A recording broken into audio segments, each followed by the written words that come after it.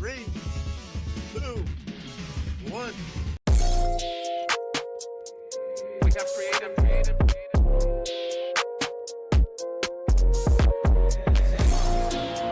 I'm needing honeys on honeys, cause that's what I'm worth. Show me the finish, I'm getting it first. Show me the best, and that's me and my worst. I need that money, I'm getting it now. I'm at the top, but I started way down. I told them hundreds of times that I'm really done waiting. I swear that I came for the crown.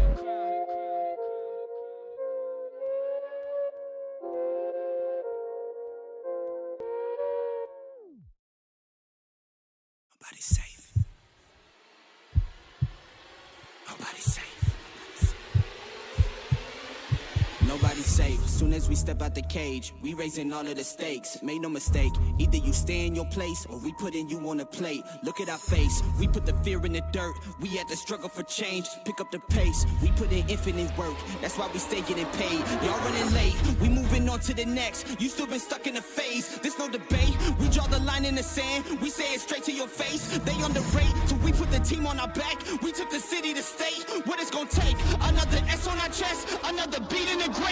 We innovate, we always switching it up. They can't predict what we say, come out the cave. They see the blood on our shirt, they see the teeth in the veins. They watching tape, still trying to figure us out. They think we came here to play, they sending snakes. They trying to give us a curse, they want us taking the bait. But that's okay, we keep on dodging the bull. We keep on saying Olay, blocking the way. Thinking we flipping reverse, but we keep rushing the gate. Stopping the rain, we know they sit on the throne. It's looking easy to take, we not afraid. We put the fear in their bones, ain't no more running away. They tryna chase, they tryna follow our steps. They tryna copy the wave, boy that's so lame. That's why they keep getting curved, you gotta stay in your lane. They wanna claim that we not giving them work, like this is minimum wage. Boys, you crazy, why you keep feeding the beast? Now that you open the cage, nobody's safe. Nobody's safe. Tell them don't start. Nobody's safe. If you come then please don't drop your guard. Nobody's safe. If you come you're messing with a star.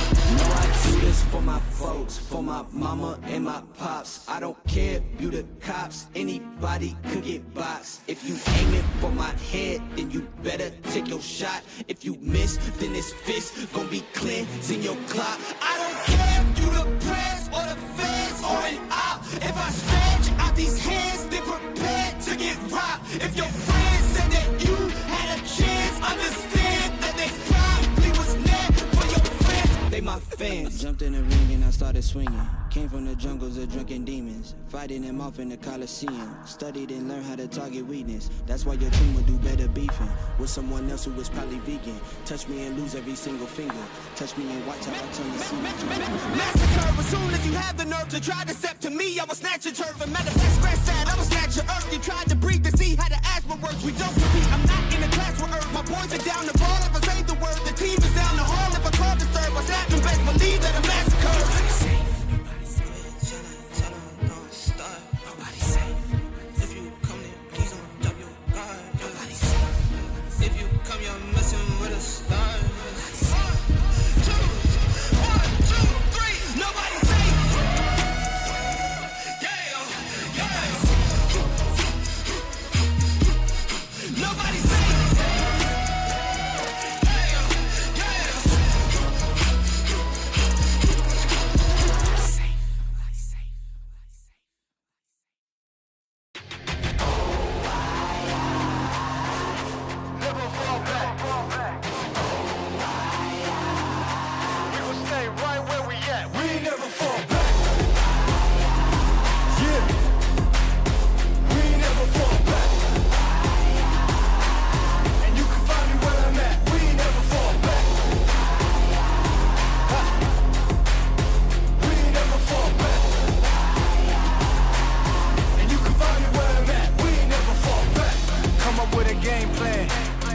XL up in the paint, you can't shake that. All the way gassed up, full tank, man, moving too quick. Keep the cameras in the playback tank. So tell me how you feel with it. You put a lid on it, I ain't got no chill with it. This right here your problem, you gon' have to deal with it. Lay it on the line, high risk, that's the meal ticket.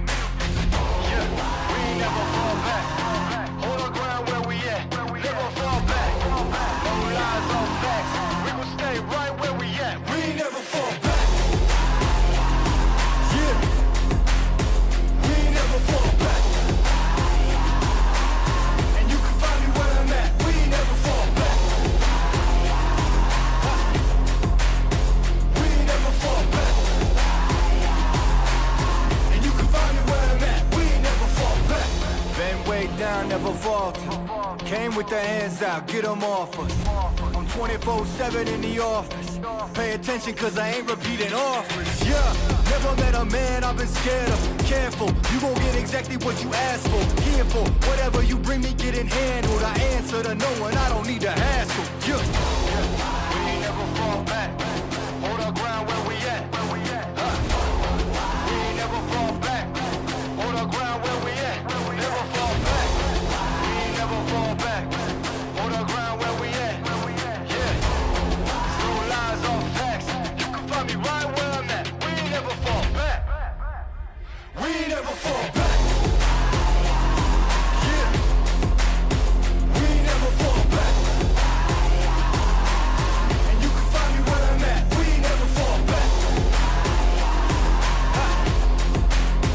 We ain't never fall back. And you can find me where I'm at. We ain't never fall back.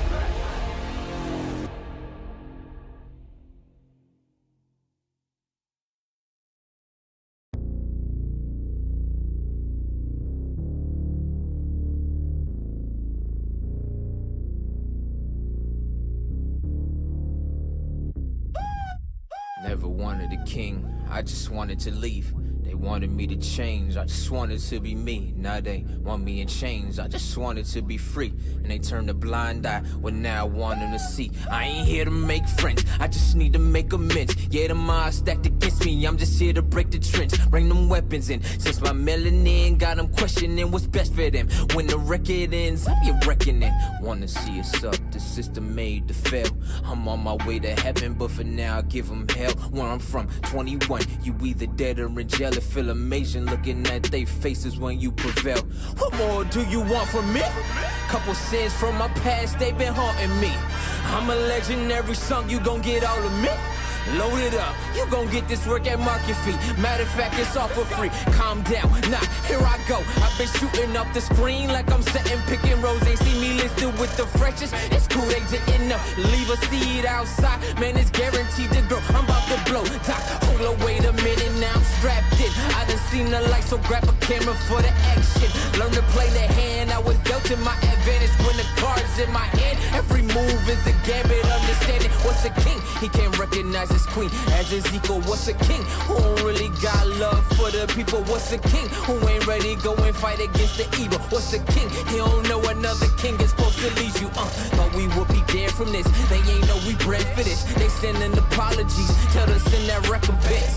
Everything seems fair, love and war. Thought they gave me all they had, we're telling them send some more. You got something you'll live for, means more when it's something you'll die for.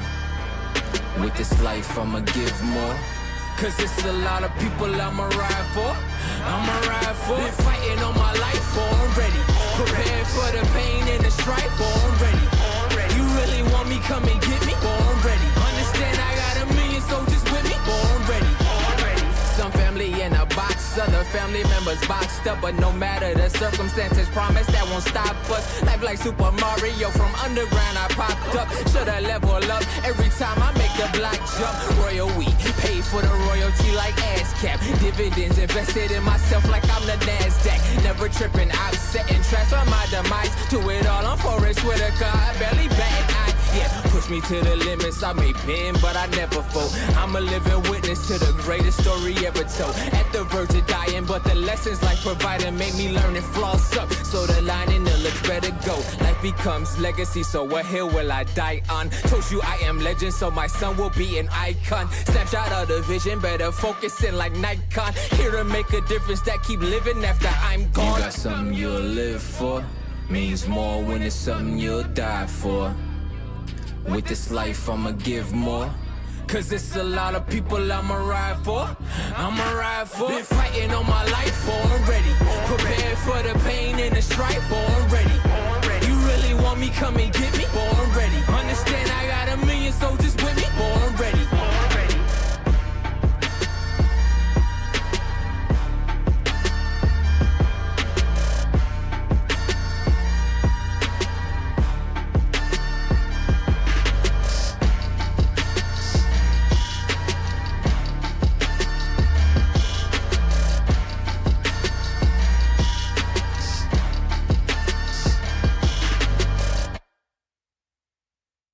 You know,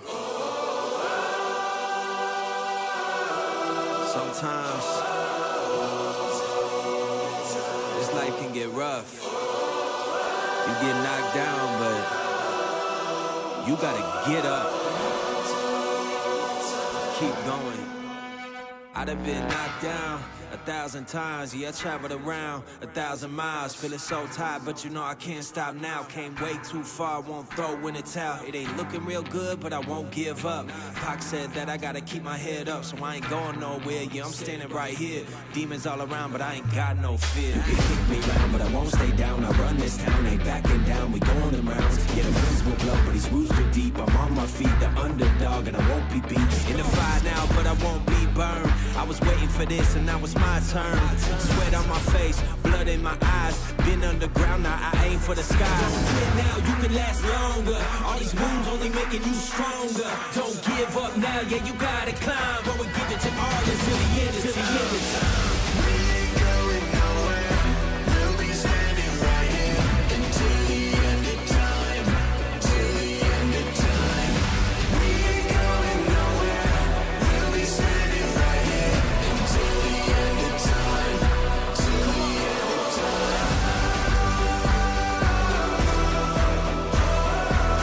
Until the end of time.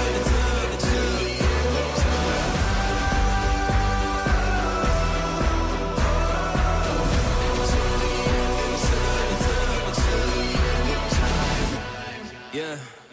Been through a whole lot, but we overcome. Enemies in our face, but we ain't gon' run. Never drift off course, always stay on mission. Won't slow us down, cause we way too driven. Yeah, we put in these 10,000 hours. You won't stop us, cause we got the power. Whole world is watching, and I hope they ready. From here on out, we are legendary. You can kick me round, but I won't stay down. I run this town, ain't backing down. We going them rounds. Yeah, the winds will blow, but these roots too deep. I'm on my feet, the underdog, and I won't be beat. Turn the lights up now, welcome to the show. I ain't never gonna stop, this is all I know. My eyes on the prize, until I die. I'm gonna rise, level up to the skies. Yeah, we here now, we were chosen. All the pain brought us to this moment. Watch everything we work for fall in line. We gon' give it our all until the end, until the end of time. We ain't going nowhere. We'll be standing right here until the end of time. Till the end of time. We ain't going nowhere. We'll be standing right here until the end of time. Till the end of time. Until the end of time.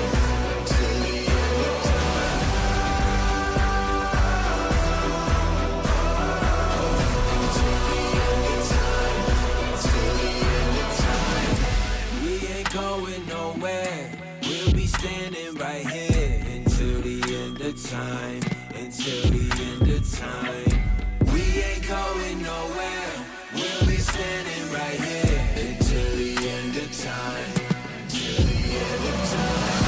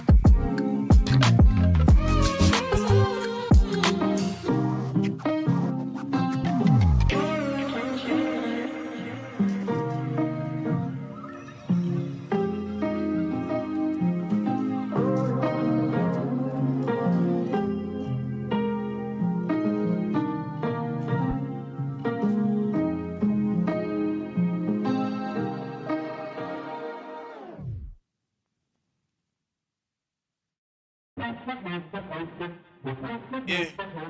Gotta aim for the top like. Hold up. Yeah. I can. 5, 4, 3, 2, 1. We have creative.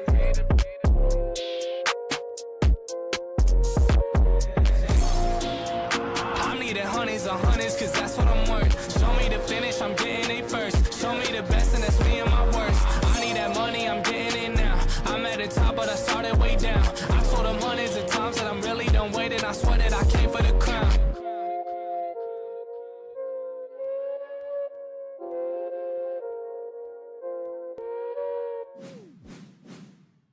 Hello and welcome, everybody. We're here with the Breakout Series Street Fighter 6. We're on week 9 now, I think, right? It's been going by so fast. Yeah, that's crazy. I'm back. It's been a while. I'm Wonder Chef, joined by Mashup Maloney. You've been here a lot of the last weeks, right? I'm jealous.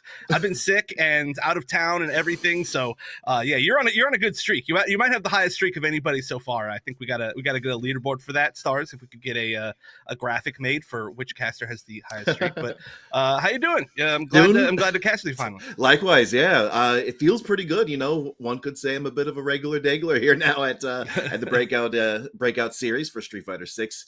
This is going to be interesting. This is going to be the last weekly for our month of October. One thing we like doing at the end of every month is, well, this is news to me, but we're getting the top 5 usages of characters and top 8, which is pretty sick. I can already kind of predict it off the top of my head. It's like Blanca, Marissa. Oh, here we go. Oh, there you go. Good calls. Yeah. Blanca, Marissa, Ken, Jury, and Ryu. Of course, Blanca with Ruffian MX.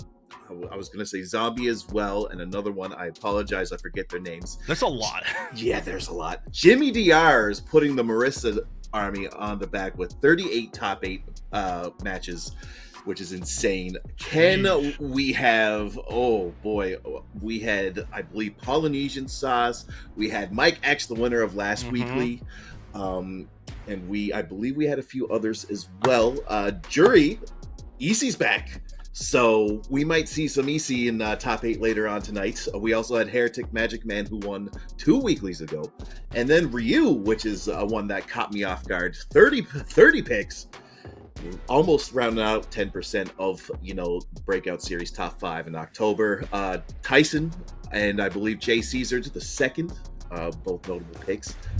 Of course, chances are I might have forgotten, but these are just previous highlights from the last month. I did not know this was actually going to happen, but Jazz Darrow and Mike X Grand Finals was an absolute riot. It was super fun to watch. I believe that was the Grand Finals there. But Mike X played a fair amount of characters. He played Luke, he played Ken, he played Akuma, and all just with relative just ease. And it really gave Jazz Darrow a hard time. Unfortunately for Jazz Darrow, they were in winners and lost 2 sets in a row, and Mike X turned it around. But, just being able to make it into Grand Finals in 2 weeklies for Jazz Darrow with Bison and JP, pretty good. Yeah. I expect to see Jazz Darrow put more work in tonight as well. Yeah, Jazz Darrow's back. Unfortunately, Mike X, I don't believe, is back for tonight, but it's got to be tough always. I don't even need to say it's got to be tough. I know it's tough losing from Grand Finals winner's side, so certainly I'm sure that Jazz Darrow wants to come back strong, but a lot of those previous champions, a lot of those people that were in that kind of top 8 graphic or their character representation they're all back this week. It's a lot of really successful players in this league so far, and like I said, in week 9, we've got a chance to see kind of a lot of how who's gonna really represent, and most of them are here. I think we're missing just a few from what I saw earlier, but it's gonna be a tough week for anybody. Absolutely. And what you saw there was just one of the wildest ends to a Breakout Series weekly that I've ever seen. Just the unfortunate drop there to end the combo. Then he gets a level 1, and then just Mike X just finishes it off with a level 3 to interrupt it, and just peak Mike X Saskatoon Slaughterhouse fashion. Just can't believe it. I believe he's also the first winner from Canada as well. So kudos to him as a fellow Newfoundlander. Not fellow Newfoundlander, fellow Canadian from the Far East End. But that doesn't matter right now. We got our first match on the go. Ken versus Aki, Challenger versus Otto. Of course, it's best 2 out of 3 until we get in the top 8, which is going to be best 3 out of 5. I'm pretty excited for this, actually. Since last time that I've been on here, I picked up Aki, and I've been playing a lot of Aki, and she's extremely fun. But we've had like some decent results from Aki so far, I feel like, in the series, but like never a breakout, of course, pun intended, like performance. But this is looking really good so far. Jeez. Yeah, absolutely. Look at that. Just puts him in the bubbles, going to get a knockdown, drive rush, beaties in, and this could possibly hit, spending a lot of resources to take this out. And even if they're not going to be able to end it, ooh, this is bad.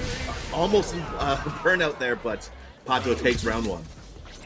Yeah, that was an interesting ender at the end, but I mean, honestly, the lead was just so huge. Using a lot of like the leap right now, which is just not something that it seems like Challenger has been able to really deal with. Right now, just kind of dealing with like all the weird, odd angles. Maybe he just needs to back up a little bit and try to get something to whiff, but at the moment, it's just nothing's working. Yeah, that's true. Great drive impact, blow through what Ken was trying to do there. And sends him to the corner there. And, you know, this is kind of interesting. That was a bit unfortunate. I like the idea. It was just a little bit too slow there, but still puts Ken out regardless. And this, yeah, into level 3. Unfortunate drop there, but has to go up and just keep the pressure going. Okay, yeah, now that's it. Chicago punish, takes the first game. Pato up 1-0.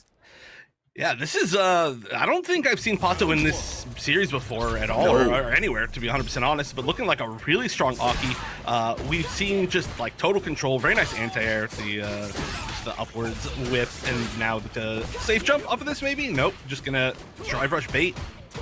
Yep, and okay, we're keeping the pressure on. We have the poison stack on the Ken.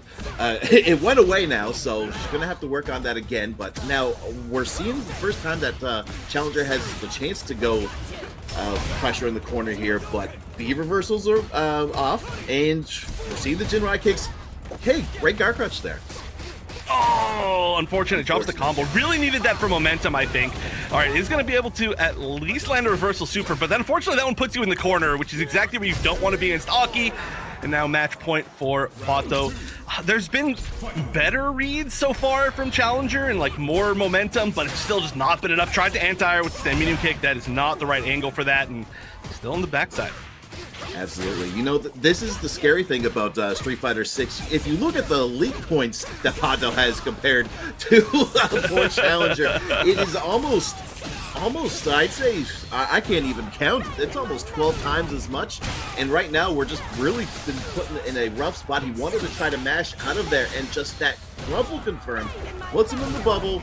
And that's going to be a wrap for match 1 as Pato takes it over Challenger 33, 2-0. Well, I'm very impressed. Like I said, we've seen some really good Akis before. This is looking, I mean, obviously, you know, this is first round of the tournament, and in the first round, we very often do get a chance to see players who maybe don't have as much tournament experience, or, you know, I mean, like you said, I try to do the math as well for the, like, how many times the points are the LP is. I don't actually know how to do that math right now, but it is clearly a ton more experience just playing online with Aki with this character. I mean, they still managed to fight back pretty well, Challenger, but we need to see what Pato can do against other players who maybe have quite as much experience. But right now, I mean, this was a great showing of kind of the Aki game. We got to see a lot of the optimals, a lot of the nice, like, confirms, just a lot of the cool things that Aki gets to do, quarter pressure, a lot of great poison setups. But, I mean, I think they could get pretty far just from seeing what we're seeing right now. Absolutely. They're going to have a big challenge ahead of them as they're going to be playing against top 8 regular EC. I believe they've won 3 of these weeklies, 2 of these weeklies, pardon me. So 2 titles from EC that Pato's going to have to go up against next round. That's going to be a interesting one to look at. But right now it looks like we're not going up in a match right out the gate just yet. But of course, breakout series of Street Fighter 6. Pardon me. It's been a day. I've had my coffee. It hasn't kicked in yet. It's a little bit later here in Newfoundland. It's almost 9:45. Funny enough, but it's going to be exciting. It's of course Breakout series sponsored by One Shot Energy, Mad Cats, and Bloodline Card Shop, and I believe, if I remember correctly, their name was Crown of Valor. Don't know if it has changed yet, but it's a esports Okay. Oh, never mind. Pardon me. Yeah, it's tough to figure out who's sponsoring every single week. I do that every single week. I'm like, production, are we still sponsored by Mad Cats? And they're like, I have to wait for them to message me. Yes. Yeah, I'm like, we'll figure it out. One Shot Energy, though, at least we can say has been pretty consistent. Also, Bloodline Card Shop for sure has been ever since back when we used to do Gundam tournaments here on this channel. But One Shot, I actually I really need more of their throat drops. I've been heard sick, good things. but they're really good. Yeah. I said this story last time, but last time I was on here, I was just coming back from I was working a booth at TwitchCon, and I was like, I was talking a lot. It was a lot of yelling because we're at a convention, and I was like, there's a One Shot. The One Shot Energy has a booth here, and so I go over, and I was like, this is so sick, like we've worked with these people for a while, and I was like, hey, can I get some of the throat lozenges? And they're like, we sold out immediately. And I was like, that actually tracks, but that sucks for me. And I've been sick a lot this month, which is why I've been very, very not here. So I could certainly use some more. And once again, I'm going to say that Craze will have to send me some. We're just going to force him to. If we say it on stream, it has to happen. Absolutely. Just like these matches also have to happen, we have Equanimity against Mobines, and we get another Canadian on the go. Akuma versus Ryu, a tale as old as time, with some new little tricks to both characters. Curious to see how Ryu's going to deal with this beast that is Akuma. Yeah, and can I say, Equanimity is like the hardest name to say I think I've ever seen. Oh no, missed the meteorite there, just gets jabbed on Wake Up, and gets put in a burnout as well. I mean, the offense was looking really good, but now it's a pretty scary spot. At least you can kind of hold the momentum by taking the corner. Absolutely. Second to probably euphemistically, shoutouts to him from the House of Chaos from the Bronx, but what a rough drive impact there. We're going to see a big switch of momentum over here as Akuma stuck in the corner with Burnout. Great DP there, and is just forced to eat the stun. You hate to put yourself into these type of situations as Mobines takes the first round.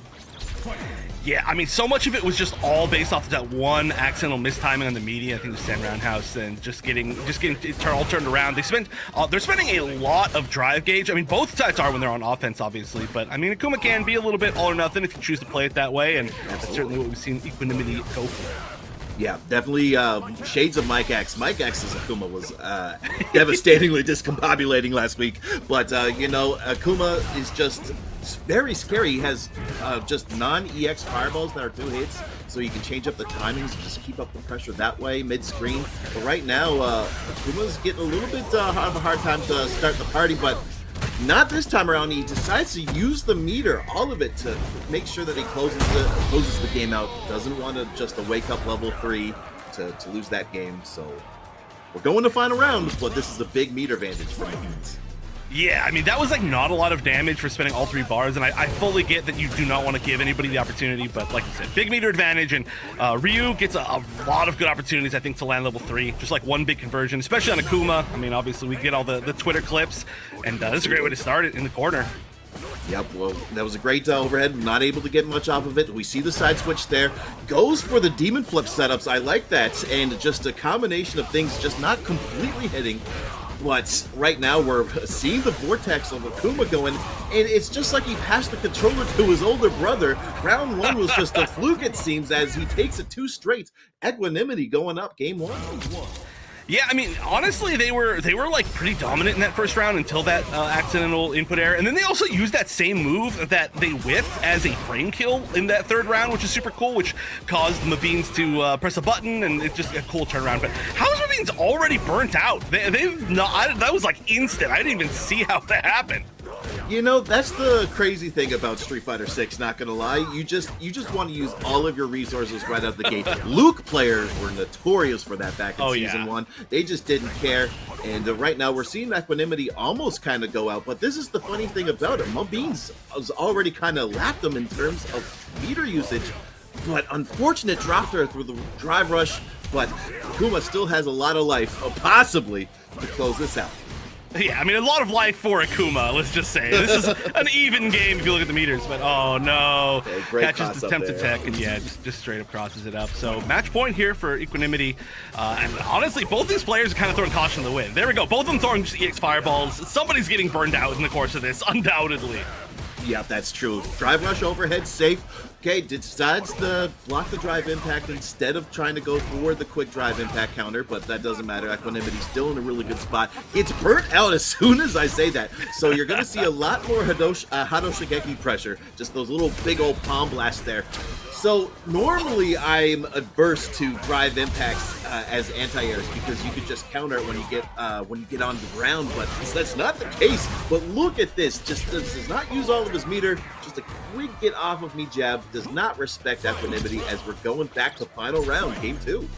Yeah, I think that was maybe a drop combo off the stun because one bar there would have been enough for sure to kill, and I feel like maybe you didn't even need that. But regardless, got the win, is getting closer to tying things up. Both players are now with 3 bars, so you know, it's kind of a blessing to not have spent any meter right there. We haven't seen any level 3 conversions from the Beans, though. Really not much meter usage in general, maybe no meter usage, and we're certain that Equanimity is willing to do it.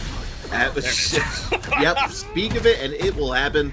Now, I'm a little bit concerned if this is not going to kill. Still in a really good spot. Of course, I'm lying. It is death there as Equanimity takes it over from Beans. 2 straight, but both games went to final rounds. Both games looked like it could have went either way, not going to lie. Yeah. I mean, it started to look a whole lot better. I mean, Beans was, just, I guess, confidently dealing with the demon flips a little bit more in that second game, and obviously you can never be that confident when you're dealing with demon flips because Kuma is a character. But there were a lot of times, like, making the correct read, getting the DPs. Thank you, production, for the perfect replay, showing exactly what I was talking about. But there were a few more opportunities, I think, where we could have spent meter, and I know that was what I was just talking about, but again, going into the entire set with, I think, not really spending a single bar is it's tough, and some of the opportunities, but you know, you gotta try your best.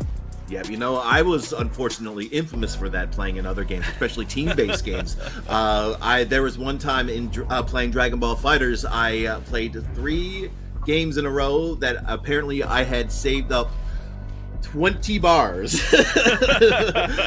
You know, losing with that much meter is a little bit rough. And as we noticed, Mavines unfortunately did not use or had any chance possibly to use that level 3. I'm sure he probably had a chance to bust out, cash out with a Shin Shoryuken, but just didn't at the time. And maybe at that time they were thinking Kuma wasn't going to die, but sometimes you just need to throw out the level 3 in a combo. It gives you good knockdown. It gives you a lot of damage. Depends on when you get it. You could possibly, when you do it, you could possibly build up another meter, you know, before the round ends and get a possible, you know, get off me or I'm not biggest right now. Checkmate. I almost said a stalemate setup, but a checkmate setup with Shinku Hadoken, you could possibly do that to, kill and chip. So. Yeah, I mean, there are a lot of really good ways for you to set up guaranteed chips when the opponent is in burnout. And we did see like a good amount of burnout, I would say, coming from both sides, but we might have been like just out of the range. Still, like maybe there would have been some situation. And, you know, hey, sometimes you just got to even throw it out as a reversal. EC, who we see back in the bracket this week, is very, very famous or infamous for just throwing out the pure level 3s and run kind of like not neutral situations, but, you know, it doesn't have to necessarily be wake up or whatever. So sometimes it works. The risk reward is better than not using your meter at all. At the very minimum. Absolutely. I 100% agree there. Funny enough, Equanimity is going to be going up against Ruffian MX, which we haven't really seen in a while on stream. So, you know, Ruffian MX is Blanca. It's going to be pretty rough to go against. Blanca versus Akuma would be pretty wild to watch anyways. But we also have Zombie Azteca playing against Dude Sicklo Sick. If I remember correctly, for Zombie Azteca, they are a Manon player. You barely see those, but we have Zombie Azteca grinding it out every week. Speaking of people who grind out every week, Jewel Man, I don't know if you know him, but I guess it doesn't matter right now because we got EC versus Pato. We talked about this earlier before. Pato did really well against Challenger, and just like you said, Wonder Chef, we are going to see potentially if Pato's going to be able to hold their own against someone in the upper echelon of the Breakout series. This is going to be a bit of a tough matchup as well. The jury's opportunity to kind of counter the nice, it's the block drive impact immediately, but jury's ability to kind of move around the quote-unquote zoning of Aki can be very tough. Whoa, that maybe was a mistake or the hardest read of all time, because now you're in trouble on the reset with the command grab as well. Yeah, that's crazy. I always forget about that command grab, but great read, just neutral jumping to get out of that EX snake strike, goes for the throw, and then now we're kind of back into neutral, which is kind of odd, but you know, it's not too bad, especially if you're Pato. You don't really have to go in, but look at those, just setting up the command grab early, just to get that threat out there to be like, hey, you might have to jump, and now as soon as you jump, I might try to get you with that standing heavy kick. Unfortunate whiff there, and now it's going to be EC's turn to possibly get going. Yeah, the jump heavy punch is just such a huge tool that we see all the time coming from EC. One of the juries I think we like it the most. Wow, went for another command grab. This is the most command grabs I've ever seen from an Aki. I've seen entire tournaments where Aki sees less command grabs than this one game so far. Oh, and the neutral jump over the EX pinwheel. That's a huge punish. Also, yep, it's the full conversion because the poison's already on. It's going to be safe jump setups potentially. Okay, well, whatever. You get a million setups off of that, so the drive rush is the go-to, and that's going to be that. Jeez. Blink and you might miss. Pato takes game one with just a political trial that just went horribly wrong. Look at that. Just that is insane. I also really liked that that Pato had those routes that he could build poison, spend the poison, and then build it, put it back on again as they end the combo. And here we go again. Yeah, it's not the easiest thing in the world. There's like different ways you spend it based on which starter you get as well, but Pato hasn't dropped anything. It's been like a 100%, and yeah, they put so much fear of the command grab there, which also is really scary if people are trying to do a lot of parries, which is what we're seeing right now. But oh, another reset. Okay, Pato plays in like a, I don't want to say disrespectful way, but kind of disrespectful way. A lot of resets that are a little unnecessary, but they're working really well. You know, sometimes I'm kind of curious if people kind of like autopilot their block strings into drive impact, and then it's just like it just ends up hitting, but they don't really let it click, so they just land it. But yeah, look at that, just right back at you, just you know, adjusting that a little bit, decides not to capitalize off of that. They might kind of regret what they're doing. You know, this has baffled me so much. I almost had a little bit of a lisp there, and here we go. Pato just saying, I don't care about you either. And another command grab. Is this going to kill? No, but it's going to set up. Wow. I love that anti-air. That was a lot to take in. I don't know if I'm going to be okay after this set, but look at this. Final round. No, it's not even final round. Icy's up game one, misses a pinwheel again. Snake strike starter. Nice little lengths. Gonna set up the poison again. Tried to bait out another DP. And here we are, almost back in neutral as Jury knocks Hockey down one more time. Yeah, there's a lot of weird things about this. Okay, gonna use the EX slide to go through, to get all the way through. First time that we've seen it so far, of course, vulnerable to grabs.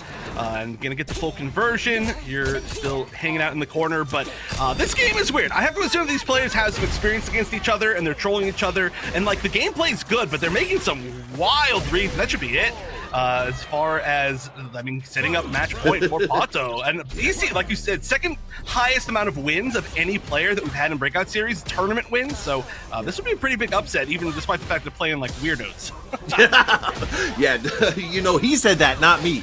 But yeah, that's the thing. They're probably, you know, they're both from Mexico. They might know each other, and it's just kind of like one of those things is that I can't believe I have to play my friend who lives two roads down from me in the second round winners. But you know, it doesn't matter right now. You just got to do what you got to do. And Jury's finding a chance to possibly get back in the swing of things. But Pato, oh, he checks the drive rush with a level 3.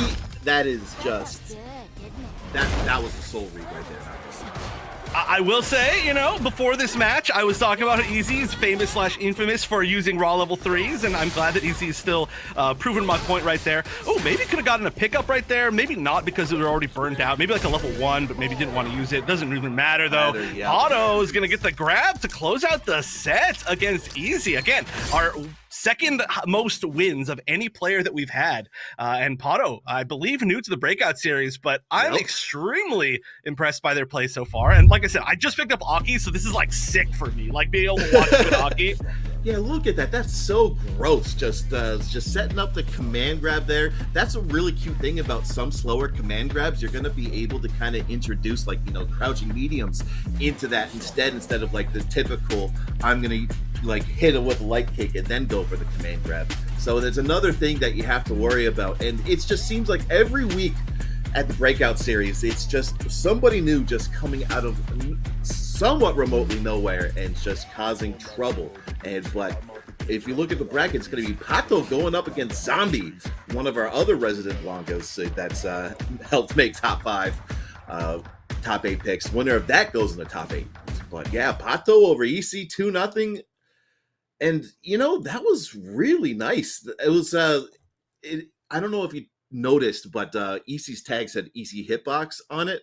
And so, like, you probably, if you're wondering about those weird little walks, I'm pretty sure it has to do with, like, holding down, like, one of the buttons and then squiggling. Yeah, that was a little bit interesting. It made Jury look like more of a gremlin than she already is.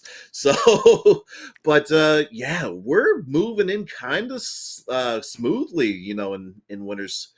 In the upper side, the winner side, whatever you really want to call it, it's all you. But like, whoever really. But Rookie and Jewel Man for top 8. We got Orta that I've never seen Orta before, so that's always nice to see new people. They're going to be fighting the winner of Jimmy and Polynesian Sauce going into Game 3 right now. That's crazy. And then Pato and Zombie, and then of course Equanimity and Ruffian is going to be up next, and they have to fight the winner of Liquid O and Zombie Azteco, which is this is stacked. This is pretty stacked for a Breakout Weekly. We're not, if we took a look on all the brackets in October, I'm pretty sure we might see a couple of familiar faces, but right now, Equanimity, Ruffian MX, like we said, Akuma and Blanca. Yeah, real quick, we did get word that Izzy said it's their first day playing with Hitbox, so that's why we saw a little bit of strange play over there, but still, I mean, pretty good for first day. It's a weird adaptation, but like you said, as we were ending Equanimity's last match, this is probably going to be a wild matchup, right? The fact that, I mean, we've seen some more defensive Akuma players. Equanimity is not that type of player. Ruffian can be a little bit more defensive of a Blanca compared to some of the wild Blancas, but regardless, we're already seeing this pop off.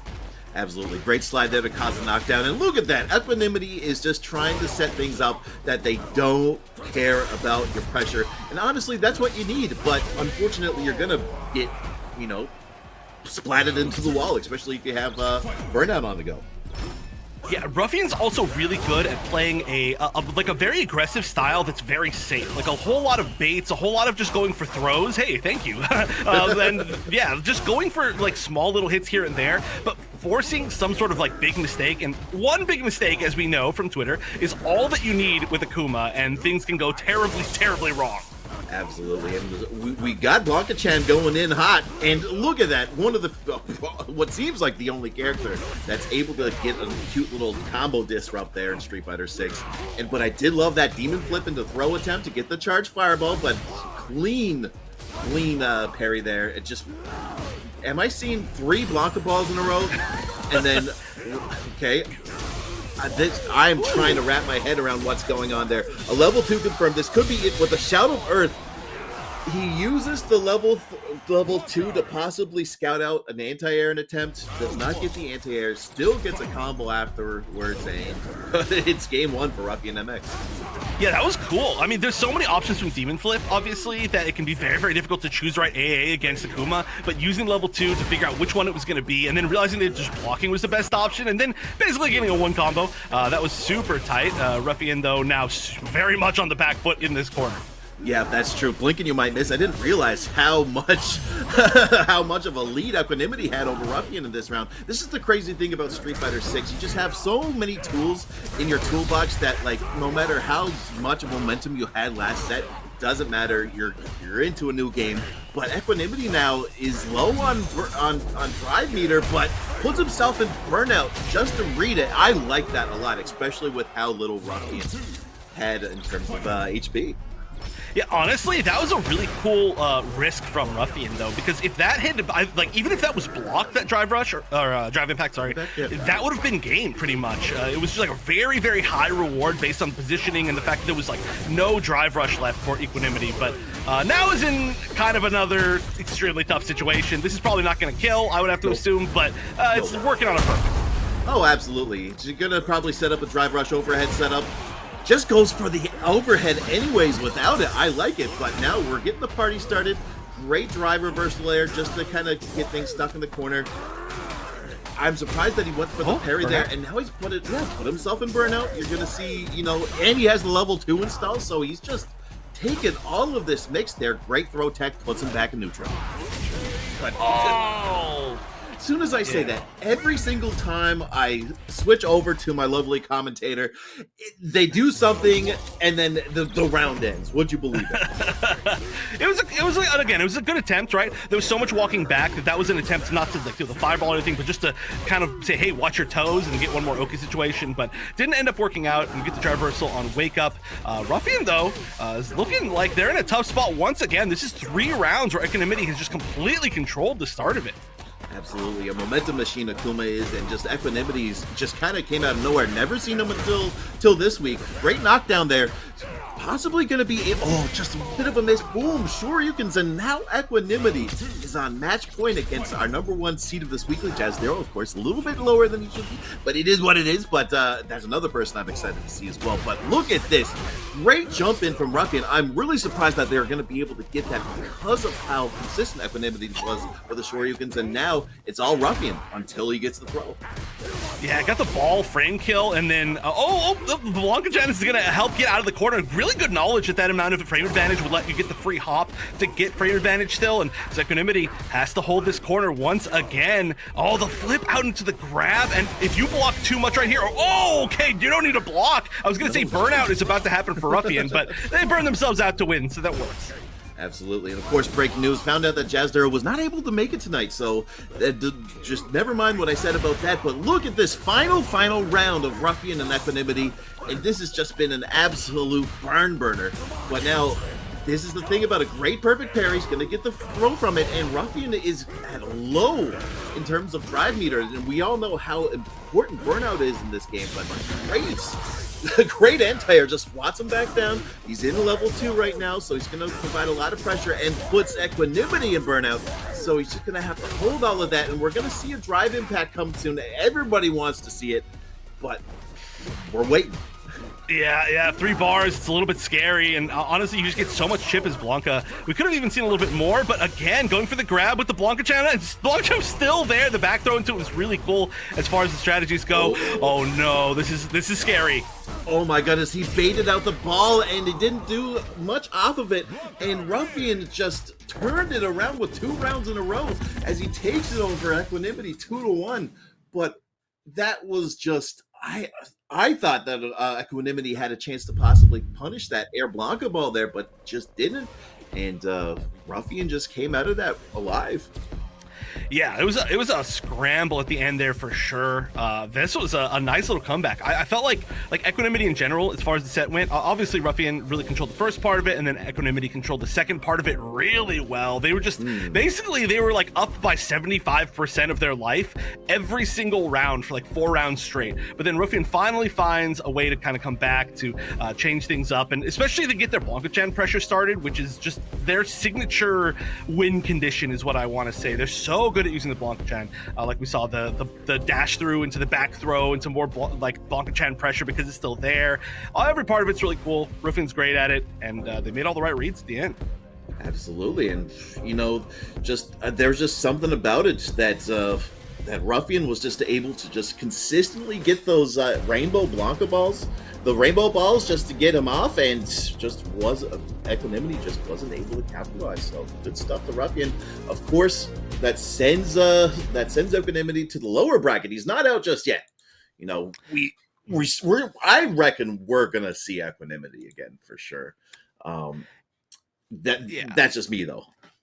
No, I totally agree. I mean, well, it's hard to say. It's always hard to say. I mean, we were an inch from having our top 2 most successful, as far as champions go here in the Breakout series, both being losers bracket, like round 2, yeah. Which of course was Ruffian just now, and then EC earlier, Yep. which again, EC did say that this is their first day on Hitbox, so this is a great place to go and try and learn your new controller, right? Like, this is a good amount of experience, and I'm sure they're still going to do quite well. They were looking good, even though Pato was looking amazing. But the loser bracket, it's filled with killers. I mean, Polynesian Sauce is down there right now. We saw Mabines earlier that was looking good.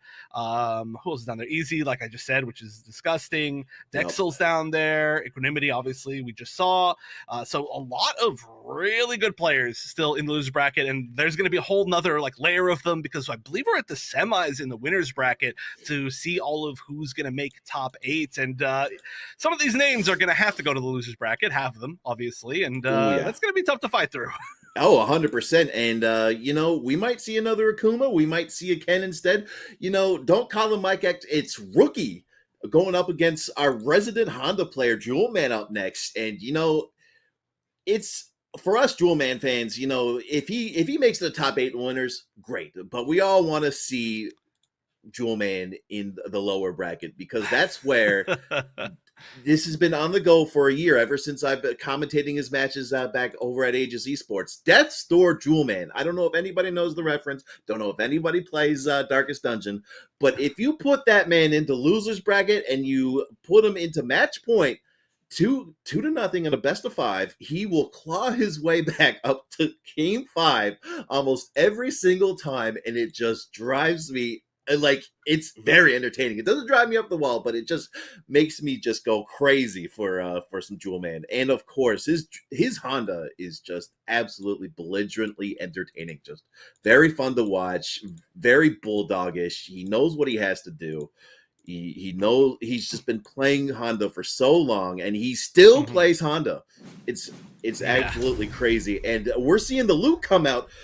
You know who also plays Ken, Akuma, and Luke? Mike X, but this is Rookie. So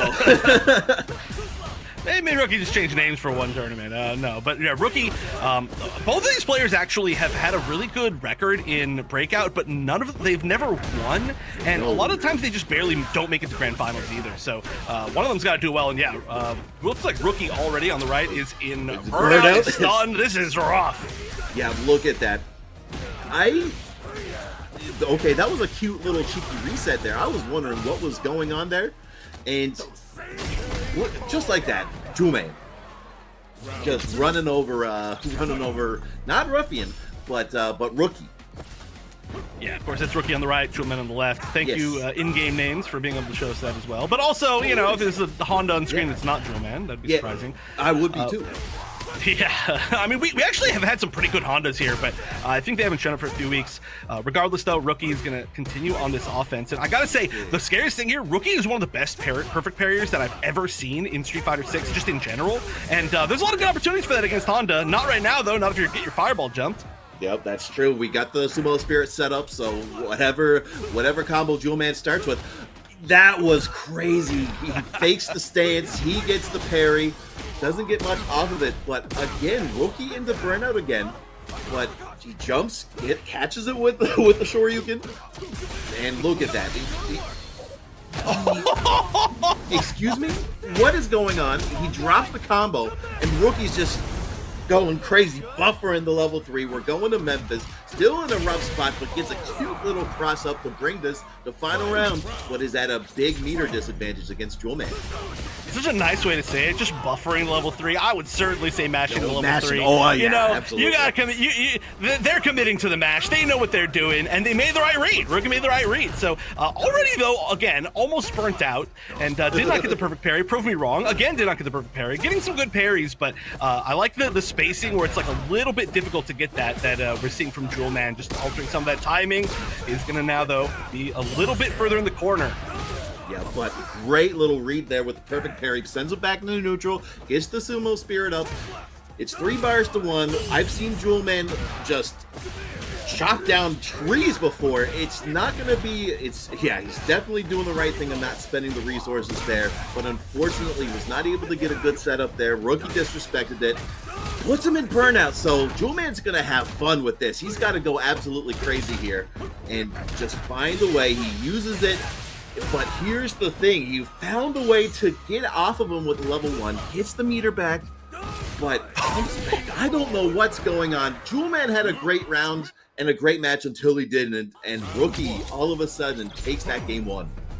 Yeah, I mean, that's unfortunately just kind of the Honda thing, right? Like, you can have a great match, and then suddenly you, lose momentum one time, and you're like, oh, I'm just actually never going to get any offense going ever again.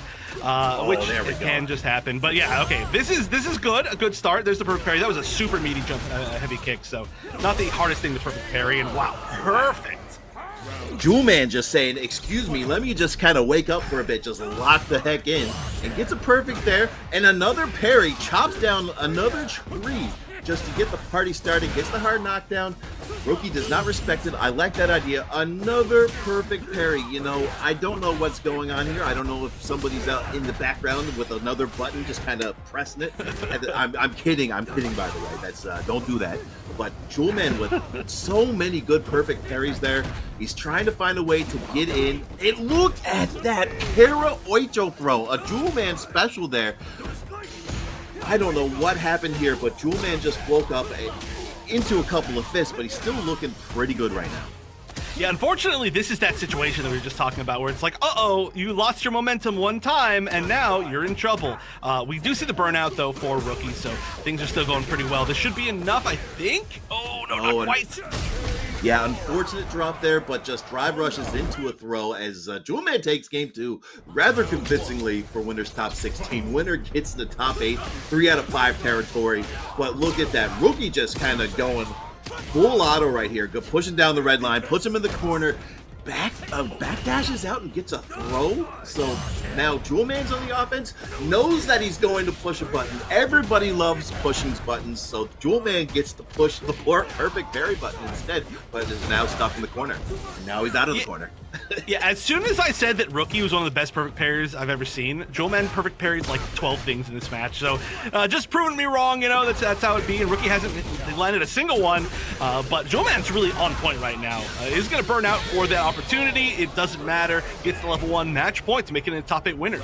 Yeah, Jewel Man has been just grinding. He's got so many confirms. I really like the awareness there that he was just able to get the level 1 off there to close it up. He's not afraid to spend meter.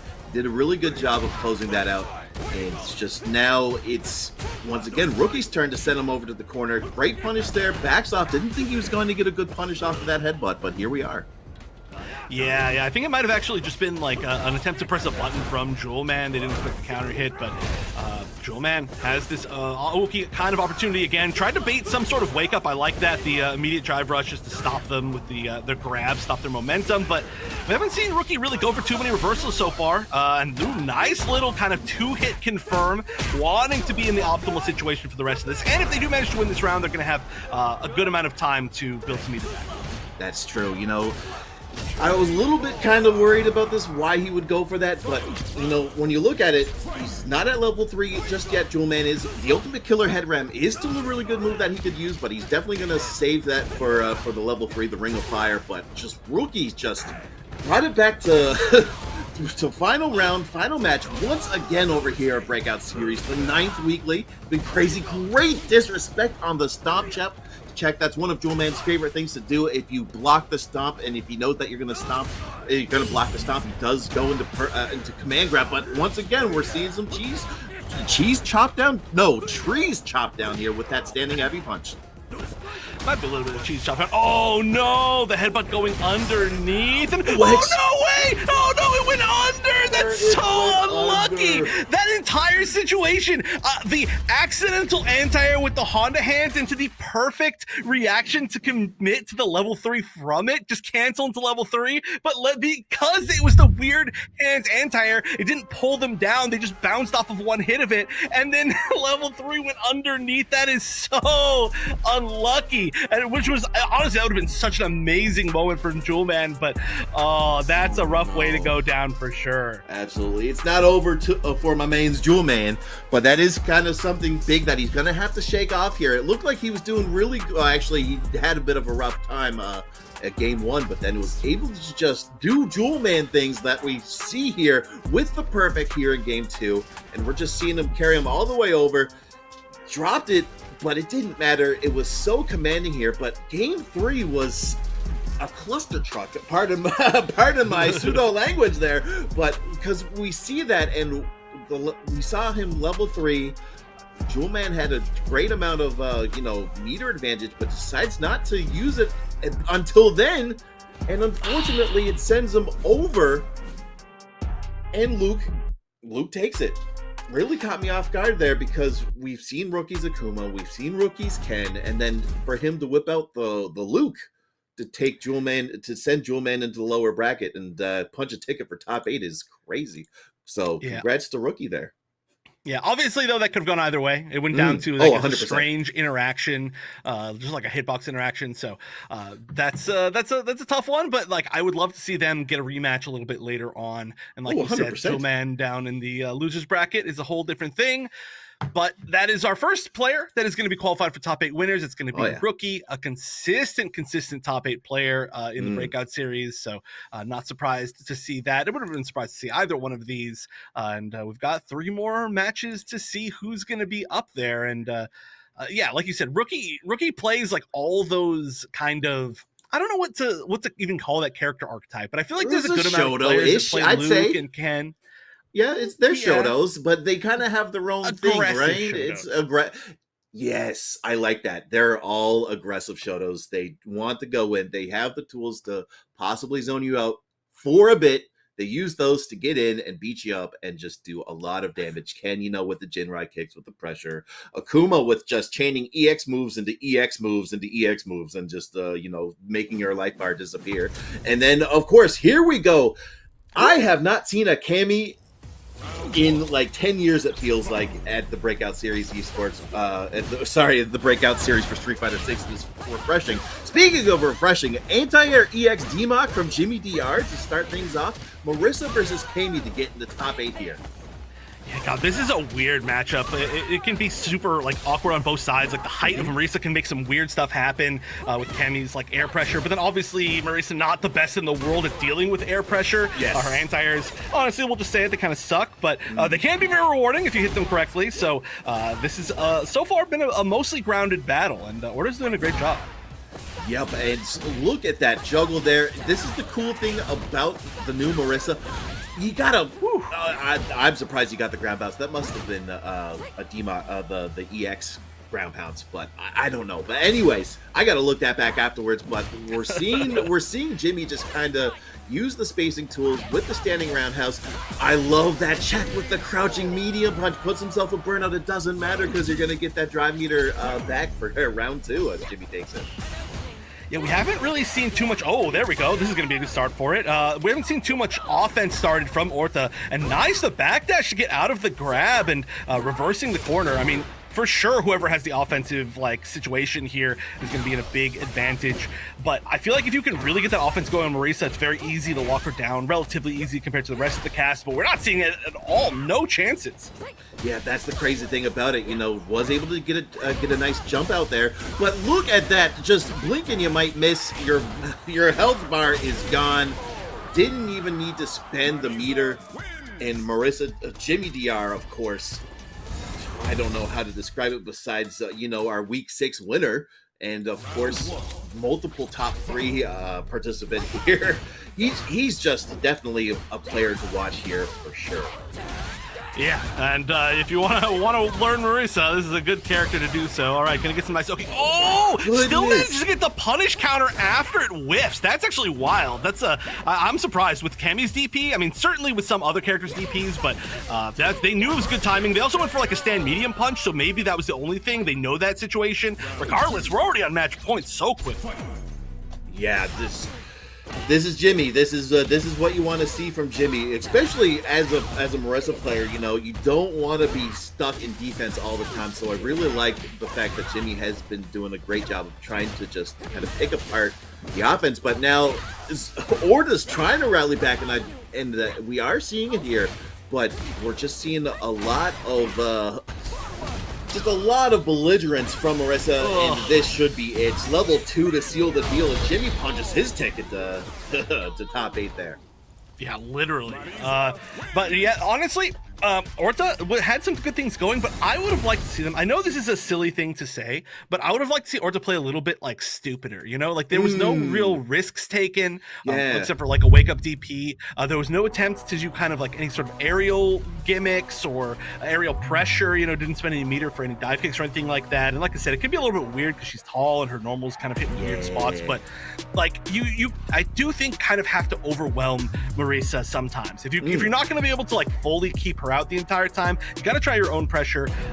Doesn't have the best of reversals, has to commit to like weird things on defense, and Cammy can kind of get that lockdown, but we just didn't see an attempt to try it. I would have liked to see more airborne stuff, just at least test whether or not Jimmy could deal with it, but maybe they'll get a chance again. Obviously, Orta made it here to 1 round away from top 8 winners for a reason. We just didn't get a chance to see, I think, the best of what they can give. Absolutely. I really like what you said there. It's definitely not going to count Orta out. Of course, they are going to be fighting the winner of, let me get this straight up. They're going to be fighting Equanimity, though. Equanimity taking out Zombie Azteca. So they're going to be fighting Orta to get in the top 8. So that's going to be a tall order for both players. Equanimity's Akuma, put Ruffian to the limit there. So, that's getting in the top 8 here at the Breakout Series is not an easy feat. And, this is why I love commentating these weeklies over at Breakout Series for Street Fighter 6. You get to see some nice Street Fighter 6, some good-ass Street Fighter 6 there. And, up next, we're going to be seeing Pato versus Zombie here. Pato sending EC to losers and had great performances against EC and Challenger 33. And now we're seeing yet another residential Blanca here with Zombie. Zombie getting some good wins over Segal and, some decent top 8 appearances here. No wins just yet from Zombie, but we've seen a lot of Blancas in top 8 in October, and definitely Zombie has accredited to us. But Pato Zaki was insane to watch, just an absolute joy to watch, and I'm glad that Pato's going to be able to make it again. Of course, for those of you that jumped in, I'm Ash Up Maloney alongside Wonder Chef, and this is best 2 out of 3 territory right now until we get into top 8, of course, and then that's when we're going to really see the nitty gritty of Street Fighter 6 in the best 3 out of 5. But Polynesian Sauce going down to Mahoji. I haven't seen Madoji before, or Mahaji. I apologize if I mispronounced that, but that's a big upset there. Polynesian Sauce, I believe their Ken has made it to top 8, I believe either last weekly or the weekly before that. Mubin's going up against Dude Sickle 06. Winner of that fights the loser of Pato and Zombie. And Orta versus Equanimity to get in the top 8. Jewelman and Segal, SEGL taking out Red Thunder 2-0 there. Yeah, look at this. And Blinking, you might miss. I apologize for kind of just talking there. I was just looking at the bracket, and we're already seeing Pato just almost take out Zombie here. Oh, my goodness, I'm not going to be able to keep my job after this. No, I'm just kidding. Jokes aside. Pato already up 1-0 there. It's just the Aki. This is the thing about Street Fighter 6. There's not a big roster, but a lot of the characters have so many nuances that you're just not always going to keep track of. Yeah, and we saw before, I was saying that, Aki can have some trouble keeping certain characters out, but we don't even see Pato go for that. Pato is a very aggressive Aki, and their pressure has been going really, really well, and you get to express yourself a lot with Aki and Blanca, honestly, with how you try to choose to kind of apply your pressure and end your Oki situations. Both of them have a lot of different options, and both of these players are very aggressive, for sure. And now in the corner, that's going to be a time to be able to show off some of that creativity, maybe. Yeah, we'll see. Okay, we get the parry, and just get off of me with that EX Blanca ball there. It looked like he was gonna go for maybe a cheeky little grab there, but doesn't go for it. EX Snake Strike gets advantage off of that. He has an air throw. I seen him do it before, but why does Blanca have an air throw? I'm not gonna lie, I've been playing this game since release, and like 2 weeks, no, maybe like, I don't know, maybe like 3 weeks ago, something like that, when I was here, I don't even know how many weeks it's been, to be honest, at this point, but I was like, I learned that he had an air throw. I did not know that Blanc had an air throw until like this event, which is crazy, but it's good. He's got so many good anti-air options, some of the most in the game. Absolutely. Now, we're seeing Pato a little bit stuck in the corner there, but with the EX Snake Slide, he did a U-turn last game against EC, which was sick. I thought we were going to see that again with the EX Snake Slide into Drive Impact, but no dice there. Pato grabs him through whatever the heck Zombie was trying to do, but Zombie's still in a really good situation here. Full drive meter, full bars. He's using the level 3 to kind of get some of that away, and I completely forgot this is all the final round, so good stuff for Pato to, kind of get advantage in his favor. Drive rush, too far away to do anything, though. Yeah, also was able to get a little bit more poison damage, but now like one hit, and we're not seeing any type of the flips are being used so often. Pato getting burned out by blocking the EX Blanca ball. Yep, and now we're seeing another EX Blanca ball. But, oh my goodness, I thought he was going to do something, rather anything, but unfortunately eats that jumping heavy punch, I believe, as Pato takes game 1. Yeah, that was, I mean, must have been an attempt to anti-air, but it can be very hard to anti-air like a far-range Aki jump heavy punch right there. That normal, it's got like a great little hurt box. It's hard to deal with it. If you get at the very, very end, which we did see that exactly. Nice anti-air as well. Yeah. Aki, though, not getting a bunch off of anti-airs. The opposite of Blanca, who gets a lot of great stuff off of anti-airs. Like, I'm glad we got to see them both in a turn. Yep, and look at that drive rush in the overhead, a classic. You get extra frame advantage. It's your turn again after blocking an overhead. When you get the drive rush overhead, look at that, punishes the drive reversal, and then just blows up Pato after it. I've talked about this before and talked about this again. It's just momentum sometimes doesn't matter in this game. You lose game 1 and you just run them over game 2, but still, Pato still has a chance in the second round.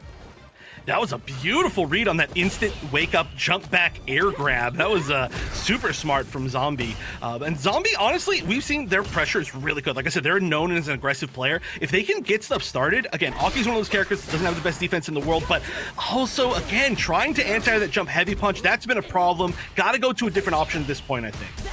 Yeah, we're seeing the drive impact, though, come out. We haven't seen those in a while from Aki. Puts herself in burnout, but it doesn't really matter when you're able to close out the round and still has 2 meters for the final round to possibly take it over Zombie.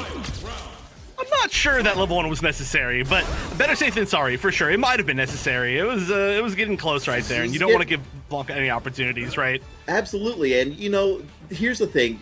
You could easily build a meter in a round. So yeah, you're still going to be able to get that possible critical art or possible level 3 to seal the deal or get some Oki afterwards. So, you know, I like that from Pato. Just you'd rather close it out with a level 1 than, you know, possibly lose the round because of that. What do you know? We're at level 3. Are they going to spend it? They're going to spend the level 1 just in case and possibly get the level 2 to finish seal the deal afterwards. But he's awake. He calls out the drive impact, and now Pato's burnt out. That's one big advantage here of spending only the level 1 is now you actually do have some options now that you're in burnout to be defensive because you've got nothing else right after the X6 slide. Oh, went for the raw level 2 here, and that oh no, okay, was not able to get past it, and you're doing okay, but you're still burnt down in the corner. It goes for a level 1 now, and that one's gonna connect, and that one should take it. My goodness. Okay, so thank you for saying what I was proving my point right there, Pato. I was like, yeah, the biggest advantage, you wouldn't have killed with level 3, and now you have meter if you do get burned out, and then they spent 2 bars. We saw the level 1 into level 2 into level 1. 4 bars very quickly. I like it. I did too. I'm still trying to wrap my head around that. I like the fact that they wanted to use the level 2 as a get off me, and it worked. They blocked it, and because they were so far away, even with the drive rush, Zombie wasn't able to punish it afterwards. And then all of a sudden, I get distracted for 2 seconds, and then I see Aki have another level 1 to just call out the drive rush one more time to close things out, to punch, to get their ticket to top 8. This is crazy. So now we have Ruffian and Liquid. If I remember correctly, Liquid plays a pretty mean Dawson, but you know, we're jumping the gun a little bit here. Of course, that's what I love to do. Pato and Zombie, that was a set. That was very fun. You don't see Blanca versus Aki that much, and we've just seen them just both kind of showcase what they could do, and this time Pato was coming out on top. Yeah, honestly, I felt like that really could have gone either way. Once Zombie got the pressure going, it was looking really, really good, but I feel like there was just too few times, it's a weird sounding sentence, but it was correct, too few times that Zombie was able to actually get that pressure going, just because that's what the best thing for Aki, right? She can loop Oki off of basically any single hit. She gets really good Oki, and it was just basically Zombie playing defensively the entire time. Made some amazing reads, really good reads on defense, but we just didn't get to see that kind of signature Zombie offense going too much. It was obviously down to the wire, but I think a few more times where Zombie kind of got the first hit, got to run away with things, this would have been a very different set. Absolutely, yeah. So great stuff to Pato for weathering Zombie's offense and just not giving him a chance to do it. And that's honestly exactly what you need to do with Blanca. You need to find a way to make sure that he doesn't whip out the Blanca Chan. I don't even think we really seen Blanca Chan that whole set. So that was crazy. Maybe Zombie didn't really feel comfortable whipping out Blanca Chan from a distance, probably because he thought Aki was going to hit him with that little skewer that you see, that long distance skewer. So you don't want to deal with that. So, wow. Yeah. No, I mean, honestly, one of my favorite things about, there are certain characters in this game, in my opinion, that have a lot of self-expression within them. And like I said, both these characters are very much like that. So Zombie is a player with Blanca that doesn't use as much Blanca-chan. And the opposite, Ruffian, perfect timing, thank you, is a player who loves the Blanca-chan. But both styles work. And yeah, we got an Ed. Yeah, I did not expect this. I've seen Liquid play nothing but Dalsim this whole time, so maybe they don't feel comfortable with the Blanca matchup. But we've seen a lot of Ed resurgence. A lot of people talking about how really good Ed is, which is funny because everybody made fun of Ed, understandably so, back in Street Fighter V. People were wondering what the heck was Ed. So to see him get a bit of a blow up here is pretty nice. I still don't know what that is, but he beats me all the time, so that counts for something. We did get some info from the chat that Liquid counterpicks Blanca with Ed, so thank you for that info. If anybody has any information on players, their habits, I'd love to hear it here. Yeah, same. That's what we're here for, right? To learn more about the players, and hey, I've learned a lot about them already. But Ruffian did manage to take that first round, despite the quote-unquote counterpick. I mean, Blanca can do a lot, and especially, again, there we go, the patient style with a lot of Blanca-chan. That's the Ruffian way. Yeah, that's true. And you're in a weird spot because you don't want Blanca up close, but you don't want Blanca too far away because they could set up Blanca Chen. They could just kind of close the gap with the Blanca ball. They could change trajectory with the rainbow ball. There's just a lot of things that Blanca could do to frustrate you. And now it's Ed's turn to get the party started. But now we get the throw to possibly see some throw loops. Nope, with the classic EX rainbow ball to set him back to neutral.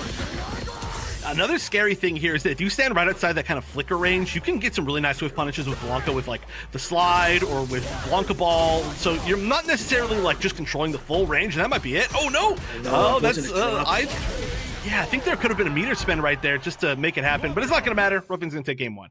Yep. So of course, one game away from going into top 8, but it's not going to be easy.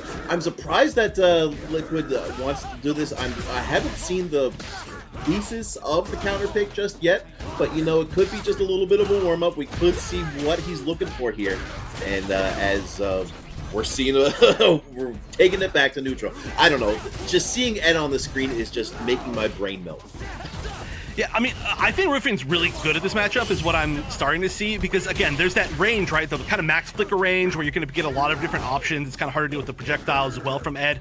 But we're seeing Ruffian, when they're outside of it, they stay outside of it. And once they have an opportunity to get in, they go inside of it. Exactly like that. They're never in that mid-range. They're never allowing Liquid to kind of play the game that Ed wants to play. And Blanca has that level of mobility. And finally, we're seeing a little bit more like force pressure coming from Liquid, but it's still not the easiest thing in the world.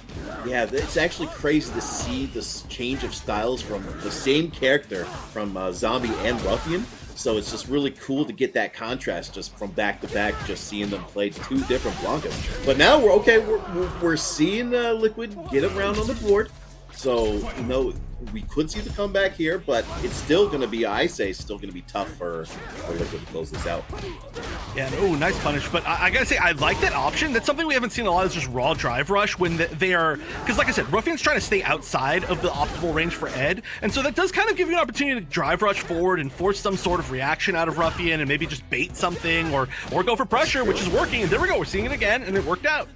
Yeah, absolutely. Okay, I think I'm learning this matchup a little bit better. Unfortunate whip, that was just two unfortunate situations just to happen for both players, but great neutral jump on the whiff grab, and yeah, this is definitely going to be it. I thought they were going to maybe spend some music to close it out, but Blanca didn't even have to, and this is possibly set point for Ruffian. Yeah, that combo could have been like 20 more hits if they got on a level 2, but obviously there was no life to go into a level 2 there, which is nice. Now, full meter for both, and of course, 2 of the strongest level 2s in the game. I think that's pretty accurate to say. Yeah. So we're not going to see it. Level 3, thank you for proving me wrong. I mean, hey, you get the confirm, and also great Burnout. choice because that burned out. Yep. Absolutely. They're going to knock him away. Gets the Blanca ball. I like that patience, but still he gets caught. But this is, I don't know what Ruffian's gonna do. He eats a medium punch. He's gonna like deal with less frame data. I like that, the tether grab into throw, B reversal to get out. Ruffian's almost in burnout. Now he is right now, and Liquid has meter to spin, but he's almost building up on a level 1. Rainbow Ball just lets him do it. Throws him into the corner once again. Gets the flicker stance. His plus. Great throw. A break there, but misses. He gets something, and he Hail Marys a Blanca Ball, and that's it. I really love that Blanca Ball because that was checkmate right there. That was let me just sit up a little bit. That was checkmate, but just he didn't have enough health to close that out with the drive impact. So great stuff from Ruffian to call that out. Yeah. The 10 for the drive impact was there, but that was more of like an offensive drive impact. I think Liquid as well, knowing that they did not have enough life. So they were just hoping there was not going to be an attack or no reverse drive impact. They were just hoping it was just going to be nothing, right? Just patience. But as we've seen, Ruffian knows when to press buttons on defense, and that was the exact time. So, I mean, really good stuff. The Ed pick, it started to work out a little bit more. Certainly, I think the first game there, it was not Liquid's at all. But once we got into the second one, I really started to see, the strength of like why that pick would happen. And it also may be a thing where it's like Dhalsim, which I personally don't know, like Dhalsim may just have like really, really bad problems with Blanca at a higher level. I obviously don't get to see all that much Dhalsim, but that was close. It was getting closer. It was just maybe a little bit too late to start kind of fighting in that match. Absolutely. And as we go over to our top 8 bracket for Breakout Series Street Fighter 6 Week 9, presented by One Shot Mad Cats and Bloodline Card Shop, we're seeing Ruffian MX going up against Pato, and we're seeing Marissa main Jimmy DR. Every time you've seen a Marissa in top 8 at the Breakout Series, it is definitely Jimmy DR. And we're seeing Rookie. Jimmy DR and Rookie is definitely going to be a fun one to watch alongside Ruffian MX and Pato. Jewel Man on Death's Door, he has made it to top 8 in the lower bracket. We haven't seen him in a little bit in top 8, so glad to see him again this time around. Of course, we're still waiting on the lower bracket side of top 16, but we don't have that much left. We got Liquid and Mahoji, and we're waiting on Equanimity and Orta, and that seems to be it for now. So yeah, it's just you and I right now for Wonder Chef. You and I right now, sorry. Yeah, we're up. No. we're playing now. we are. Yeah. You versus me. Who do you main in this game? Marissa, funny enough. So I have been learning a little bit from Jimmy DR. You? I main Lily for the longest time. I still probably technically main Lily, but it's a rough life out there. So I've been playing some other characters. What a coincidence, same, yeah. I thought about if I wanted to really get back into this game again, I think I might try out Akuma, because Akuma just seems pretty fun. And I know he's like a glass cannon, and he does have some decent wake up options, and he has a really good Shoryuken. And I just like seeing what Mike X did and other people do. They do a combo into the EX fire punches, and then you do I think he did jump EX fireball into EX fireball into Shoryuken, or you could do, I don't know, whatever you want. Really, you could just spend as much as meter as you want. You do a lot of damage, and then they die. So that's even better. So. Yeah, no, Akuma's pretty cool. I played Akuma in previous games for quite a while. I was a Street Fighter 4 Akuma main for a good amount of time, but there's a lot of really cool characters. Honestly, it would be tough. I mean, that's been tough, right? I really love Lily. Obviously, like I said, maybe a little bit too much of a struggle currently. Although shouts to all the great Lily players that have done things like Kabiki and oh my god, why am I blanking on his name? My friend. Blah, blah, blah, blah. One combo breaker. El Chocote. Chocote. Yeah, that's what it was. Yeah, Chocote was putting work with it. I almost forgot about that name too. It was like Chocote. I was like, but yeah, up next, we're going to be sneaking into a little bit of top 8 here. We're going to be seeing Rookie and Jimmy up next, which is going to be a Mm. slugfest. I'm curious to see if Rookie's going to be sticking to Luke. Because they did use Luke, if I remember correctly, to take out Jewel Man. Was it? I can't believe I almost Yes. forget already. Yes. Yes, they used. With the unfortunate level 3 drop underneath off of the Oh hand yeah, sanitizer. Yeah. yeah. So yeah, I mean, I expect the Luke. I've seen way more Luke than anything else from Rookie. It's just there's a lot of similar play styles you can go to if you dislike certain matchups. But I do expect. I think I've seen these two play before. I mean, certainly they must have at some point here. But I think it was Luke versus Marisa. And Mm. I mean, hey, Luke is still Luke, right? Oh There's yeah. still a reason why that character has been around competitively at the top echelon for however many years this game has been out. I don't remember anymore. Time is fake. Absolutely. I did get a notification from our lovely production staff over at the Breakout series that Rookie does actually main Luke, and then he's just kind of been messing around with a little bit of Ken, a little Yeah, bit of yeah. Akuma as well. So I respect that. And honestly, you know what? You get tired of this playing the same character over and over again, and sometimes you kind of wonder, like, hey, like I like this part of the character. What other characters kind of have that part of skill set? And unfortunately for me with Marissa, there's not really much characters that I like the style of Marissa that I like. I don't know who am I going to play if I in Street Fighter 6 if I enjoy Marissa. But if you're like being like, I like Luke, who else do I want to play? And then like you have two options there, Ken and Akuma. If you want something a little bit more laid back, you play Ryu. If you really want to kind of go out of the Shoto aspect, Bison, he's belligerent and just like Luke and very easy to Yeah. pick up, I've heard, but not completely similar, but Bison, it's not that bad. But yeah, it's just something about it. It's just Rookie's Luke put in the work against Jewel Man, but now he's going to put even more work against Jimmy Dr. with our week 6 winner. Yeah, the Luke player getting the Honda matchup and then the Marisa matchup. It's getting a weird little path here through the bracket, but yeah. Again, for I think Rookie maybe hasn't been here for a couple weeks or 1 week or something like that. But for anybody who doesn't know, Rookie was one of the top placers in like all of the first weeks basically of the Breakout series for Street Fighter 6. So I believe second place in the very very first event, and then third place in the second event, and just a lot of top 2s and top 3s playing that Luke. Luke was our I think most played second most played character in top 8s for the first month, and it was mostly because of Rookie. So a great player, and very much still needs their first win though, and they've been close. They've been very close. Absolutely. And of course, we got breaking news. We are going to be switching to Ruffian and Pato instead. So, hey, that works for us too. Another Blanca. Wait, didn't we just see? Yeah, we saw Pato beat Zombie 2-0, and now they're going to have to go through the gauntlet again with Blancas. Speaking of which, Zombie actually got upset by Dude Sickle 06, 2-1. So we're not going to see Zombie in top 8, but they get a respectable 9th place there. So big ups to Dude Sickle 06. And, we saw Orta with the win over Equanimity. So, we got our top 8 there. And, I don't know. I can't believe it. A lot of new names and a lot of some familiar faces, but I still don't know who's going to win this.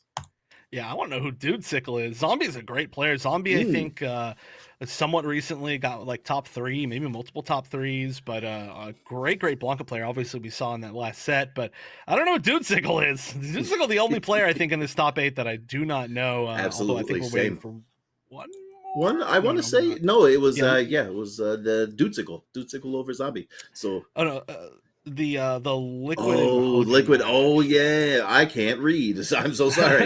No. It's all good. But yeah, I'm very excited for this one. I know I keep talking about it, but it's really always super cool to see the differences between our Blanca players that we have here. Love watching Zombie, love watching Ruffian. But now to see the same player play against both of them with their very different play styles, it'll be really interesting because that is one thing about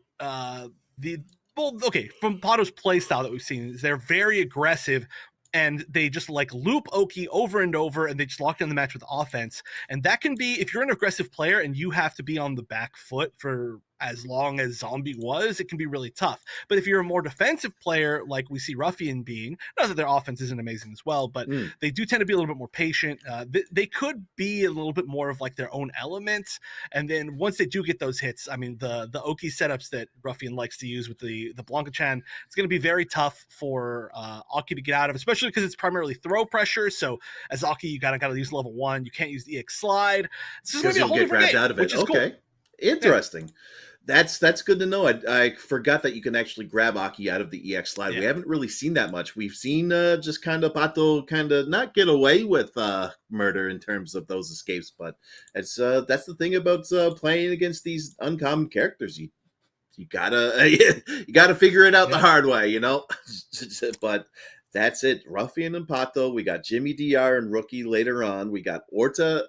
I don't know if I've ever seen Jewel Man fight Akemi. We'll find that out later on tonight. And then Dude Sigalo 6 fighting the winner of Liquid O and the Mahaji. So yeah, we're already cruising through, you know. And I forget if you're staying for the whole thing, but I'm going to be switching out later on, of course, and for the guy whose name I've already forgot, Murakumo Ban. There we go. My apologies, but yeah, they're going to be joining us later on, and you know, this is a good weekly so far. We're just waiting for our next competitors, and other than that, you know, Street Fighter 6 Season 2, eh? I heard a little rumors that there might be more guest characters down the road. We'll find out Season 3, but you know, that's going to be already a ways away. We're still waiting on Mai Shiranui and Elena. That's crazy.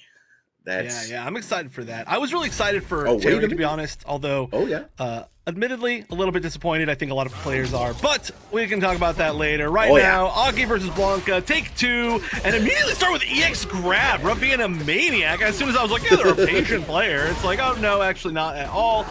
No, they definitely are, but what a read to try to start things off. Yeah, no, he did 2 Blanca balls in the rainbow. He gets eaten up by the poison ball, but just gets that debuff taken off of him. Pretty sure if you hit Aki, you're able to take that poison debuff off, and which is pretty important because look at those extensions that you get. Now, okay, great. Drive rush overhead, gets stuffed by the EX ball, and he's awake. This has to be the please. There we go. All right, perfect. We don't drop those. We've played enough of the game. I would have dropped that for sure, but Ruffian punches out with that drive impact. Takes round 1. Yeah, luckily you get a lot of damage as well from hitting a drive impact with Blanca. He just gets to change so many heavies on the ground before he even gets to launch, and then he gets to follow it up.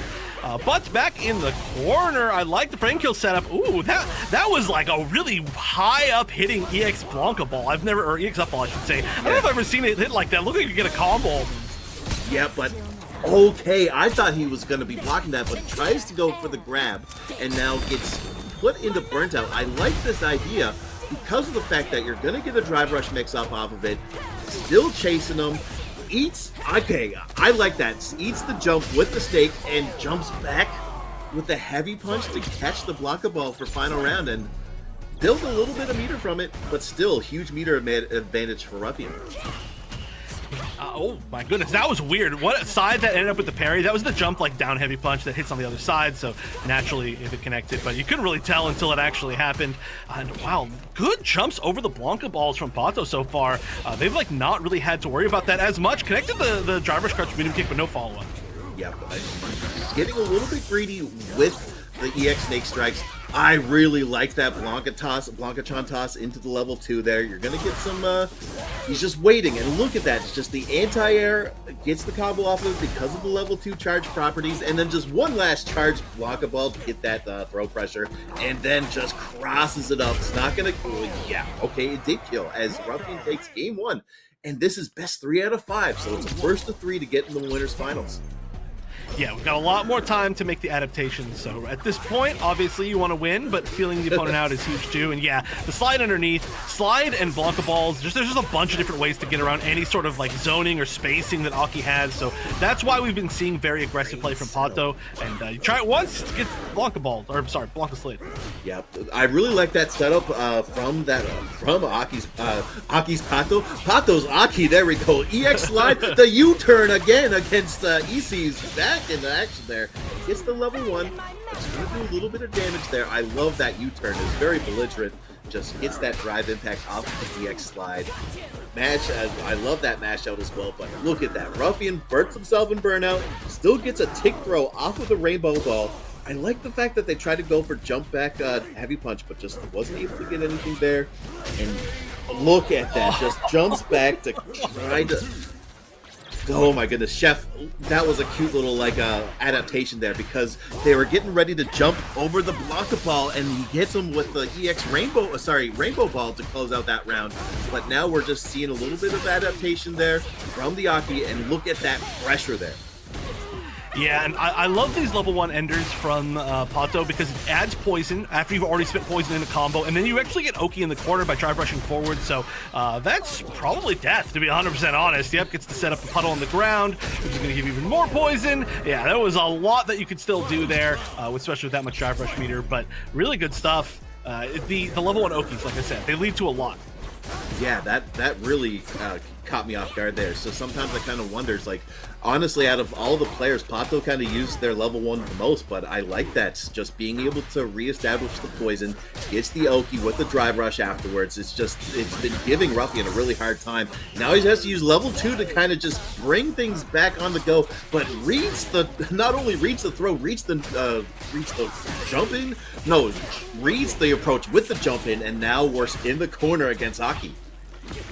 This is tough. Okay, managed to get the hit, which at the very minimum, poison's gone now, which is going to be a really big deal. Now also taking the corner, though, does get reversed. And yeah, you get a guaranteed switch there if they do not roll back. The grab's going to lead to a lot. Poison's going to lead to one hit no matter what. Yep, and wow, just gets caught by the flip.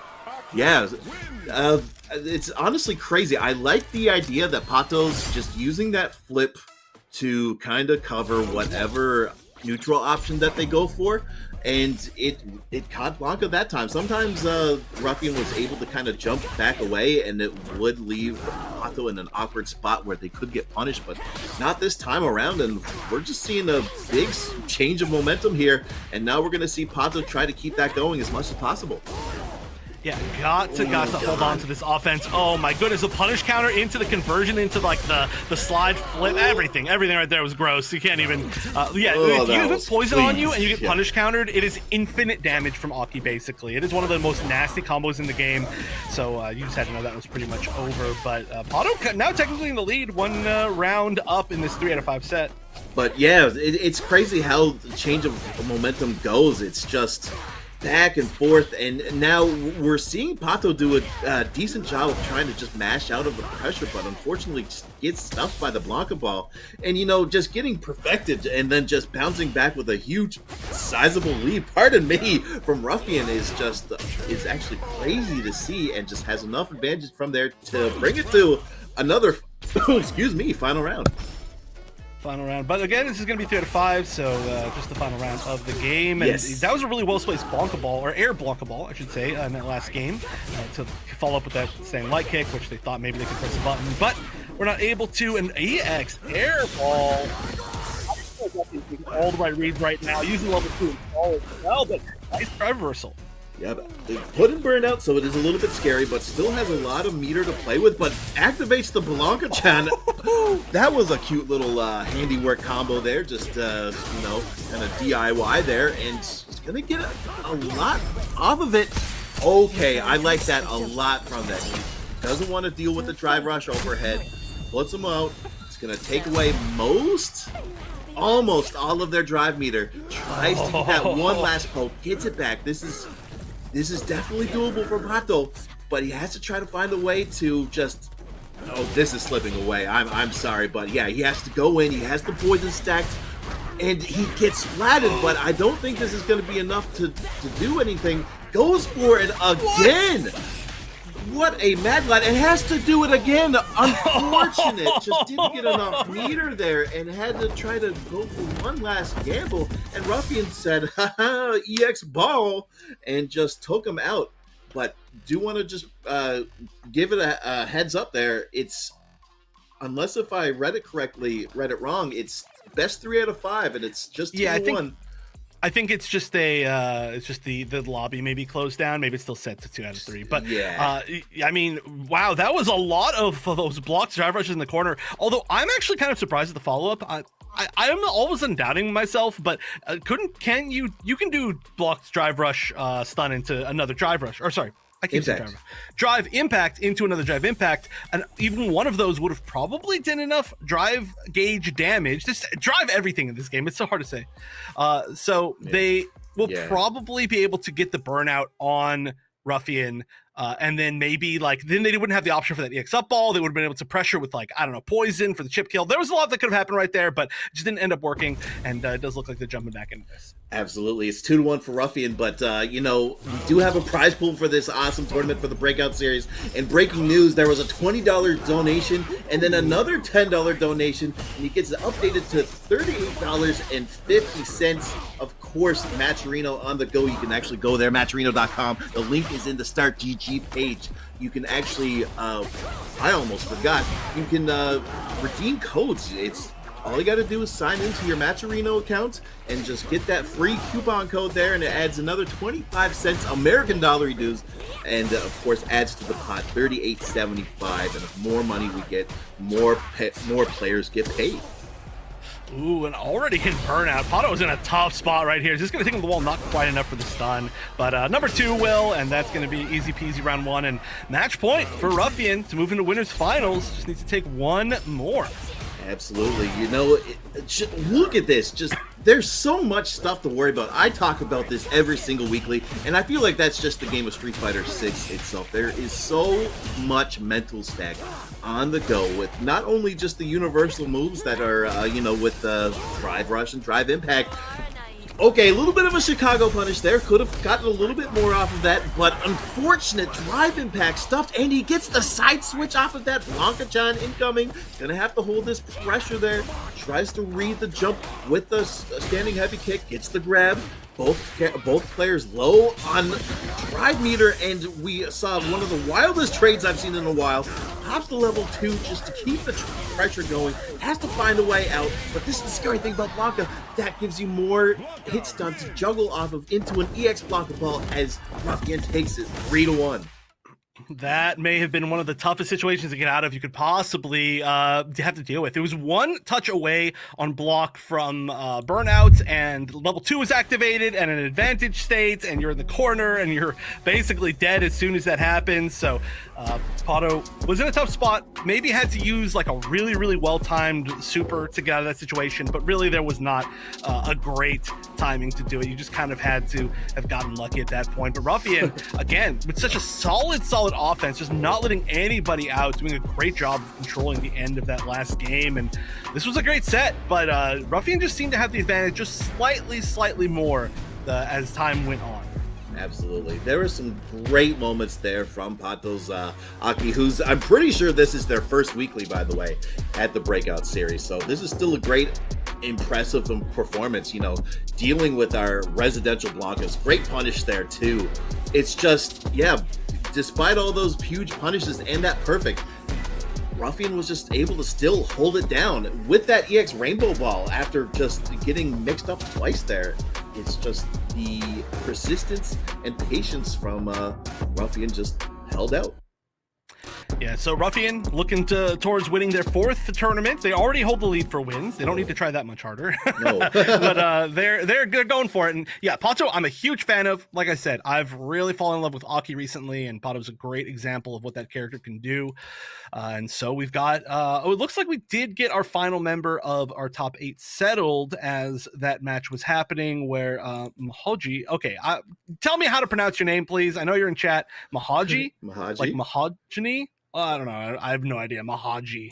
Tell me. Yeah, that's a anyway, big win. They beat Liquid. Yeah, they beat Liquid, and now we got two people in Breakout in the Breakout series that we haven't seen before. Mahoji and Dudetsicle06 in in lower bracket top 8 is pretty crazy. But if by the looks of it, this is going to be the last match before we go on break. Wonder Chef, it's been a blast. It's it's already been an hour and a half, and we've seen some really good Street Fighter 6 on the go here. And of course, where could they possibly see you besides Twitter, of course, and Wonder Chef Cokes? Nowhere else, really. I'm a hidden. Try not to look. Wait a me minute. at all. I did it a little bit too early. I'm so sorry. It's Jimmy DR, then Rookie, and then we're going to be switching commentators for the break. I don't know what I'm doing, but Jimmy DR and Rookie does, and winner of that goes into top 3 winners finals. Well, we did kind of have to switch off of this matchup earlier, so maybe that's just we get to go back to this one. It still exists. We'll get through our semis, but already Rookie's looking like in a tough spot. They're finally out of the corner, and using Ken, we talked about the opportunity that Rookie has to kind of choose a lot of different characters as far as options. And one of the best things about Ken is that if you're playing against the character that loves to corner you, and you get one hit, that's your corner now. Yeah, it's Ken is so obnoxious in that way where if he doesn't carry you to the corner, he's going to switch you out of the corner and into the corner. And that's tough, but Jimmy DR is doing a really good job of trying to mitigate that and just make sure that he doesn't have a chance to play. We're seeing the drive rush mix-ups, but boom, that's the cool thing about it. Armor is a cool move, but cinematics do take you out of it. And another thing, another big matchup advice is there. Just drive impact the Superman punch, and you're going to be dealing with that quite easily. Yeah, drive impact, definitely something that Marissa hates seeing, although that's going to be a way to deal with it. The parry into the strike into the level 3. Everything's beautiful about that. I'm sorry, that wasn't the true parry. No, it was the EX Gladius, yeah. Oh Uh, my goodness, he missed! I forgot it's not a big old flying kick like Rashid's. So, what a way to start game 1. He bet it all on red, and it looked like it was going to end on black, but it ended up on red with Jimmy DR just doing the EX Gladius punch into level 3, then baits out a level 1, and then now we're seeing a safe jump. Gets the perfect parry, but not much off of it. That's how meaty it was. Yeah, it's it's a pretty common setup there, but oh my goodness, the dash under, that is good for the punish. It's a great start. Unfortunately, Jimmy didn't have any drive gauge, right? Being burned out already meant a considerably weaker punish. That would have been death, to be 100% honest, if that was drive gauge. Oh, absolutely. Great drive reversal into drive rush. Medium kick, just giving that range, that pressure. Look at that crouching medium punch into drive rush just to get that win, and of course it's best 3 out of 5, so it's not Jimmy DR set just yet, but great drive impact there by Rookie just to get things out, but unfortunate there. And again, it was just too scrambly of a situation. Rookie panicked, but then he gets the classic crouching medium punch into drive rush, and as you said before, Wonder Chef, it's now almost his corner. Just gets clipped. My goodness, 3 in a row. Okay, that's a little bit much. Also, that drive impact manages to burn out Jimmy. So one of the tougher defensive options or like situations in the game, just getting floored by the jump heavy punch, quote unquote, air to air. Yeah, no, that was crazy. What a disrespectful grab. But it had to figure out something to get out. And then now we're going into the final round of game 2. This is looking... it's looking better now. It's a new round, but look at that catch. Once again, it's going to be able to get the back by heavy punch into the power dunk, into that gorgeous safe jump. He kind of knew that that jump in was coming, so he tried to parry that. Unfortunately, Jimmy already knew, but great level 3 to get him off. Yeah, this is kind of one of the best ways to fight back in this because it should burn out, but we saw that you can win while being burned out regardless.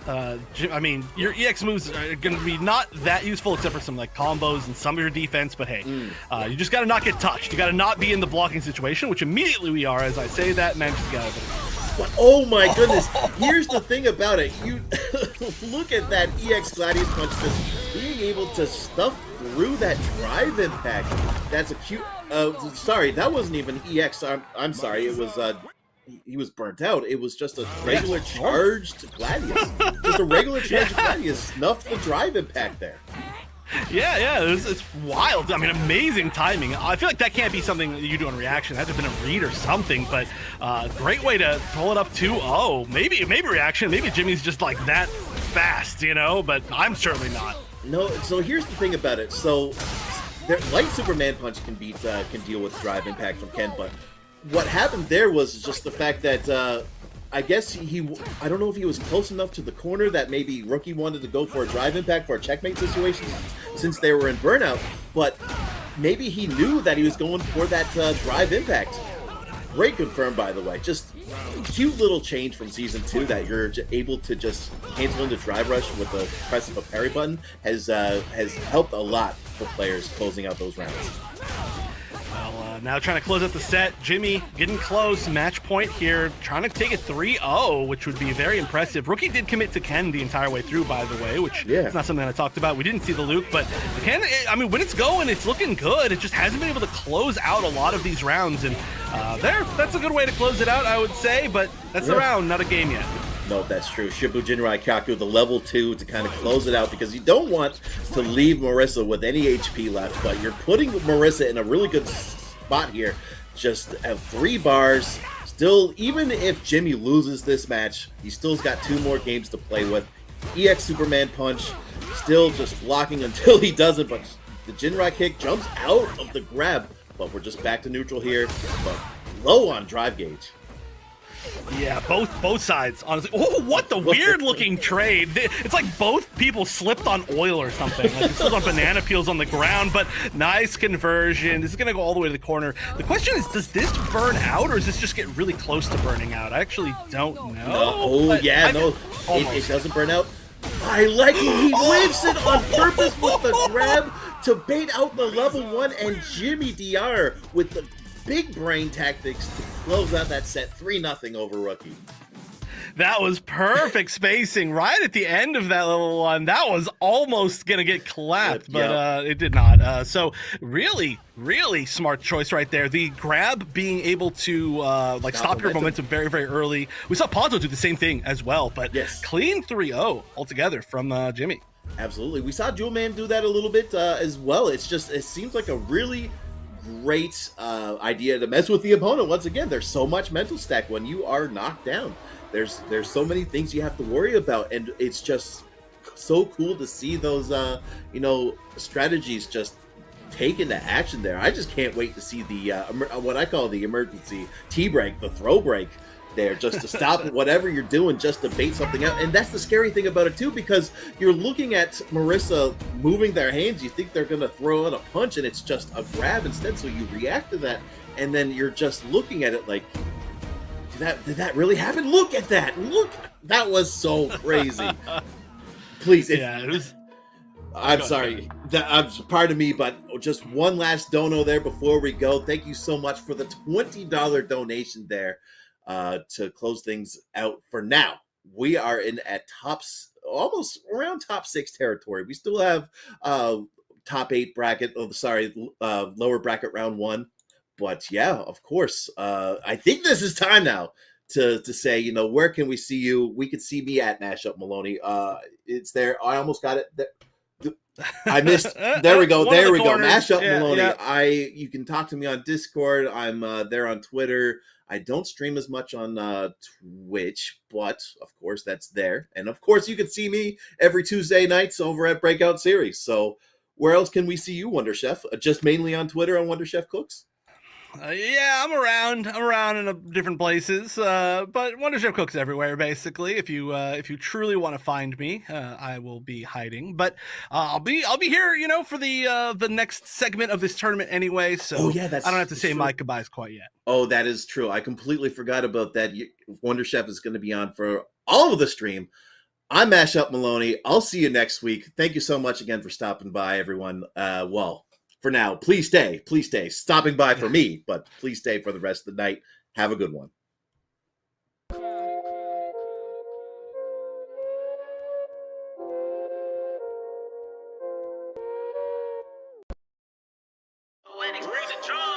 I can't take no loss. I don't even know what it costs. I hit the ground, then it go off. Yeah, hit the ground, then it go off. Yeah, I can't take no loss. I don't even know what it costs. Yeah, I hit the ground, then it go off.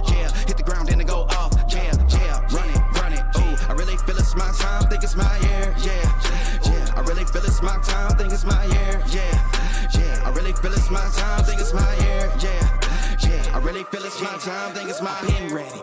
Used to hold myself back, my self-esteem been better. Gotta keep on chugging, ran through everything in front of me. Might smoke bed in heaven, got a whole agenda. Can't aspire to get ahead, so bump that, it's no surrender. Got a dollar flipped up, I'm trying to get it in FT to get them when they're hand and crypto. Learn how to fix that. I don't really hold out of books, but I'ma learn how to fix that. Some opportunities are never come unless you paying attention, so no, I can't miss that. Moving, MVP, I got the record, I might have to prove something. Big jumper worthy, they gon' have to retire my jersey early. Whole crew coming, had to work something, cause I had nothing in my pocket, yeah, I did all that. Big plans, partners trying to make profits, yeah, I did all that. Work, sweat, and tears breaking, even no ends, yeah, I did all that. Had to make it happen, putting hours in my practice, I did all that. Yeah, I can't take no loss, yeah, I don't even know what it costs. I hit the ground, then it go off, yeah, hit the ground, then it go off, yeah. I can't take no loss, yeah, I don't even know what it costs, yeah. I hit the ground, then it go off, yeah, hit the ground, then it go off, yeah. Run it, ooh, I really feel it's my time, think it's my year, yeah. I really feel it's my time, think it's my year, yeah. I really feel it's my time, think it's my year, yeah.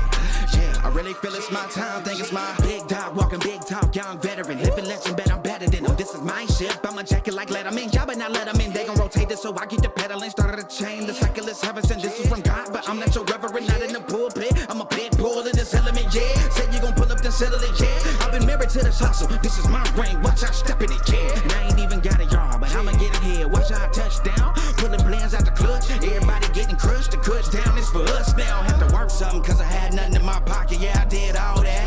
Big plans, partners trying to make profits, yeah, I did all that. Work, sweat, and tears breaking, even no ends, yeah, I did all that. Had to make it happen, putting hours in my practice, I did all that, yeah. I can't take no loss, yeah, I don't even know what it costs. I hit the ground, then it go off, yeah, hit the ground, then it go off, yeah. I can't take no loss, yeah, I don't even know what it costs, yeah. I hit the ground, then it go off, yeah, hit the ground, then it go off, yeah.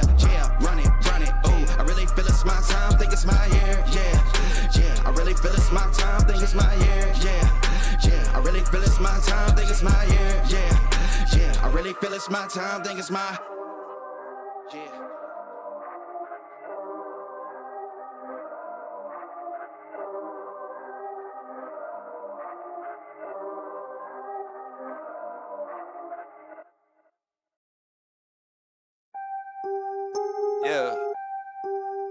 Yeah. After I get it, I reinvest. After I get it, I reinvest.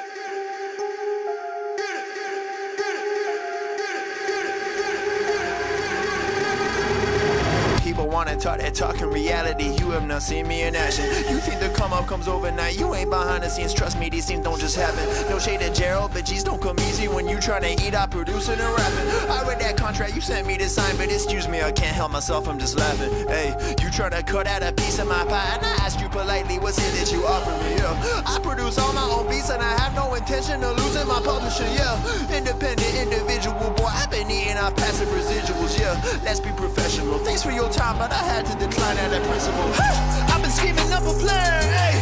I've been saving all I can, hey. You could call me David Ramsey. The way I handle these bands, hey. We ain't messing with the old model. New era, new kid, we full throttle. Just know that the come up is not a flaw. My amigos, they focus, know what to do. After I get it, I reinvest. After I get it, I reinvest. After I get it, I reinvest. Stack and put it back in it. After I get it, I reinvest. After I get it, I reinvest. After I get it, I reinvest. Stack and put it back in it.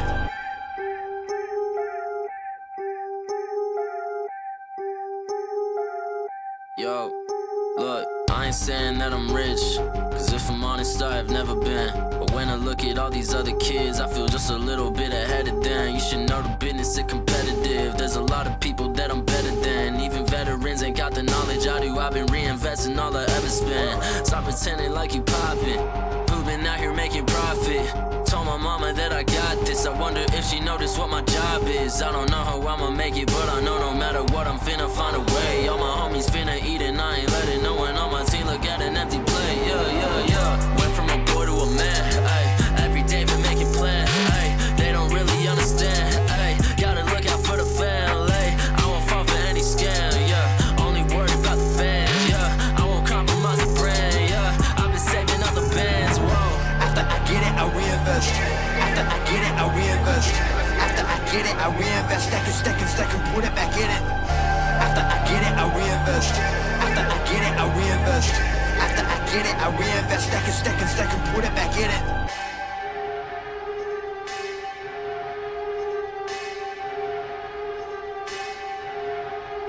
Rappers spending money in some really funny ways, man. I promise you ain't really getting paid. Yeah, show a couple bands flexing on the Instagram, and nobody getting fans that way. Yeah, well you really dumb if you spending all your funds on some clothes and your tape need work. Yeah, you ain't gonna stand if you ain't a businessman, man. I promise you the plan ain't gonna work. Yeah, rappers spending money in some really funny ways, man. I promise you ain't really getting paid. Yeah, show a couple bands flexing on the Instagram, and nobody getting fans that way. Yeah, well you really dumb if you spending all your funds on some clothes and your tape need work. Yeah, you ain't gonna stand if you ain't a businessman, man. I promise you the plan ain't gonna work. Yeah.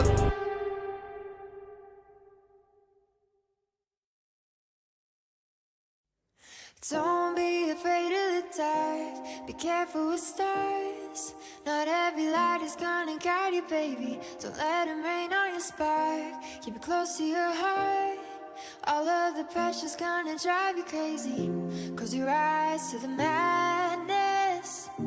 In the morning, it's all gonna vanish. Don't be afraid of the dark. Be careful with stars. Not every light is gonna guide you. Yeah, when I blow up, I'ma soar high like Peter Pan. In real life, be living out my dreams. If I'm waking up, it's in a foreign land. Whole wrist covered up in ice. Dealership, never ask the price. I hit the molly ball with my dogs. Yeah, I swiped it once without thinking twice. Cause this what I was made for. Man, I know this what I came for. On a big stage, couple thousand people, and they do whatever I say so. Have chicks that color of the rainbow. Yeah, chains on me like Django. Be a long way from my tank low. Cause my Tesla charge for them bank rolls. And I'm grinding, money on my mind, and I'm headed to the top. I won't stop until I find it. Write my name in diamonds, but all these lights are blinding. I wonder, is it worth it? Feel like I'm losing my mind. Yeah, remind me. Don't be afraid of the dark. Be careful with stars. Not every light is gonna guide you, baby. Don't let them rain on your spark. Keep it close to your heart. All of the pressure's gonna drive you crazy. Close your eyes to the madness.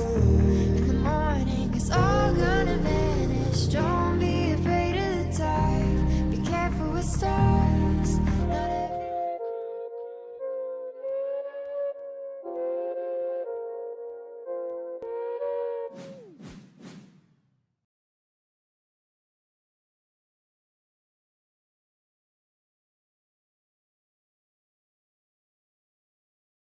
the wonderful and lovely Wonder Chef. Oh, you're over there. Hey, there you go.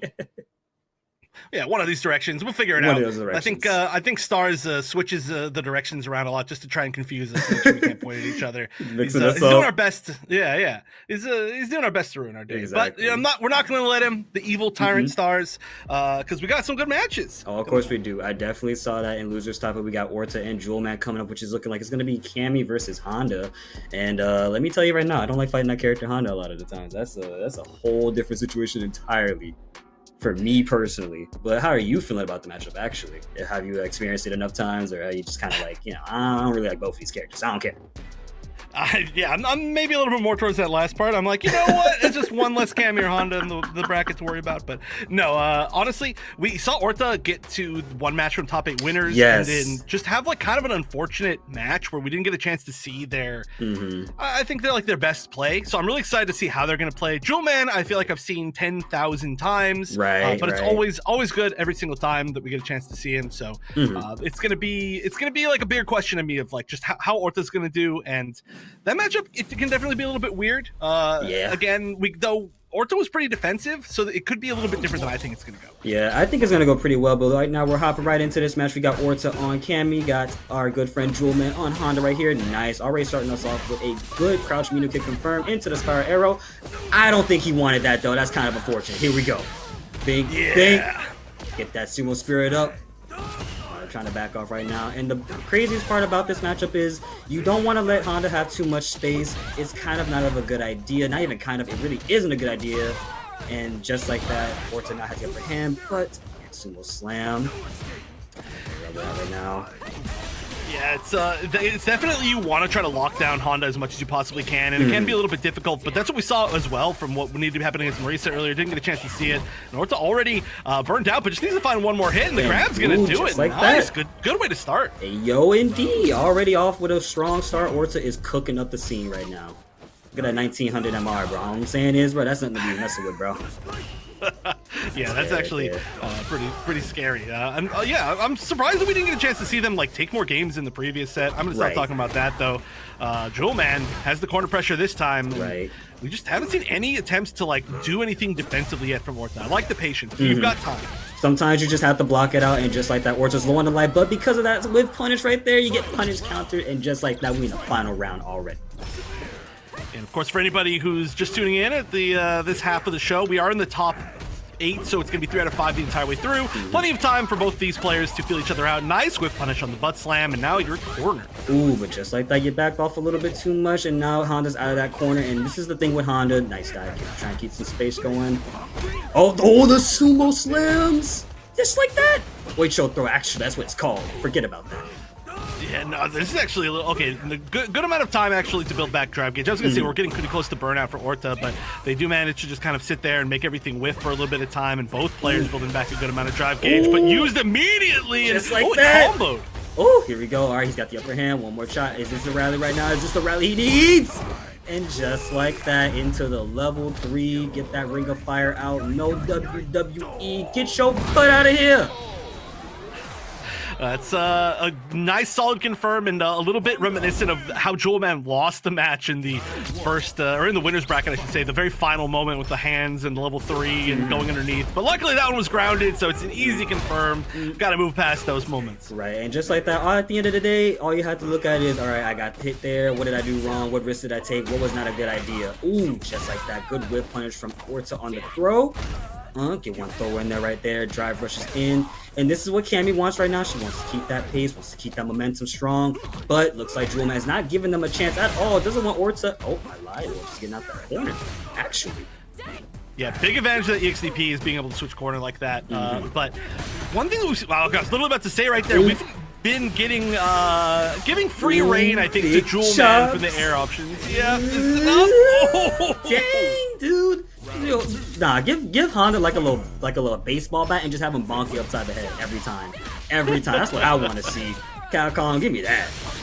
He's got the chops. Ooh, my goodness. All the way. It always looks so like funny when they go full screen. Like when you're cornered and you use them, they just go wee all the way. Another Oicho though, and this is starting to look rough for Orta. Yeah, this is kind of what Cammy doesn't like, as someone who plays Cammy as well. This is not one of the easiest matches to deal with. Oh well. Ooh, just like that, you get the whip punish right there, and right now trying to get that momentum, but you get thrown once again. Don't you come to fear me anymore. All right, so 2-0 so far for Jewel Man. Orta really needs to make some sort of big adaptation, and one of the things that I think that Orta has been like allowing to happen is too many free jumps and too many free butt slams over. Yeah, you gotta try the parry, you gotta try something. I mean, cross-cut DP, just momentum. Air grab. Yeah, you gotta try something, because they've given up the corner too many times and allowed free pressure too many times. Right, and a lot of the times you do want to just like block things out in Street Fighter 6. You don't want to have to make so many attempts to get in. Like right now, there was a little bit of neutral right there happened right now, and just like that, Orta tries to get in, but one mistake made there, and Jewel Man now has upper hand with the Sumo Spirit active. Oh, I don't think they wanted that. Big chop. Drive it again. Oh no, never mind. I ain't got none. Eat that. Almost enough. I think could have level 1s to finish off right there, but had the confidence. Yeah, the confidence is good right there. Maybe there wasn't a chapter for level 1, but this is match point now, and you saved all that meter, so it's looking Gucci for Jewel Man. Orta, you got to find something very quick. And this was what Orta is kind of a little bit nervous about right now, just like that, trying to figure out how to whiff. A lot of what's going to help in this matchup is, especially versus Honda, who is a charge character, you want to let them approach you, because guess what they can't get? Charge, basically. Gets another throw off. We're going to see some throw loops happening. There you go. This is what we like to see. Do it again. Oh, that was like too high level of a shimmy. Back forth and then the normal. I like it. Oh, the spin knuckle EX! Whoa! I got hit. I might have got hit. Oh, okay. This is what I want to see more of. This is what I want to see more of. I mean, especially the fact that Cammy's able to like switch sides and go above and below like very, very quickly. It messes with charge, exactly like you said. So you can like really mess up their defensive options. Basically, and that's what you want to do with Cam. You want to basically mix your opponent up. You want to catch them. Nice punish, by the way. Also want to make sure you catch them and do such things as just hooligan. EX spinning up with a switch to size. Good whip punish. Oh my god, forget what I'm talking about. Eat this again. Yes, sir. Level 3. Call me Spider-Man. I think this isn't it, right? I no, think it's not it. Quite enough. Got one more chance. One more chance. Ooh! The drive rush bait. Oh, I felt that in my chest. Okay. This is like a different player for sure. Orta like turned into Orta level 2 right now. Exactly. This is looking a lot better. Jewelman just said, "Well, now I'm losing" in chat in the middle of the set. Also typing about claiming codes from the match arena in the middle of the set. Oh, yeah, so, definitely. Has the real life 100 hands, you know? Yep, definitely gotta get those Matcherino codes, and of course, just like these Matcherino codes, you gotta get these Street Fighter matches in. Nice throw from the command stance. Ooh, another throw. Don't you do that to me ever again. Ooh, didn't need to jump out, but it's okay. Didn't need it. Doesn't spend the cash, doesn't need to. Nice. And that right there is a little bit of a sort of a knowledge check. A lot of people try to press after the slicer, and you just let neutral route on hooligan, and that is actually pretty safe. Almost plus sometimes in EX because it's hits. Yeah.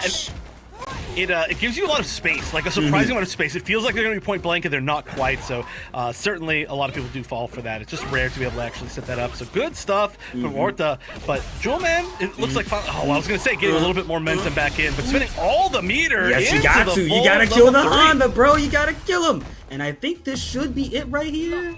Wait. No, just barely one more shot. There you go. Meaty spiral arrow.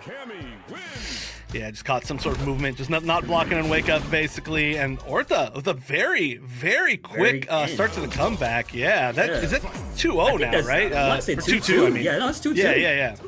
Yeah, I don't know. I said 2-0, 2-2. Hey, bro, sometimes you get mixed. Yeah. Well, 2-0 reverse is what I was thinking in my brain. I was like, that was a quick 2-0 after a 2-0. Right. Jewelman does have the quarter this time, though. Oh, that's going to hurt so bad. Bing. Just like that, you gotta hold this. Oh no, Orta's gonna mash out, and just like that, already getting the momentum here. Good break on that throw there as well. And Orta right now, a little bit of low on the life health right now, but lands the hits and is getting that drag meter back as well. Still sitting on, finally made one stick of butter, but that mistake is not what they wanted. Nice reaction from Orta.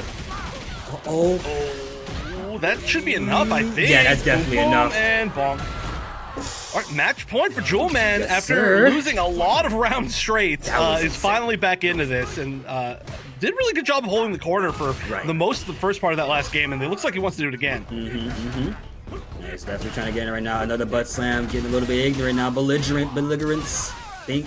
Just like that. Orta has the upper hand. No DP on the jump in. You gotta be prepared for those. Nice job there. Gets the throw.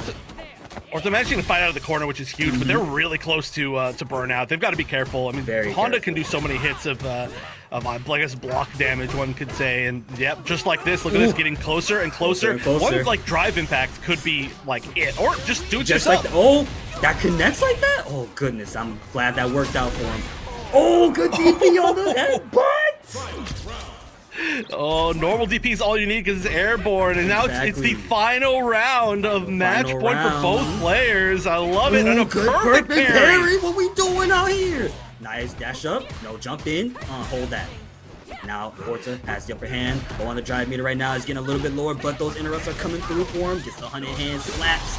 Ooh, spends a level 3 because he wants to put him in burnout, and this is exactly what Jewelman wants right now. A burned out Cammy is probably the best thing you could ever want, because guess what's gonna happen? This driver shin? No, stays patient.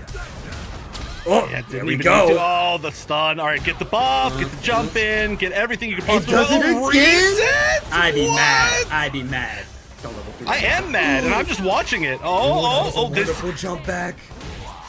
This is scary. Oh, no, wait. It does! Okay. That. We're like even on life-ish here. We're even-ish on life. What's the Oki option? Pretty much just one bar build, but gets the air reset. Oh, and the slam, but it's not enough. Careful. One more shot. Just got to spin knuckle. And just like that, the crouching medium punch takes it home. And Orta is going to be moving on forward within the loser's top 8 bracket at Breakout Entertainment. Wow, a 3-game reverse sweep. I mean, honestly, it really felt like Jewel Man had that. I'm not sure if that was an intentional reset after the stun, but it ended up like not quite being enough, I think, and it maybe did lead to a loss altogether. Like instead of just taking Oki, I don't know. I'm definitely not going to make the right like decision there. I don't know Honda well enough to say like how much damage or what kind of Oki you could have got at the end of like a full combo there instead of the reset. But the reset did hit.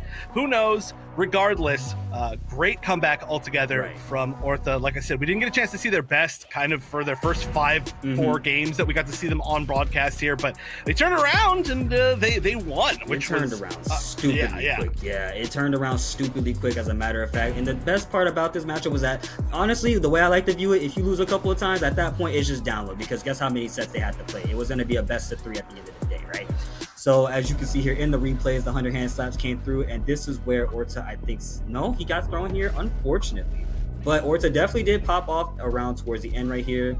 Just a spiral arrow, it does a spin knuckle, and that right there is definitely what started opening up the pressure, because now you get hit with low, and just like that, it was an easy clap victory for Orta. And the best part with Cammy is you're playing highly rushed down, so once you get your momentum started, it can all just tumble down from there. Yeah, it was like a completely different player all of a sudden, or like a completely different character and player. We saw this like really patient, kind of neutral-based Cammy, which I do like to see a lot, but it wasn't working out, and it wasn't working out in their first match of the day. It wasn't working out in the earlier parts of this match, and then all of a sudden they're like, you know what? Let's just go full online Cammy, and you know, it works. It works. Like you said, it does a really good job of breaking the charge of Honda, and Honda's options for dealing with a lot of that air mobility are like, it's going to be like butt slam or nothing, and sometimes the butt slam doesn't work. Yeah, it's just a lot of weird awkwardness that you just want to set up an already kind of awkward character to have to deal with, and that's exactly what Orta did. That like the low into the level 3, I haven't really seen that very much. Take the quarterback, all of it was cool. And Orta we're going to be seeing more of later. And next up we have coming up here is Mahaji and Dude Sickle, of course. Mahaji, I believe, I'm not sure which characters they were playing. I didn't get a chance to quite look at them just yet. I was so busy getting happy about watching Cammy cook on the screen that, I mean, that's my girl at the end of the day, dog. I gotta give her the props, of course. Ain't gonna sit there and hold you. Mahaji. Okay, I figured that's how it's pronounced. Thank you, staff. Yeah. I had to ask earlier, but yeah, Mahaji. I think they said they got called Mad Hog earlier, which I think is a cooler name, unfortunately. I think you're gonna have to change your name to Mad Hog. Yeah, I like it. But no, Mahaji, which I'm definitely gonna call Mad Hog a bunch of times during the broadcast, and their opponent It is what it is. But their opponent, Dude Sickle, we haven't had a chance to see either of them on broadcast so far this week. And I personally haven't seen either of them play before. So that might just be me, the fact that I've been sick the past few tournaments, I guess, past month. But Dude Sickle took out Zombie, who is a pretty consistent top placer, has placed top 3 a lot of the time. And then Liquid is a known good player who also went down to Mahaji. So basically, we're certainly going to get a good match. It's just a kind of a question mark as to what this match is going to be. And that's exactly what we want to see as well. I like matches with the big question marks on it, because guess what happens? I don't know what's going to happen. I don't know what the characters do all the time, right? I play the game, of course, enough to really understand a couple of these characters, but if you put Dawson on a screen, I'm probably not going to know what the setup is. All I'm going to say is this: you got anti-air because you jump. Stop jumping on me, man. That's all I got to really say to that. You know, and Dawson, plays like a keep out game. But that's enough about Dawson, because I don't even know what the character we're going to see just now, right? We should be getting that pretty soon, though, I'm sure. We did have a Dawson player in. It was Liquid, but I think they're out, unfortunately. But we actually, I didn't get a chance to talk about this before while waiting for this match, but the character diversity in this top 8 is wild. It's actually, definitely. Yeah, I mean, I don't know who Mahaji and Dude Sickle play, but we have one Blanca, one Aki, one... We had a Cammy, we had a Honda. Yep, Cammy, Honda, a Marissa, a Luke. Yep. So that's six, and then, sorry, I fingers up, but 6, and then whatever the other 2 play. So if any of those characters are not played by Mahaji or Darksickle, Dudesickle, then we have an 8 character top 8, which would be super sick. But already the fact that we have 6 amongst our known 6 is like pretty diverse, which is dope. Yeah. And that's the thing you want to see in Street Fighter 6 is a lot of diversity. I think that's one of the many best things about Street Fighter 6 as well. Because the thing is, in most other fighting games, you'll probably see like a bunch of the same characters. It gets kind of stale after a while. And yeah, you'll see it sometimes in Street Fighter 6 too. But there's nothing wrong with seeing characters like Dalsa come out to the play. We actually just saw Zangief from East Coast Throwdown, Itabashi, come through and cook some people up over there in the scenes over there. That was pretty crazy. Sometimes we'll get a Manon in Street Fighter 6 top 8s. You know, we get a lot of different variety, which means everybody needs to keep up with all of these characters. And that's the main important thing. Definitely keeping up with the characters, because you never know what you're going to get involved into. You never know what's going to come up. And you say that, oh, I didn't know the matchup. Well, I guess you should have hit the lab, buddy. I don't know what to tell you. Yeah, that's been the big difference, I think, between season 1 and season 2. Is season 1, well, there was definitely like a variety of characters to choose from. Yes, there was. Certainly, I think we saw a little bit more, or kind of a lot more of the top end across the board. You know, a lot of Lukes, a lot of Kens, saw a lot of Guiles, for example. But in season 2, especially these character specialists are really popping off, because it's just a slight nerf on a lot of the top end and like a slight buff on a lot of the characters that were a little bit below. And so it's like just enough that these like players that are just like so good with their particular characters can like overcome a lot of these top tiers and upset people, and people have to really start learning every single matchup. And then also, of course, there's just so many more matchups to learn with things like Bison and Akuma and like obviously everybody else who's going to come out. So it's just a different game, right? It's a lot of knowledge. Yep. Well, I don't know if people necessarily need to learn the Terry matchup as much right now. We'll get more Terry. We'll worry about that soon, later. We'll worry about that later. Yeah, Don't worry about that right now. But as a matter of fact, we got our players up here right now. We got the Blanca versus Ken, Dudesickle, and Matt Haji. I don't know about y'all. I don't know why y'all keep picking this character Blanca, bro. But you know what? I'm gonna support y'all anyways, because y'all here. Y'all made it this far. Y'all ain't get hit for nothing. Already got him in the corner right now. Oh, immediately gets out with the Blanca ball. Bro. It's one of the best ways to get out of the corner. I mean, one of the only characters that can do a jump back into, you know, some sort of option to beat, some sort of attempt to grab. Very, very good characters to get that. But this defense has been working pretty well, just because the life difference is not that big. But we are so close to burnout with Dudesickle, which is classic Ken. But even though Ken and Dudesickle are close, ooh, nice perfect parry. But even though Ken and Dudesickle were close to burnout, just like that perfect parry right there, got them the setup right there that they need. Goes for the drive impact. Just like that, he's gonna loop it again. I'm gonna see a level 1 super big. You're just taking a ride on his foot. That's a weird thing to say, but it's true. So the weirdest juggle in the game, just like kick. Oh my god! Just like, okay. But it's so cool though. You can't sit there and lie. It's tight to do. It's so fun to do. Nice, and just like that, Dudesickle low on the burn. I'm not burn, but I'm dragging right now. Interrupts the drive rush with the throw, however. I'm trying to figure out how to get it right now. And I love that Dudesickle is not hesitating to go in on Mahaji right here, trying to definitely keep that pressure up. Doesn't want to let them get any Blanca Ball shenanigans started, because again, I have a projectile. I got my Dragon Lash kick. But Mahaji, switching the sides, gets that Blanca Ball combo as well. And just like that, I'm tying up my rounds. 1-1 apiece. All right. So normally it's Mahaji, but I think when you get the mix-ups going, it turns into Mad Hog. So that's Mad Hog mode for Mahaji. It's definitely got to be Mad Hog mode. Definitely got to be. Yeah, that's for sure. Oh my goodness, this is gonna be a weird little pickup if you can get one. Yeah. No, you're not able to get one. It was just an air reset guarantee. Yeah, I'm pretty sure that's what Mahaji wanted right there. You definitely gotta get that air reset, but we're gonna get level 3 and put Blanca close to burnout, right? I'm pretty sure that's what's gonna do the trick here. Nope, just barely. But this is a situation. That was a perfect, wonderful situation for Dudesickle right there. Honestly, I don't even think they were ready for that themselves, but you know what? It all worked out in the end as they run it right back immediately. Yeah, putting a Blanca into that situation where they just like have to kind of block after that level 3 gives you like at least like a extended roundhouse of Oki. It's tough. What can you do? But close first game so far as Dudesickle is taking the lead and continuing to take the lead as it looks like just hitting the hit finally. Nice reaction. Yes, sir. Nice, and just like that, Mahaji's gonna put Dudesickle into burnout, and this is what Blanca wants right now. A burnt out Ken, honestly, is one of the best things you could have. However, I got a level 1 ready on deck, baby. And just like that, Dudesickle trying to change the ties of battle right here. But Mahaji not letting him get out right now, trying to be mad hogging right now. But I don't think Dudesickle's gonna let it happen. Overhead. Y'all works. Overhead into the overhead. Nice. The max range of forward heavy punch was like huge to starting all that Oki, and then the first drive rush overhead that we get to see the entire game. So just changing up the options, which you really need to at this point. Right, and just like that, you saw Dusicle going for a little bit of fireball here early, and that's exactly what you should be doing with Ken. Just a little bit more when you got that neutral screen right there, but it doesn't matter. Dusicle gets one throw off. We're gonna go for it again, right? No. He almost had that read there. I definitely think Dusicle wanted to stop the pressure and definitely go for something, but Haji gets what he wants, trying to be a little mad hog, gets to call it a storm. Oh, man, he's going, the reset, kind of? Oh, I got hit. I certainly did as well. Level 1, getting a burnout. Oh, this is tough. You're getting electricity. Ooh, electricity. I don't like holding this.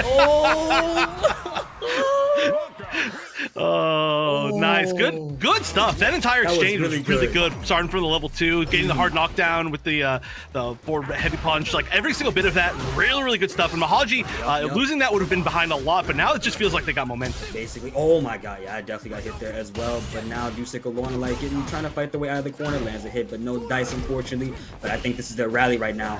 Good job on that parry right there. Good sweet punish. Oh, Blanca's not having none of that. Mahaji said, I'm getting out of here. And now you have Blanca-chan in the middle of the screen right here, so that means if Mahaji even so much as gets out of this corner, if it's still there, hopefully, there will be some situations happening. Yeah, might have gone home at this point. Oh, we get another 2 throws in a row. All right, how many loops? Oh, no, I don't need no loops, boy. I got all this right here. I got the cheese. That's really smart too, because you couldn't level 1 out of that because it started off with the EX Fireball, which was going to be plus as well. So you were just totally out of options right there. You didn't have level 2. There was nothing. Yep, especially because you were in burnout as well. And just like that, now Dusicle is right here. Oh, another perfect parry. That's the second time all night I've seen it, and I like it a lot. Just like that, Ken is back on the upper hand. And a lot of times, you don't want to often try to trade with Ken too much. It's not going to always work in your favor, but let's see if he takes a spin for things. Wow, the drive reversal whiffing like that was kind of unfortunate, but you know what? It's okay. Right there. Oh, wait. Blanca-chan active. Gotta hold it, and you're in burnout. Oh, switching sides. I don't even know what side that's on. Oh, no, you gotta do it again. Oh, okay. That throw tech was huge. Oh, gotta go for an overhead right there out of the run stance. Not gonna work though. One more shot at this. I don't know if this is gonna work out. Dusicle's trying to find an opening, but he gets the hit. Shot. Oh, that almost didn't work. That almost whiffed. Oh, if that first didn't whiff, you could have. I mean, even still, you can interrupt that, right? No, because you're in burnout. No, maybe in burnout, burnout. It's a little bit different when you're in burnout. But definitely, if Ken whiffs the first hit of the DP or anything like that, it's definitely going to be ground for a good punish. However, I think the better choice would just be to block it all out. However, in that burnout situation, probably not the best idea. Oh, I got hit again. Jesus Christ. See, I don't want to shake hands with none of y'all Blanca players, man. Y'all be doing some dirty stuff, bro. Can't stand it here. But I love y'all players all the same at the end of the day. This combos are kind of nice right here. Bank level 1. Immediately with the DP. I don't want to hold it no more. But Dusicle's getting the one on drive meter.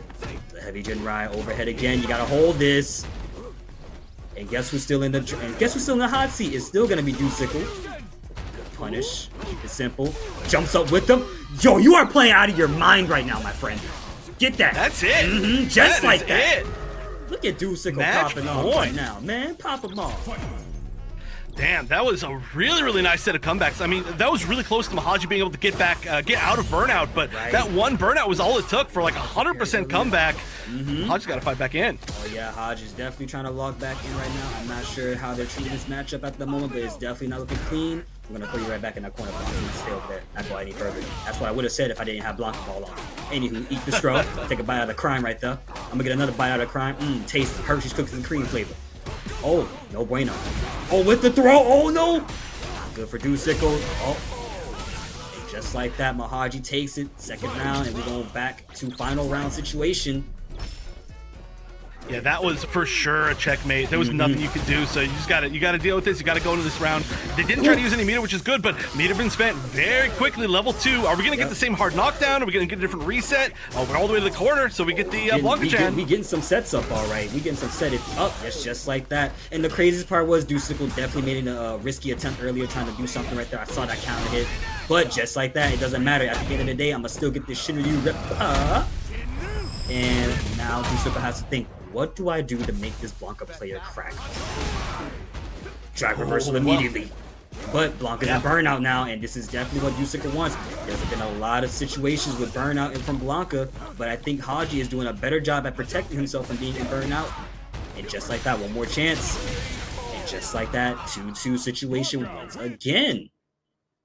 Very nice. Yeah, I mean, both players kind of electing to put themselves into burnout situations, and that's been a really, really big deal in this matchup. We've seen burnouts kind of guaranteed losses like 4 or 5 rounds so far. Yep, and just like that. Plus, burnout is stupidly like crazy. You have to worry about different special moves and different properties. Nice patience to throw that parry, by the way. We're going back into the match right here. I just see some cool stuff happen. I don't want to do this no more.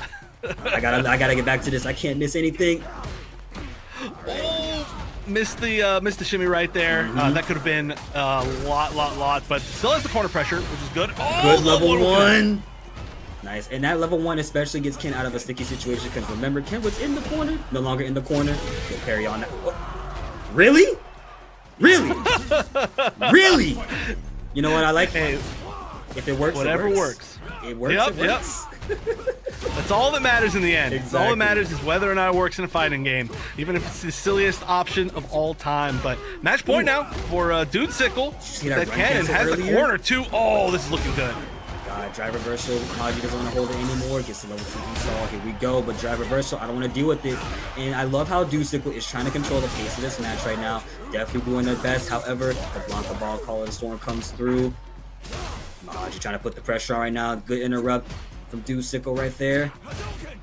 Nice Hadouken. Oh! I think this is what Haji wants right now. Careful. Oh, he backed off. Interesting choice to back off. I'm not sure if that was worth it. Oh, Ken's back healthy now. Throw. One more chance. Don't mess it up. Don't mess it up. Ooh. One more shot. Good parry on the overhead once again. Dusik was trying to make a crack open, and he gets that throw. And just like very nice. Dusik takes it 3-2 over Mahaji, and is going to be moving further on into our top 8 tonight. And man, what a wonderful match, actually. We've seen 2 back-to-back reverse sweeps, honestly. And if you look at the replays right here, you definitely see that Dusika was just swinging for the fences right here in a good fashion, of course. Gets one drive impact right there into the other wonderful kick loops you'd see right here. Getting the ride on all the feats right there. I'm sure some jury players might like that, but we ain't seeing jury tonight. Thankfully. Yeah, EC our classic jury player, learning hitbox today, so I feel like we would have seen EC in the top 8, good chance, but you know, like I said, this is a great place to try and learn a new controller, right? This is the spot to do it. So we'll see EC back at full strength, if not stronger, with the quote unquote cheat box. Cheat box. Yeah, I'm a levelist player. I get it. I play good stuff here, so I get how it feels, man. And of course, at the end of the day, you know, it doesn't matter what character you play. Every character's got their nonsense and their shenanigans, so it's good to see everyone still coming out here, showing up, of course, and hopefully everybody in the chat is getting those Matcherino codes in there as well. I do hope you're doing that, as we see another replay of the drive stun impact combo right here. And now we're gonna go back into another match right here. Oh, the throw. But as you can see, it was definitely a challenging situation versus Blanca. Yeah, it was. I mean, I'm glad that we got another super close match, and I'm glad that we got a chance to see Mahaji and Dude Sickle. Although I still say, change your name to Mad Hog. You would have won if you're Mad Hog. But big Mad Hog fantasy. Yeah. No, this is those 2 characters that we see a lot here, and it looks like we've got 2 other strong, another strong Blanca. We have so many Blancas here. I don't know why. What is it about Breakout? Because it starts with a B. It's like B Blanca series. That's what they think. I don't know. They're trying to break out the crazy shenanigans, man. That's all I know. Every time I see a Blanca, I'm like, dude, what are you about to pull this time? What do I need to block from you? Is it gonna be look, as a good friend of mine once said, look, high, low, left, right, strike, throw? I don't know. Simple as that, my friend. It's as simple as that. You got to hold that in any game you even play. Tekken does it too sometimes if you know what you're doing. I'm just saying. Crazy. I'm a fan of it. I'm a fan of the wildness. I play a bunch of games that are like busted games, to be 100% honest. I play games like Skullgirls where the mix-ups are you're just not gonna get out of them, basically. So I'm about it. I'm about the Blanca play style. I also really like Blanca because, like I said, I was saying this earlier, before you got on, but I think Blanca's a character that you really get to like express your play style with, whether you're super aggressive or defensive, or you want to do a bunch of Blanca Chan setups. You want to play like in footsies, or there's just like a million different things you can do with that character, and Right. it's because Blanca's pretty good at all of them, to be honest, which is a sign of a good character. But it's cool that we get to see all these different Blancas here at Breakout, and then like see like, oh, if I got to watch this player play without their name on the screen, I would still know that it's Ruffian, you Right. know? Because at the end of the day, everyone who plays their characters has different expressions of how they play. Like, sure, we see the Kens online waking up DPing level 3, all the nonsense shenanigans. But what if you meet a Ken that was actually anti-airing you every time you jumped in? What if you met a Ken that just did run cancel just to see what you were gonna do, and you just decided to say, "Oh, I'm gonna just do level 1 because I think you're gonna do something"? No, it don't work like that, buddy. Let me tell you something right now. Everybody has their own different play styles. It's always nice to try and see what play styles you could even adapt to your own, because at the end of the day, character expression is definitely super important. So I'm glad to see that we had some Blancas here who were, playing pretty differently, of course, like we just seen up there. Honestly, almost forgot the name already. Mahaji, Jesus Christ. I wanted to say Mad Hog too. I really did want to say Mad Hog. Wonder Chef out here got me chefing up the name with him and stuff right now. Get the seasoning out here, my mans. Hey, we got to change the name. I'm sorry, Mahaji. It's such a good name, Mad Hog. I would have used that tag 10 years ago if I got to change it, but no. Still great to see them though for their first time here at Breakout. And also, yeah, you're talking about the Metrino. Shout outs to everybody. I think we have no codes left and a total of 6250, I think, in the prize pool so far. So shout outs to everybody who's donated. We had some big donations from like.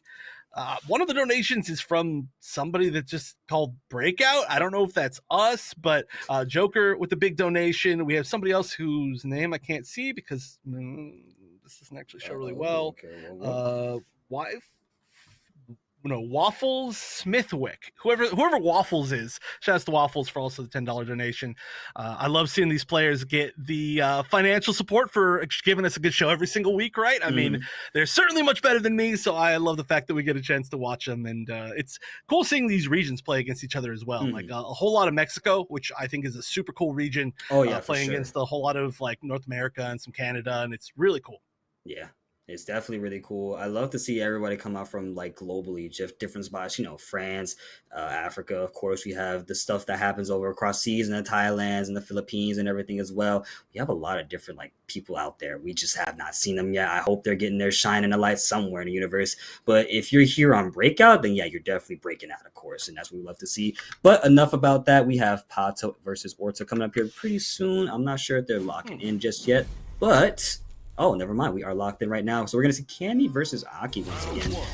This is a matchup that I think is more Cammy favored, as a matter of fact, due to her tools. But we're going to see how Pato played this out, because Pato ain't get here for no reason, Yeah, Pato's aggression, like offense, has been so good. This has been one of my favorite players to watch this week. Probably my favorite player to watch this week. Sorry, no offense to anybody else. I love watching Wall, but of course. Yeah, I've been really loving Aki recently, and this style, Pato's style, has been really amazing. But Orta really woke up in that last set we watched, and they're looking like they're still there. And now Orta is unfortunately in the corner right now, and the precise smash is available to get him out of the corner there. Good parries, and now Pato definitely on the defensive for a little bit, low on the life bar as well, but sitting on a comfortable bit of drive meter, as well as has 1 bar meter to work with, and will also put them in poison state as soon as they use it. Hit him right there, nice. Get the drive reversal off. 1-2. How about the throw? Oh, and the empty jump in, I like that, but just gets hit by wake up jab because it read the empty jump. That was really smart. Oh, nice. Just gets jab back. Unfortunately, and definitely you saw earlier that Orta tried to go for the hooligan side swap into a throw or good anti-air. Nice, just like that. Forget what I was saying apparently, because we are still locking in right now. Nice, gets the 1 hits in. And the best part about Cammy is that you can definitely play patiently, and it gets you very far. Orta making very good use of a lot of those light jabs, of course. Pato gets the throw. No, Orta gets the throw. Oh.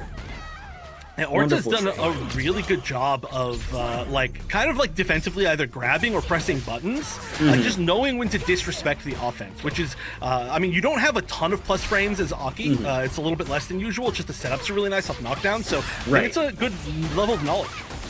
Yeah, it's definitely a good level of knowledge with Aki, and when you have your setups, of course, some people just have to respect it. It's rough right now. Oh, no, Pato's once again going to try to make quick work of Orta right here. Gets the drive rush overhead, and I'm pretty sure that Orta's going to kill right here. Not Orta, Pato. Jesus.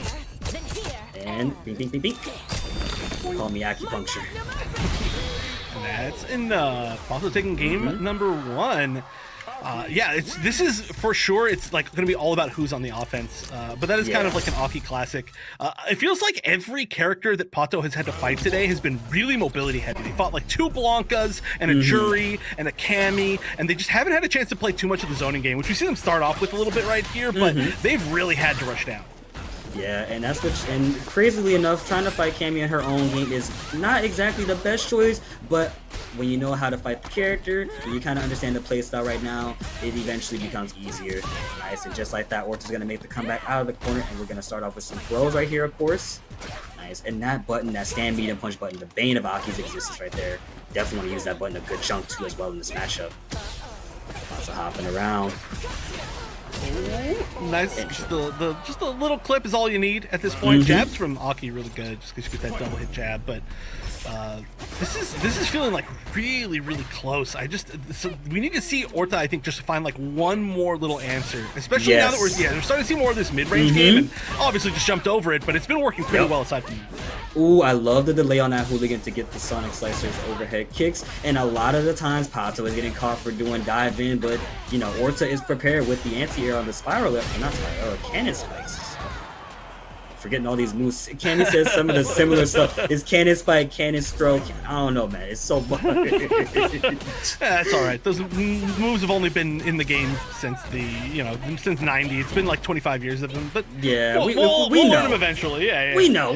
Trust me, we know. Okay. I don't remember any names of any moves, to be 100% honest. I know the inputs, but that's it. All right, level 3 is going to connect. That always looks like it's going to whip after the up whip. But see, again, I don't know the name of the whip, and I play this character. Honestly, I just call it poison whip and leave it at that, my friend. That's the best we could do. Nice. Orta definitely tried to get out the corner, gets the dive kick, of course, and now we're in the spiral level situation. Switches sides. Ooh, and is going to make this hurt into level 3, and that's a GG written all over the screen.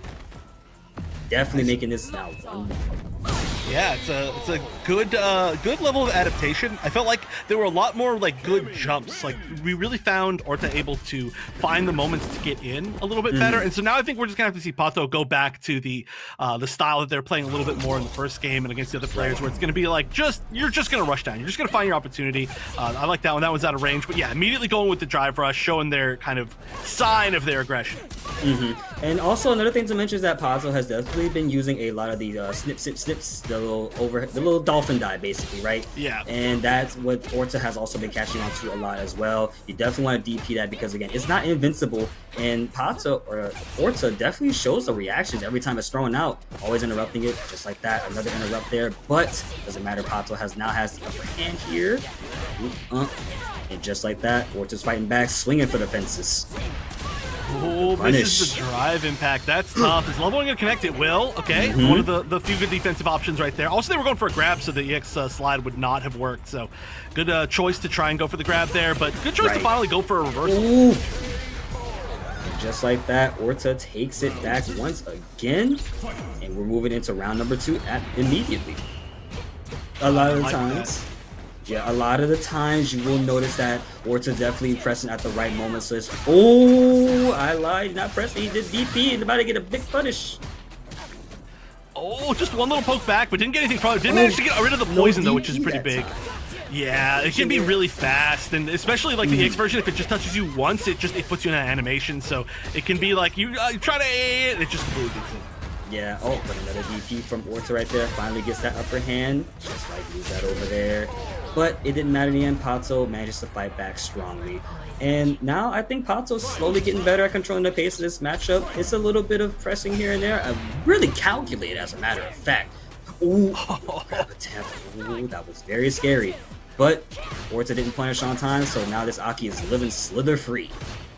Yeah, we saw a lot of the command grab attempts up against EC earlier in the day, and they all worked, but this is the first one since it dropped. But this is something else we saw, a lot of level 1s to end the combos in the corner. It gives you Oki, drive rush, you're poisoned, everything's cool about it. Right, and that was definitely a good block from earlier as well, but now Pato with the upper hand here, of course, goes low out of the empty jump in, the old classic into level 2, and that's death. Oh no, close! I want to say the Sailor Moon quote. Because she does Sailor Moon pose. It's we don't see as much level 2, which is sad because it's really cool looking. Right. Oh, okay. Chance. Dun, Is this dun, the dun, rally? dun, Is dun, this the dun, rally? dun. Oh, I think this is the rally. And just like that, Orta is making their fight back as much as possible. Definitely trying to get out of this situation that they're in. Now they have a close to burnout. Is what I would have said if they didn't wake up Drive Impact. You know, if it works out. It does. That was scary though. That we were really close to that comeback. It was really good decisions as far as things goes for Orta, but just not quite enough. That was a huge deficit to come back from, and you gotta try your best. Obviously, that was close, but I feel like we're gonna go to Game 5 in this set because they are just going back and forth. Literally, that's been these matches the entire night. And honestly, I love it a lot. Good DP from Orta once again, but Pato not trying to have any shenanigans happen, especially not with Cammy. I don't think I want any Cammy shenanigans. The mirror, that's not fun. It's not fun. That's good. Ooh, keeping him locked in that corner right there, and this is what Orta wants right now. Back heavy kick for the dub. And a 7 goal wins. Yeah, we've seen like half of the wins from Orta be like the burnout pose at the end of it. Like they just constantly burn themselves out for this. And, I mean, it makes sense, right? You need that meter, but it's just like funny. They're just like constantly seeing that. Yeah, and that's the thing. When you get your drive meter, it's like you want to use it a lot, but at the same time, you also want to manage that meter at the same time. You don't want to just constantly be using it a lot of the times. And I think that's the thing a lot of Cammy players tend to do, but they have to use it very well. So once they're burned out, they have to rely on their own fundamentals. Pato getting out this corner right here, putting this mid screen again. Oh, gets the command throw. That's it. That's enough. And now match point for Pato. All right, let's see if Pato can slither out another victory and move on forward from quarterfinals. Words, if I can find them. Yeah, it's. I mean, Pato's been really impressive today, but they're looking like they want to stay impressive. Look at this corner pressure, level 1 ender, back into the poison, all this damage. No driver stage though. Ooh. And this is not that just yet. Oh, wait. I lied. Sailor Moon. That's crazy. They heard you. They heard you. They wanted that to kill. So they're like, let's take 2. That was like an Aki Twitter clip round, though. It was like, okay, here's my first huge combo, full maximum damage in the corner into level 1 to repoison them, and then I get one more opening. I bait one thing, and then it's like, okay, full gauge into level 2, and then we're burning ourselves out for it. We're killing in 2 exchanges. That's the scary Aki. Sometimes Aki turns into Marisa. You know, if you have enough like resources and they're poisoned. But that was a beautiful round, and Otto still remaining one of my favorite players that we've had in Breakout Series ever. Of course, and now, noticing Orta on the screen here, honestly, Orta is not one of my favorite Cammy players. So, hey, your favorite Aki player versus my favorite Cammy player. I see you won this time, my friend Chef, but next time we're going to cook up something better. You know what I'm saying here? But at the end of the day, both players showed their stuff. They did their best, and I think both of them did a wonderful job at the end of the day. And I hope everyone in chat is also enjoying that as well, because there's some wonderful matches we got going on. Some of these are going to Game 5, Yeah. It's a lot of matches. Yeah, and I do gotta say too, Orta was I think this was like a day where if they were playing at the beginning of the day, like they were playing at the end of the day, things could be very different. It just seemed like, I don't know, maybe they just needed to warm up, or they needed to get some confidence in the bracket or something, because by the end of the day, I mean, they're literally going toe to toe with the best players that we have in this bracket. And the start of the day, it was just like a little bit of like a slow start. So I really hope we get a chance to see them again as well, and just one of those days where they do get to start off. They've also had a really tough bracket, a ridiculously tough bracket. So congrats to them. I believe with their first showing here, maybe I think it's their first time here, or at the very minimum I believe it's the first time in top 8. I don't know though, I missed a bunch of weeks last week or this month, so congrats to them. And Pato, we don't need to say congrats to yet because they're moving forward. Yep, already moving on forward in this bracket. And again, of course, I hope everyone in chat is also having a wonderful night. You're here, you're stuck here, you better be stuck here with me all night, because guess what, I'm giving y'all, we're not even me, we're all giving y'all some good matches. Thanks to Breakout Entertainment, of course. Thank you, Wonder Chef, for being here, of course, my friend. And thanks to everybody in chat. And I hope those matcherinos are still coming in there, of course. They got to be coming in because, why would I not have them come in? I want to see some more support. You know what I'm saying? Got to see some of that pop up. Yep. We'll say in the meantime, while we're getting ready for our next match, shout outs to, of course, all of our sponsors. We have One Shot Energy, which I'm personally a big fan of, although I still need to try their chews, but alone their throat lozenges are sick. Mad Cats, thanks to Mad Cats, which I use their sticks for a long time. Now I play leverless, so I can't, but still, regardless, shout out Give to me a Mad Cats Cat's leverless stick. Yeah, I'm surprised they haven't made one, to be honest. It kind of feels like everybody in the universe has made one at this point. Like basically. Yeah, like Horror made one, right? And then the Snack Razer Box has one, and yeah, I use Snack Box personally. I'm a big Snack Box fan. You have yours too, dude. I gotta show mine off. Actually, as a matter of fact, hold up, wait a second. See, mine, I've got a bunch of stickers on it, but unfortunately, they're all starting to fade away. I got my Idle Showdown, one of my favorite games. Yes, sir. Oh yeah, you got the art. You got the Fool Moko on there. Yes, you got, sir. I love these characters so much.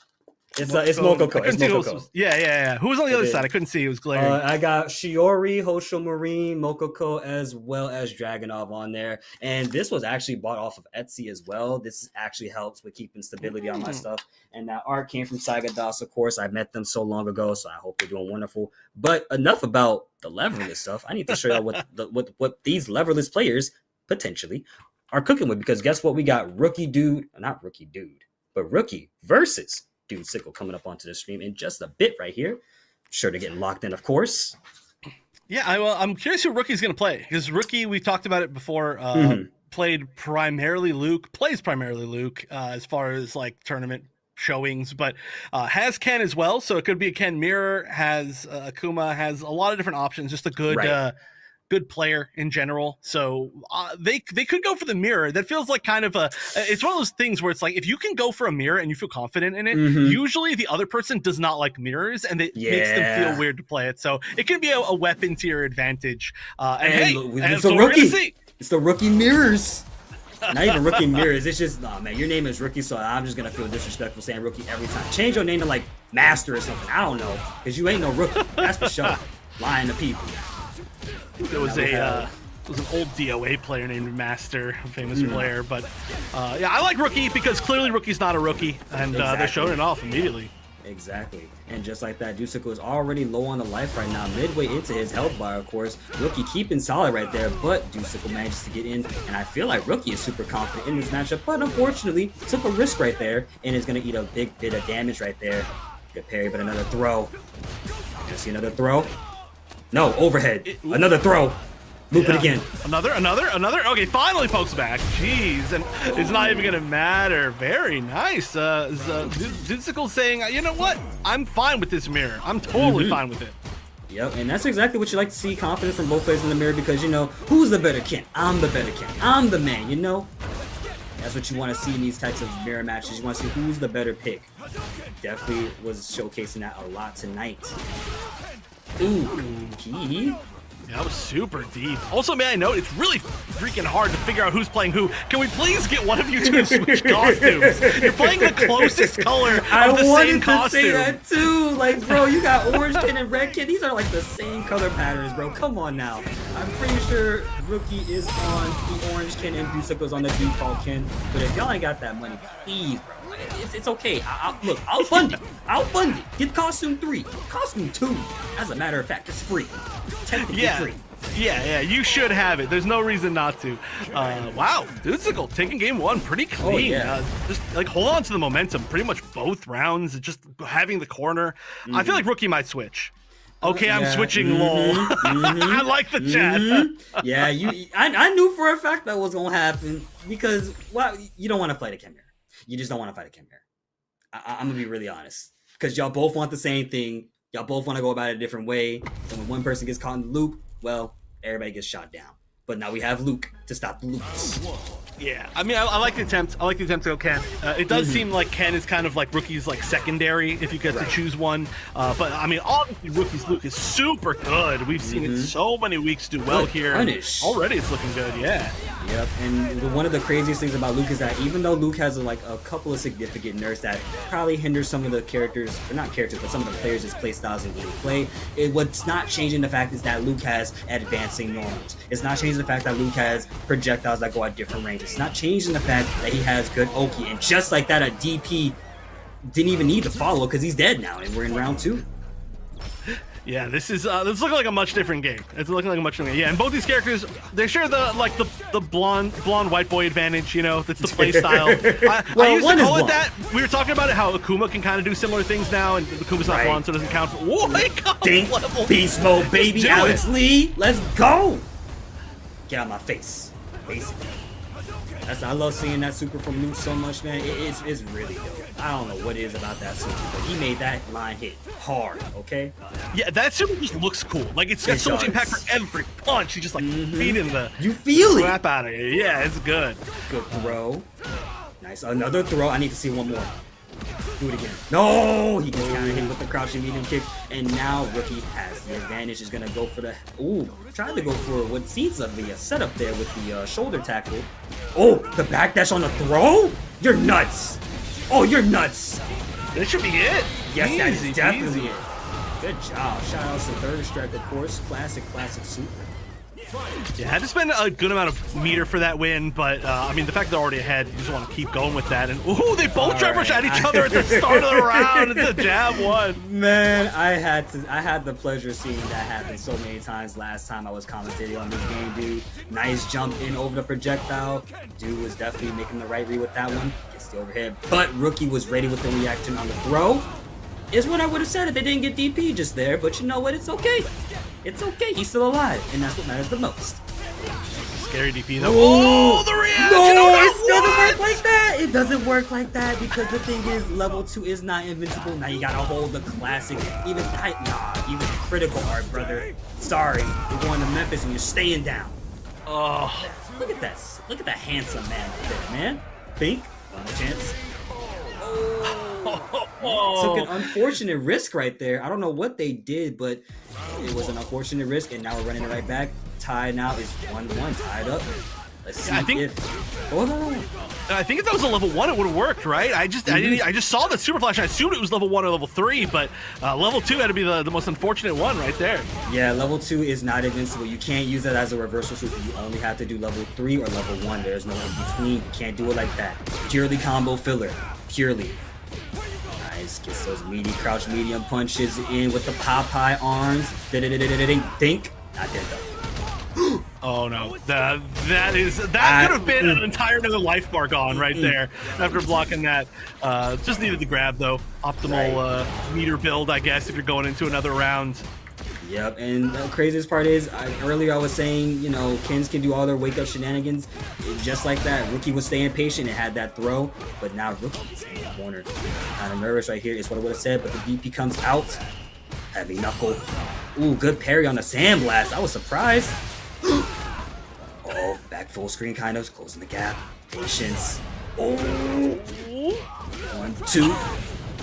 Puts him close to the corner. Good parry. Oh! Perfect. Spinning bar? Nope. Gonna hold on to that one bar. I mean, it's been working really well as a reversal, and of course you can punch fireballs and stuff with it, but not gonna need it. Nice. Rookie going up 2-1. Rookie ain't no rookie. He got 2 on the board right there. And then you see, that's the thing with Luke. Luke can get such a pressure crazy, like just not even pressure, just crazy offense started in the midst of like any chance you give him. But Deucicle with the switch apparently. Going to Akuma. I wonder what the idea behind that is. Maybe the idea is that Akuma is Akuma, so it's always going to be a good choice. No, we were saying there are a lot of players that play Luke, Akuma, and Ken for whatever reason. It just tends to be kind of like a trio that people like. Those like sort of Shotos. So we know actually that the Rookie does the same thing. So I mean, hey, this could be good. A lot of air control is going to be necessary to deal with this. I think it's definitely going to be, that's definitely very, very true. Not to mention Akuma has Demon Flip, and he has a couple of options out of Demon Flip. It's including some of the grabs he has, just regular grabs too, and Shungoku Satsu, as well as Demon Teleport command grab as well. Can't even break that. Nice, gets the drive impact. Perfect. Sets him up. Oh, good reaction. Yep. Oh, the perfect parry return though, and that's going to be able to steal back the corner. And that's exactly what they need right now, going back into this mid-screen territory right here, which is where Akuma loves to play around with these fireballs and fake out demons. But now Rookie has to think, how do I get in? That will be a nice advantage. Like, you win the zoning game here. Oh, no. GG, that's going to hurt so bad. Yeah, for sure. It's good though. I mean, Rookie's having to panic a little bit more in the neutral game at that mid-range where the fireballs are. It's not going to be just like free sandblast wins, and it's changed up everything. And just like that perfect parry is exactly what Rookie needed. Heavy on the shoulder right there. Ooh, another perfect parry, but no dice. Oh, good whip punish. And I think Dusicle wanted to get an attempt to fight back because he knew something was going to go wrong, but that all led into Rookie's advantage right here. Now you got to hold the coolest super in the game, one of my favorites. Good break on that ball. Wake up. Ooh, I thought that was going to connect. Crouch medium punch is barely not. We don't get to be close to a double burnout, although Dusicle building back fast. Yeah, and Rookie right now in burnout, trying to keep Akuma out of their face. Look at the spam and the sandblast. Pocket sand. That King of the Hill reference go crazy, man. It's the scary thing though is against Akuma, you got the multi-fireball, it's not always going to work. It does manage to get a burnout though. Now Rookie's got a huge life advantage. Huge drive advantage as well with the DP. Closes out round number 2, moving us into round number 3. And match point for Rookie. Needs one more win to move forward. And you notice how both of those players definitely started off with drive rush there earlier, but now Dusicle has the upper hand, gets a second throw in there. Go for another one. Oh, it whiffs. Unfortunate. Now Rookie has the upper hand right here. What's it gonna be, Chef? I'm a little scared. I don't know. He's got to worry about one more drive rush, and you're kind of out of gauge, so you got to make one really good call. Yep. And just like that, Rookie is unfortunately getting thrown and loses a bit of that drive as well. But a good quick time throw is what's going to save their life. But the perfect parry, and this is what oh, what? There's no way. There's just no way. Going for it. It's Kuma. It's Kuma. Is it enough? No, not quite. Still one hit away, but if it did put into burnout, you're basically done. Oh! It don't work like that, boy. Get your butt out of here. Oh, it was a good attempt. You had to try that there. There was nothing else you could basically do at that point in time. But Rookie rated. Rookie made the right call, and Rookie was like, "Yeah, I'm the one who's gonna reverse level 3. You gotta deal with me. You can't beat me in my own game for sure." I don't even think Rookie was even expecting that to come out like that, but it happened, and guess what? I mean, whether it was calculated, whether he mashed it, either way, at the end of the day, you got hit, and well, tides turn. The battle will change. And honestly, coming off of the Ken mirror match, I think that Luke pick was definitely the best bet for him because he looked much more comfortable with Luke, able to control the space much more better, had Dusicle on the ropes plenty of times, and had so many near misses or so many near moments where he just reacted perfectly. And hey, it took him this far. He's going to keep going this far. I want to see more of that Luke because, hey, I don't know what you was doing in that lab, but brother, you was cooking up something crazy. I got the chef right here. Yeah, I mean, hey, Rookie's Luke has been, again, it's a funny name because it's super much a lying name, not a rookie at all, but Rookie's Luke has been significantly successful, I would say, over the course of the Breakout series so far, getting like top 3s, top 2s, second place in our very first ever event, and then just constantly getting top 8. So they're kind of our only Luke player left. We had a few more Luke players before, but it's mostly just them now. It's still repping the character super well. Right, they saw them, man. They saw them changes on Luke and was just like, I don't think I want to play this character anymore. No, you should have kept playing Luke because guess what? Rookie just won 3-1 over Dusicle. And with that being said, of course, Chef, that match was wonderful. Are you trying to see Rookie win? You trying to see Rookie win with that Luke play? I'd love to see Rookie win. Rookie's been, like I said, really successful, but like never so far our champion, right? We've seen a lot of times that like 2 people, Ruffians won 3 times, and then Easy's won 2. So that's a total 5 wins amongst 2 people. But then we've had kind of like a neat spread otherwise aside from that. And Rookie's just been right there, right outside of the win. We've had a few players like that, like Tyson's been like that, and Rookie's been like that, and Zombie's been like that. But we are, I think, eventually going to see everybody win one. And Rookie's kind of due at this point because he's just constantly getting super close, just not quite there. Yeah, pretty much. It's some of those close misses, as long as you go back in your replays and just definitely check out what it is that you miss, it all becomes easy. You can like just put the blocks together, kind of like Tetris, it all falls in place at the end of the day. So that's what we're really looking for right there. And, it's pretty much what gets in the dub. And coming up soon here, we have winners finals popping up soon. Once again, thank y'all all so much for coming out tonight, watching the stream. Hopefully y'all are impressed with what we're having cooking up right here. I'm sure staff is listening to us right now is just like, yo, what is this man saying on the mic? Probably not. I just wanted to have a reason to say I'm watching y'all like y'all watching me, man. I love everybody here. Glad to be here. As a matter of fact, especially with you, Chef, makes me feel at home almost. Like I'm right where I belong almost, man. No, we're glad to have you, and it's a good week to do it too, because we got a really sick top 8, and like the top 4 is even better, because like rookie we just saw is gonna go up against Pato, who's been playing amazingly of their first time here at Breakout Series, but to see who's gonna meet the winner of that match, we're gonna have to see the loser of this match is Jimmy DR versus Ruffian, 2 of our previous champions and 2 heavy hitters. Yep, definitely heavy hitters. Now, Marissa is one of those characters that takes a bit time to start up, but she is no slouch, of course. When she gets her pressure started, it is what she wants to have happen at all given times right now, of course. But Ruffian, being a Ruffian that he is, no HoloLive reference, by the way, just like that, 7 wonderful silver letters just appeared on the screen and flashed away just like that. Yeah, that was quick. That was no time to start anything for Jimmy. And usually Ruffian plays a little bit, I want to say, like, safer, but as soon as Ruffian gets a hit, it's just momentum. That's what we saw. But we can say the opposite right here for Jimmy. Right, and this is exactly what Marissa wants to have right now. The thing with Marissa is she's slow to start. You gotta get some of those slow buttons out of the way and try to make stuff work. Ruffian understands this matchup pretty well because it's Marissa. You know, unless she's doing stuff like Gladius and getting in your face, man, it's raps. Just one throw off, and we're gonna see another throw. Am I gonna see another throw? Or is it gonna be Blanca-chan? No, I'm gonna see another throw. Taking a bite out of crime. Chef, please get him out of the kitchen. God. Ruffian's a grappler. Oh, the one time! No, that's so mean. That's so, just at that point, just take all the throws. You don't want to get out red like that. Jeez. Ruffian, seriously, I've said it before.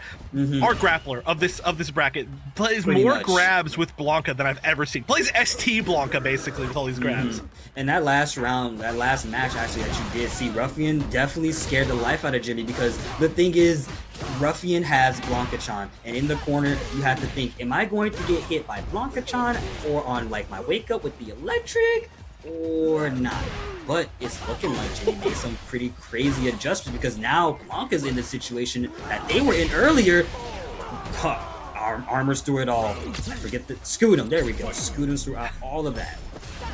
Yeah, I always forget the names of all of her moves as well. There's Phalanx and Gut'em and I don't know. I'll remember them all at some point in my life. Probably not, but hey, it is already, what it is, man. Yep, already back in the corner, so we don't get to see any of those moves. Ooh, good whip punch with the crouch medium punch, and this is what Jimmy wants. Gonna set him up for failure with the jump light kick. One more time. Nice. Kind of backing off right there. Once again. And the best part about that stance is that once you get a knockdown off of the armor, you have to guess, am I going to do the overhead, the low, or hit the command grab? But I don't need neither, because you're dead, and I'm tying it up 1-1. Can I just say, Ruffian just pressed a button in one of the most minus situations you could possibly be in this game. It was like the fully charged back heavy punch from Jimmy, from Marissa, and it's just like, oh yeah, I'm just gonna press a button. But then they got the trade, which is even better. So yeah, that was very ballsy from Ruffian. Yeah, hey, look, he's a Ruffian. He's gotta be a little Ruffian, and sometimes you gotta take a risk and see what happens. But it's just that was the wrong choice right there. However, Ruffian has the advantage. Marissa in Burnout. This is what they want. Are you gonna throw out the Blanca doll? Nope. I don't need it. Break that throw. Good anti-air. Patience. You don't want to make too many mistakes. Ooh! Socked him right in the jaw. Oh, two! That's what Marissa wants to do. Telling you, man. Oh, Jimmy's got the reads right now. This is looking like a totally different game. Get all the whiff punishes, getting all the reads with the armor, everything. Look at this, even just anti-aired with like 4 roundhouse, or not 4 roundhouse, of course. Oh, you are insane, my friend. I love the punish with the JHP crouch as well. Oh, I forget the actual, but it's got a heavy punch in the air. That's what it really is. Ooh, okay, going right into level 3. Ruffian knows that they are at basically death's door here. So this is going to get the burnout. This is going to get it's CA as well, not just level 3. And it gets kind of Oki, which is going to sort of connect. Did you see that button clip Jimmy out of the sky as he tried to jump back out? Now this is a very scary situation right here. Ruffian can activate that Blanca doll at any given point. He's trying to keep that screen available for him, but Jimmy is gonna back out and slowly build up on that drive gauge. But players are going to want to life bar right now. It's looking like Jimmy's in perfect shape. Gets the punish. Oh, plus. Jimmy's gonna make it 2-1. Very nice. Yeah, that was, I think you can wait a little bit longer and get a ground punish on that, but didn't really want to take that chance and did get the air reset, but just guaranteed at least plus frames after it. And Jimmy just feels like taking control of this entire match so well. Yeah, and that's the thing. Marissa's charge Gladius is definitely one of her strong points about this character. That's what makes her scary enough to approach in the first place, because one mistimed move and bam, you're going to be losing a lot of life. But it looks like there was a mistimed move from Jimmy because now Ruffian has the upper hand here. Gonna take another bite out of Crime, of course. Ooh, break it off. I don't want it no more. Not that tasty. Neutral jump's so good against Marissa, and that was like perfectly timed and spaced. And now, yep, command grab, and Blanca Chan's running away.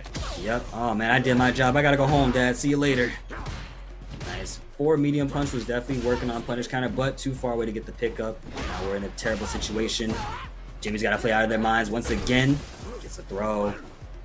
And Jimmy doesn't want to make any crazy mistakes right now. Definitely just kind of playing patient, kind of see where Ruffian is at. He knows he's got the life lead. He knows he's got that drive meter. That's a lot of patience. That's a lot of patience from Jimmy. I'm surprised. Walking back, waiting, but now you've got no gauge. You're burnt out. You got no life, but oh no, you're like one hit away from the kill here. That's scary. Ooh, no attempt on a punish from the drive reversal right there. It is possible for Marissa to do it. It's just a little bit tight. In the end, electrical charge comes through. I'm deployed. Yeah, the Blanca Chan stuff is really Ruffian's signature. It's just what he goes to all the time, and it worked out really well right there. It's really hard for Marissa to challenge it from like the mid screen from far range, so you can almost use it like zoning. Yeah, and Gladius is definitely where that comes into play at. Nice, gets the throw. Took a risk right there because they got hit, unfortunately. Now you got to hold a nice little movie star Blanca combo. It's grab. Blanca Chan said, ooh, it wasn't. Ooh. Big damage is already closing that gap in health already. Ooh, you press, what you doing?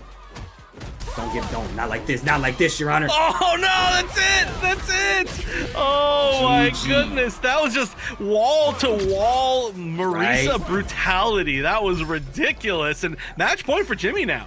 Yep, match point for Jimmy indeed, and guess what? He's sitting on a comfortable 3 bars of meter there too. You better be on the lookout for that, ladies and gentlemen, because guess what? She's gonna get a taste of that love. You're gonna take all of it. Bro, putting Jimmy in the corner right now. Good challenge on that Blanca ball as well. Not hesitating to punish it. Oh, took a risk right there. You're gonna die for it. Not die, but this is a very scary situation, ladies and gentlemen. Punch. Bouncing like a basketball. It super hurts, man. Yeah, and the fact that it puts you into the corner is the worst thing ever. Now look at this, burned out. Wakes up with the level 2 just to get a little bit of like a time to even use it, and gets hit, but not enough. That stun's gonna be hit for sure. No, he gave it up. Not like this. No, I don't think they wanted that. Okay. Okay, that was scary. But Jimmy's gonna take it. And of course, right after I was like, Jimmy takes it for sure. It's just like an immediate combo drop. I feel like that was a little bit of a curse, but that was definitely a curse. Yeah, great stuff from Jimmy though. Is gonna be taking it against our most successful champion here at Breakout. But that was a very, very good set between the two of them. Like I said, 2 heavy hitters, and neither one is really holding anything back. But 2 of our best players, without a doubt. It's not goodbye yet to Ruffian, who's going to be moving down to fight a bunch of other killers in the loser side. Right. And the craziest part enough, I was like literally just looking at the staff. Jimmy has never beaten Ruffian in a Breakout series till now. Yep, change that. I don't know if Jimmy was listening to me, but boy, I got showed back all the way through. Get these Blancas out of here, man. Be the Blanca killer is what I say. And earlier, you did see that air reset in that replay right there. That was definitely what saved Jimmy and definitely gave him the dub. And all this right here up until the unfortunate mishap. Oh, that was not the unfortunate mishap. I lied. This was the unfortunate mishap. Here we go. Oh, no. That was such a scary situation, man. I'd have been scared too. But luckily, the Squidum armor stance came through, and Jimmy is moving on up to the grand section of the scene, my friend. Yeah, really a lot from just being able to play really well from Burnout. Of course, everybody gets people into Burnout, sees they don't have meter, and they're like, I'm going to drive Impact. Surprise. And we saw the fully charged, oh my God, what are they called? The fully charged Gladius. We saw the Scutum. We saw the Charge Punch, and we saw the parry, okay? I'm not going to remember the names, but both of them at really, really good times because Marisa just has some of the best options against that of anybody else in the game. You know, you don't get a lot of Mitos reversals, but if it's just a strike, characters with parries and armor, it's going to work out. It's either strike or it's going to be a throw. And what's crazy enough is that none of those, I didn't even see like not once a single like Superman punch from Marisa at all, which would honestly have been pretty good in Burnout as well. You could do some pretty sneaky stuff with that too. Marissa's got some stuff. Y'all gentlemen need to be careful and stop pressing on Wake Up all the time. But enough about breaking stuff up. We got Rookie versus Pato coming up. Yeah. Now we know that the winner of that match will be playing up against Ruffian. So I think all three from Mexico, I do believe, which is a strong set of representation. Like I said, Mexico really shows up at these tournaments. So huge shout outs to them. They are always on that grind, man. Yeah. I'm from LA, so I'm close, relatively. Closer than any other state, to be honest. If that's the secret of SoCal is that I can drive 2 hours to Mexico, or I can drive 5 hours to another state, basically. But super huge shout outs to them. I've been loving like basically every player that's been showing up. But I really am curious how this one's going to go. We're going to have Pato, like you said, against Rookie. Winner of that goes against Ruffian. Pato's been, again, their first showing today has been so good. They've been killing it. But Rookie, ironically, kind of like one of the biggest veterans of the Breakout series. And their defense has usually been really, really good as well, which is going to be big because Pato's been winning a lot based on just like looping Oki and just finding all these little hits and pressure. Just really good offense. If it ain't broke, don't fix it is what I like to say. And Pato was definitely cooking up a lot with that Aki earlier. Love the patience of the pacing of the match. And now he's got to fight a Ken. Let's see how they control that. Look at those faces. I love them. Yeah, we are going to see the Ken instead of the Luke, which is, I think, again, this might be a situation where if it doesn't work out, we just see a switch back to Luke, but it's an attempt. And great place to learn. Even if you're already a top player, great place to try your secondaries, try out new strategies, stuff like that. Drive impact. Okay, good read. That was definitely a good read because, again, Ken's stand medium kick is not the same as his old stand medium kicks in previous games. I want to say, could be wrong. Correct me if I'm wrong, of course. Don't mind it. Just like that. Oh, no, you can't drive impact through that, buddy. Multiple hits, and now you're stuck in a poison state. But at level 1, I ain't got no other options. Is what I'm going to go for. Now, Pato does have the upper hand right here. Still got a good, comfortable bit of drive. And is he going to go for the cheese tactics right here? Not going to happen because he's going to throw him into the other side of the corner here. Careful. Good blocks. Oh! Yeah. Oh, that's going to hurt. That's going to hurt a lot. All the way to the corner. One more mix? Oh, no, one more mix. I got mine. I don't need the... Oh, wait. I lied. I'm sorry. I spoke too soon. Good read. And just like that, takes it round number 1.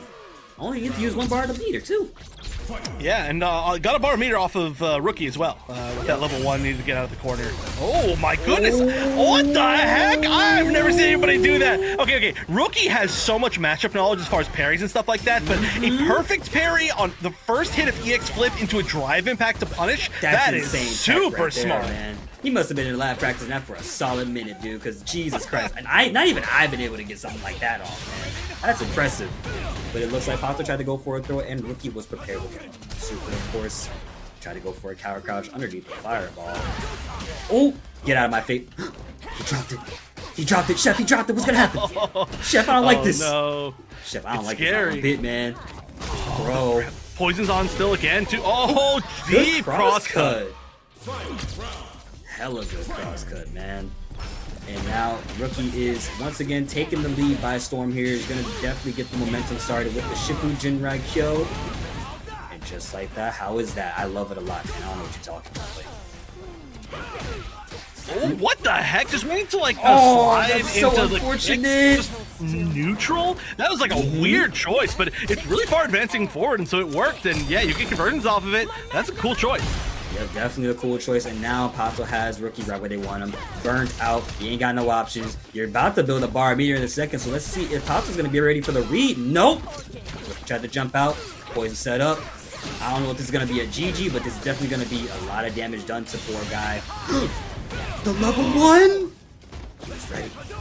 Yeah, I liked it. That was actually kind of scary though, because you can get some projectile like meaty setups which level 1 wouldn't have beaten, but oh my goodness, manages to get past it. Pato taking game number 1. Nice stuff. Yeah, that for sure could have been a kill if there was a meter on board, but Pato had nothing, so they just went for the reset. And that's definitely one of the best choices that he could go for right there. Because again, Pato took the dub. Now we're in match number 2 right here. So something that you'll probably be seeing a lot is that Aki wants to go in, but Ken is also trying to go in. Both of these characters really just want to go. Everybody wants to go. But one of these characters is better about it than the other. And it's looking like Pato is trying to make Aki seem like the better choice here. Gets the throw. Corner. Oh man. Good break on that throw. Nice. Oh! Good press with that crouch medium punch. He's gonna swap sides right there. Ooh, overhead. Good blocks. You're not gonna throw. There's no way. There's just no way. Oh man. Waited until the perfect moment to do the flip as well. Yep. Wasn't enough to kill though. And now Rookie switching the scenarios right here, but Pato's still good on the life bar right now. Doesn't need to make any crazy overexertions. Just gotta watch and see. Oh! Crouch me, the white man normal special. Bink, bink, bink. Hey man, that crouch and medium kick does wonders for the world. It does. It does. Does wonders for Ken players at least. Definitely not for me. Does not do wonders for my my MR online. Good level 1 from Rookie as well, switching the sides once again. Good read from Pato, doing the Dragon Lash punish with a drive impact. And now we have to play a little acupuncture simulator right here. Get some actually, I don't think I want acupuncture from this. This is a little scary. I lied. I don't want that. Kill. Whatever doesn't kill you makes you stronger. I think that's how it works. Usually. Oh, that was a huge risk. Doing the block string with the projectile into the like follow-up. That is super unsafe, but caught a button. It was like the one time you use it in a tournament, and that was the one time that it worked. Right. And now Rookie here has just got to figure out what am I going to do to get in, of course. Got to hold some blocks. Sometimes it's always good to just block it on Street Fighter 2. Nice, good parries on the snips. Gets the throw, and now we're in the corner. Now you got to play my game. I really like that option to use the slide into the kicks as like a get out tool because it goes so far forward. And you know what? This level 1's not going to be so bad because you're also getting out of the corner by being hit by it. So you don't care that much, I think. But DPs through the projectile startup, it seems, because now Pato is on the other end. But the Dragon Lash, I don't think that's how that was supposed to go. That's the second time I've seen y'all like mash super mid. Bro, what are y'all seeing that I'm not seeing, bro? What are y'all seeing that I'm not seeing? I'm seeing Rookie tie things up. That's one thing. And also, you know, I didn't get a chance to talk about it, but Rookie lost the first game and then did not switch back to Luke. So that is obviously a good call because he won immediately with Ken, but that's different than what I thought it was going to be. And yeah, Ken is just one of those characters that you can't go wrong with, and he works out in almost every situation. Good, gets that throw off right there. Trying to keep Pato locked in with some pretty good buttons. Nice, don't you walk up on me. That Stand Fierce is there. Throw. He's gonna go for it again. Good break attempt. But Pato manages to get the upper hand into the level 1. Now you're gonna have another poison dinner once again. Hope you got the stomach hooks. Went into the slide. Just kind of threatening something, but yeah, it gets over. That's huge in the corner. Doesn't have poison though, so it's just gonna get Oki with poison on. But that punish counter right there was exactly what they needed. The perfect parry. Oh, unfortunate. Hate to see it happen, ladies and gents. Down 1 round, but it's okay. You got round 2. So as you can see, ooh. There it is again. Again! Yeah, bro. Do not let that happen. Oh my goodness. I have never seen anybody so good at dealing with that. Literally ever. That's the thing about Rookie. Yes. So smart. Rookie's reactions, even online, are just, I'm sure they're even better offline too, right? But Rookie's reactions have definitely been carrying them a lot, and it's wonderful to see these reactions come out, which also makes the mechanics of drive parry just so wonderful to use and important. Another parry! If this is what they want. Oh, but Pato was ready. Think. Just like that, into the level 2. Got a whole poison once again with a bigger puddle in the middle of the screen. Oh! I didn't think she was gonna be able to block there, but no, me Aki getting neither. out free, yeah. And now you gotta hold another poison setup. Oh man, Pato is cooking right now. No dice. That is super smart because that was basically like a guaranteed checkmate. If you block that, you are burned out, and then you're basically just poisoned to death. And if you did level 1, it's a projectile, so it's gonna go through it. So just all really good stuff. Using the EX projectile right there too, just to make sure. Yep. Nice. Gets the throw off, moving us into another round right here. Oh, projectile enter. I don't know if that was supposed to be the idea, but you know what? You get the damage in. That's what we like to see. Now we see Rookie here. Definitely trying to make some adjustments. Doesn't want to make too many crazy plays right now. Jumps over. Oh, with buttons, but it doesn't matter. Crouching medium kick comes through for the victory. Yeah, a little bit too low. That was really like shades stupidly of low from 5. Yeah. That hit so crazy, man. It was like underground. Good blocks. Oh, dashes up into the throw. Solid drive impact startup. Nice. Going into round number 2 right here. Rookie on the winning side, of course. Pato trying not to make that happen. Good punish counter. Now you're poisoned once again. Oh! Didn't get the full conversion. That could have been a lot because of the poison, but now, yeah, lose that poison, you get hit. You're the one in the corner of the back throw, too. Yup. And now Rookie has the upper hand right here. He's going to make this damage count right. Yes, indeed. Both players low on a life in the same sort of scenario, but someone's burnt out. Let's see how this plays. We've seen a lot of crazy burnout comebacks, shenanigans tonight. Throw number 2. Ooh! Good break. Burnouts don't matter as long as you get the throw loops, basically. But yeah, I think this burnout's gonna end before it matters. Oh no! Didn't get the normal. What was that? That was an unfortunate drop, and we're going to game 5. That's the third. That's like the third game 5 of the night. Actually, I'm pretty sure. It's a lot of them. We're going late tonight for sure. Definitely going late time, but even though it's going super duper late into the night, you know what's crazy? These matches have a lot of momentum behind it. Both of these players have very good momentum. When they get started, they keep it going, and that's what we love to see. That's what's going to make it even faster. Nice, gets the big hits in. Rookie's trying to make sure this one ends fast for sure right now. Just spent a bunch of meter trying to get to the corner. Didn't get the perfect parry that time on the flip, so feeling a lot better. But wow, just wake up grab, it works. Yep, Ayo was indeed what they needed to do right there. Nice. Rookie now in the corner. Gotta hold some anti-pressure right here, and then more poison after poison into another poison. Chef, what recipe did you give him? What recipe did you give him for all those poisons? Poison plus poison plus poison. Oh, look at man grab! There we go. That's the mix. Got to mix with that poison a little bit. And match point for Pato. This is, yeah, if Aki gets you in the corner, starts looping Oki, it is gross. Definitely one of those gross situations. Not everyone loves the poison tactics as well. There are a lot of things with Aki. You just can't go in too super duper hard and get messed up. Rookie's definitely trying to make that count. Gets the low. Good confirm. Oh! Oh no! That's gonna be bad. It was a good attempt, but the wrong side is what I would have said. I got a level 1. I'm switching sides again. That was a reset attempt for the command grab right there, by the way. There's no other reason why you go into Snake Strike unless there was, Snake Slide, unless there was like an attempt that dropped the input, but still gonna get another chance. Oh, good parry attempt from Rookie as well. Try to get another perfect one in there. Now Pato and Rookie, same health situation. One's low on a drop. No, it whipped. That's unfortunate, but it also whipped again. Oh, Pato's got to pull things together. Pato's had like several input errors over the past few rounds, and they are starting to add up to a lot. I mean, great way to start things off, level 3, and that's extra poison as well, but yeah, just got to stay solid. Yeah, and now Rookie is going to be put in a bit of an Oki situation, of course. What's it going to be? Try pushes in and breaks the throw. Wonderful job. Being prepared, but the stand fears comes through once again. I got my own level 3, and I'm bringing that heat. I'm about to cook up that pot. Shinryu Reptile. They just spin out their meter. Everybody back to 0, basically. It's just like a 1v1 with Half-Life, you know? This is how it started off. When we're in final round territory, as a matter of fact, so this is even more scarier. So you've got to use everything that you have.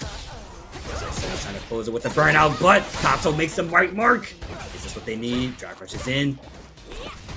Careful, one more chance at this. One more mix, one more guess. And grab. Now you're really low on life. You got one more shot at this. Oh, good break on the throw. This is so scary for Rookie. Oh! One more chance. Oh, both players in burnout right now, but someone's got a bar meter. Block the projectile, backing away. Rookie doesn't want to make super crazy mistakes. Heavy Dragon Lash plus. Can't mash out of that. Oh! The jump heavy punch. So many people have tried to anti that jump heavy punch, but it's got a great hitbox. It's so good. And So in Burnout, good, you're not man. going to have like an EX option, or there really wasn't that much. It had to be basically like a normal or DP. It looked like it was a normal, a little slow maybe. What a way to close it out with both players in Burnout. But that was an awesome set. Definitely an awesome set. And what's crazy enough is that I definitely think there was a slow button used in that last match we just seen happen up on the screen there. What really would be an option is just always go for your DP. It's never a bad choice. And hey, if it trades, at least you're not taking a whole bunch of damage, right? But we saw Rookie definitely trying to make their mark, definitely put it up to the final round scenario. But it was just Pato who overcame him with wonderful patience, wonderful tactics, and just incredible hockey gameplay, of course.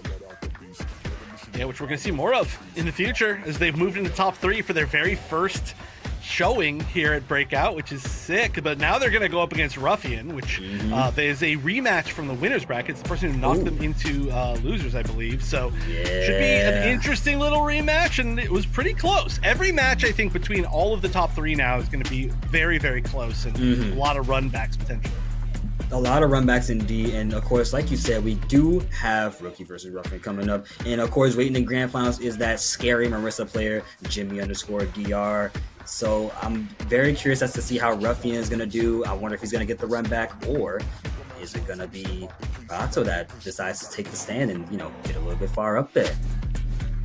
Yeah, it's going to be a close one, I feel, again, for sure. Like I said, this is a rematch of winners semifinals, I think it was. I don't remember that far back in the bracket. That was forever ago. We've had a really long day today. A lot of game 5s, a lot of game 3s within the earlier part of the bracket.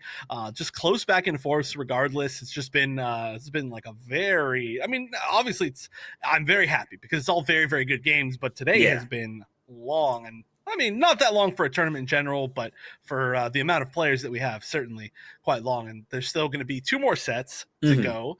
And I can't even shout out the Matcherino now. So the fact that we had all these great games and everybody just completely finished out the Matcherino. I mean, hey, you can still use the Matcherino and donate money manually, but all the codes are gone. So shout out to everybody who submitted one of those. I know I definitely claimed the code on there too. So I was definitely throwing in my own 2 cents, whatever I had to spare. I definitely did something. I know for a fact that I did.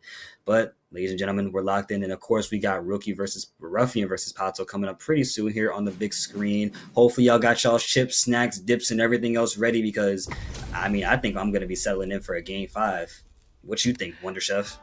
I think that is just about as likely as all the other game 5s that we've had, but I think it went to game 4 the previous time they fought. I don't remember. Regardless, good start from Ruffian. Does not want to let it go to even game 4 at all. Ruffian here is definitely trying to get to that bed as soon as possible. My man probably got to go to work tomorrow, as a matter of fact. He's a salary man, bro. He's got to make the money. But hopefully these players are going to be making money pretty soon, because, hey, these are some wonderful players here. I say keep an eye on everybody, because you will be seeing their names more and more and more as we see Pato on the offensive right now. Wonder Chef, you gotta let me know, man. What's Sasaki cooking again? Poison. It's always poison. Love the Oki. Love the Oki from the level 1. But drive rush and a drive rush. That's gonna hurt really bad. Level 2. I don't know if there was some way to get a kill with the level 2 right there, but it seems that Ruffian did not think so. So just leaving it to one more mix. Is definitely, you don't definitely want to take risks that you don't need, because guess what? Ruffian only needs the level 2 install to put a little bit of scare. However, Pato takes it with the clean 1-2s. And it's a round number 2 as a matter of fact. Let's see how they started off. Ooh, crazy trade. It's in Ruffian's favor right now. Oh my goodness. Nice. Oh, this is everything. They get the setup, they get the mix up, they get the command grab. You can't even jump back. I told you I'm not shaking no more hands with you Blanca players, man. I'm mad. Oh, the drive back didn't go far enough. That's rough. Sometimes it catches it, like in the air, but I think Aki's drive impact is kind of like a weirdly bad hitbox for that, so it's just one of those things. Yeah, and definitely, honestly, just trying to drive impact Blanca ball in general is just not a very good thing to go for. Yeah, it's not going to give you any benefit whatsoever. Now we're going to see Ruffian once again holding the mix. Oh, tried to go back for EX Blanca Ball, but Pato pretty aware and was able to make the right adjustments. But now we see Ruffian fighting back out the corner, trying to make himself go further into the bracket. Pato not having it though. There. I think that if this doesn't kill, it's basically checkmate anyway. No, that's but dead. I think it might just kill, right? Oh wait, no, it's not. Not quite. It was super scaled, but yeah, there's not a lot you can do right there. You're basically forced to jump over that ball, sorry, the projectile, and then you get anti-aired in like one of 6 different ways. Otherwise, you just die. So I think Ruffian maybe knew that, tried for something, and is just like, oh, it's not working. I think what everyone was hoping for as well was that the poison was gonna be able to add up eventually close enough to a kill. I even thought it wasn't a kill, but as you can clearly see, I was completely wrong. So here we are. Good anti-air with the stand heavy kick from Pato, but just prepared. Good whip punish from Ruffian once again, trying to keep the pocket locked in as much as possible. But a wonderful jump back. We've seen every Oki situation be the same, interestingly, from Pato. Pato does every knockdown in a drive rush forward. I mean, not that it's not working, but I would love to see just some mix-ups with it. I mean, there's some nice safe jumps that work very well against Blanca. Right, and that was definitely good awareness from Pato. Didn't want to get too greedy with their punish on the slide there because Blanca-chan was there running up on him like a maniac. And just like that maniac Blanca-chan, Ruffian is also taking the dub and moving us into round number 2. I like the check. Oh, just taking the chance to pressure after blocking the EX Blanca Ball. Drive rush forward. Oh, there we go. Awkward. What's the conversion? Oh, just goes for a reset. I like it. Yep, that's exactly what you need right now. You got him in the mix because now they're going to get their drive meter soon if you drop this combo. But I don't think you're going to drop it because guess what, man? Command grab. Just like that. Just going to, just get a little grab in there. Another is I love Pato's usage of the command grabs and like It's resets really and like just all the ways that they use it. It's hard to use because it's such a slow startup and your opponent has to respect you, but they're making them happen. It's perfect.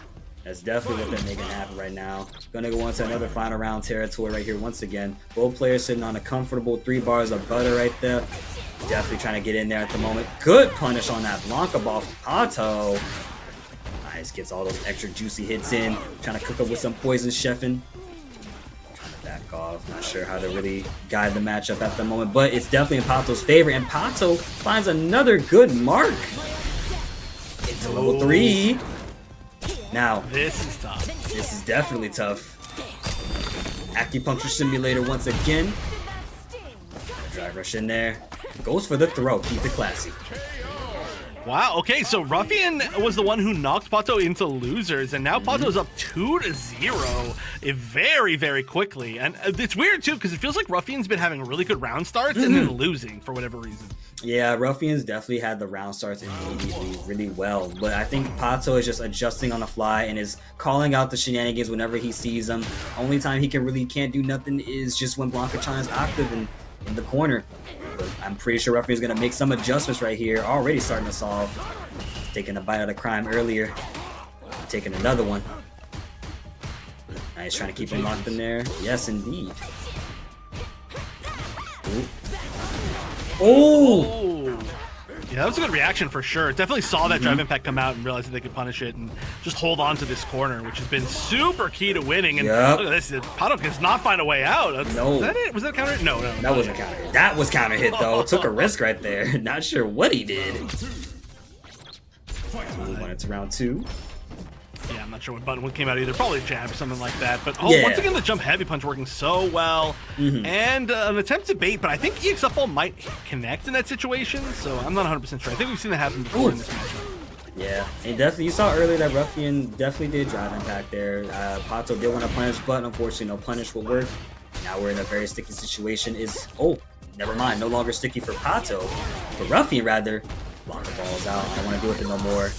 And now we got the uninstall coming out right now.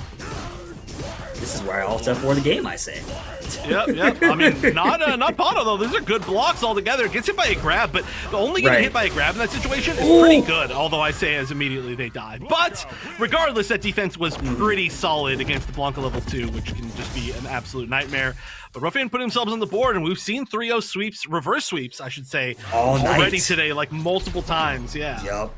And both of these players, the best part about these players is that you're going to be witnessing a good couple of high-level play, high-level interesting situations here, some reaction checks and everything else as well.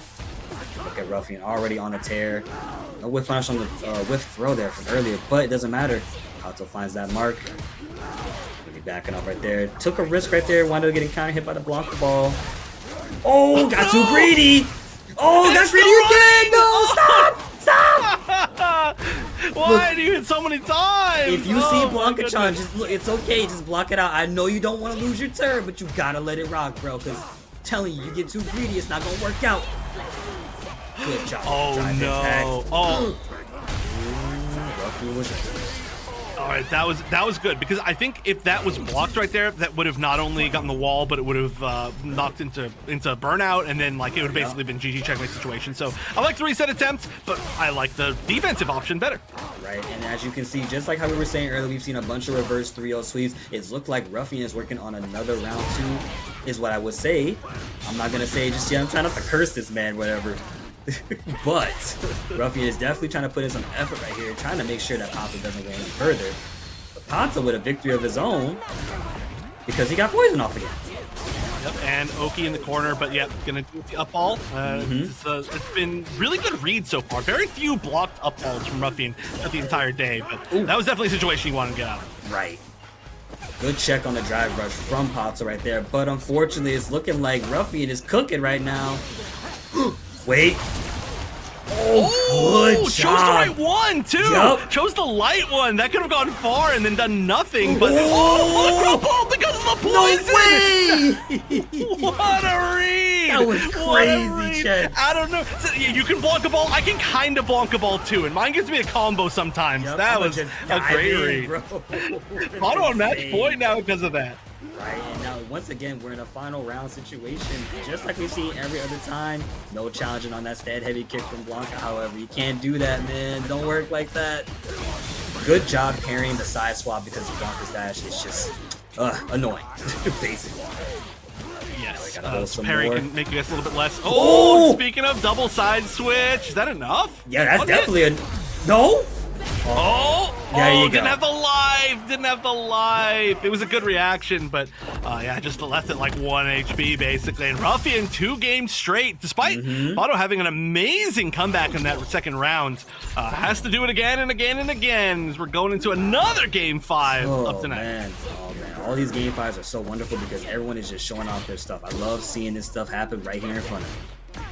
Nice, already starting us off strong here. Pato, unfortunately, gotta be on the defensive side after this good combo right here. Good break on that throw, but you're not going out. Oh, didn't hit the meaty. It's unfortunate. You lose a lot of pressure because of that. Blanca-chan disappearing, and now you're poisoned in the corner. Yep. Everything could have been different. Ooh, but good whiff punish on the throw from Ruffian by Pato. Nice, gets another punish kind of throw, and that's good because Blanca is lower, and now in burnout. Just talk about the driving right there. Look at him. Look at that Blanca tie. It's so goofy. It is goofy. That was a lot. Oh, good one to get out of there. I like it.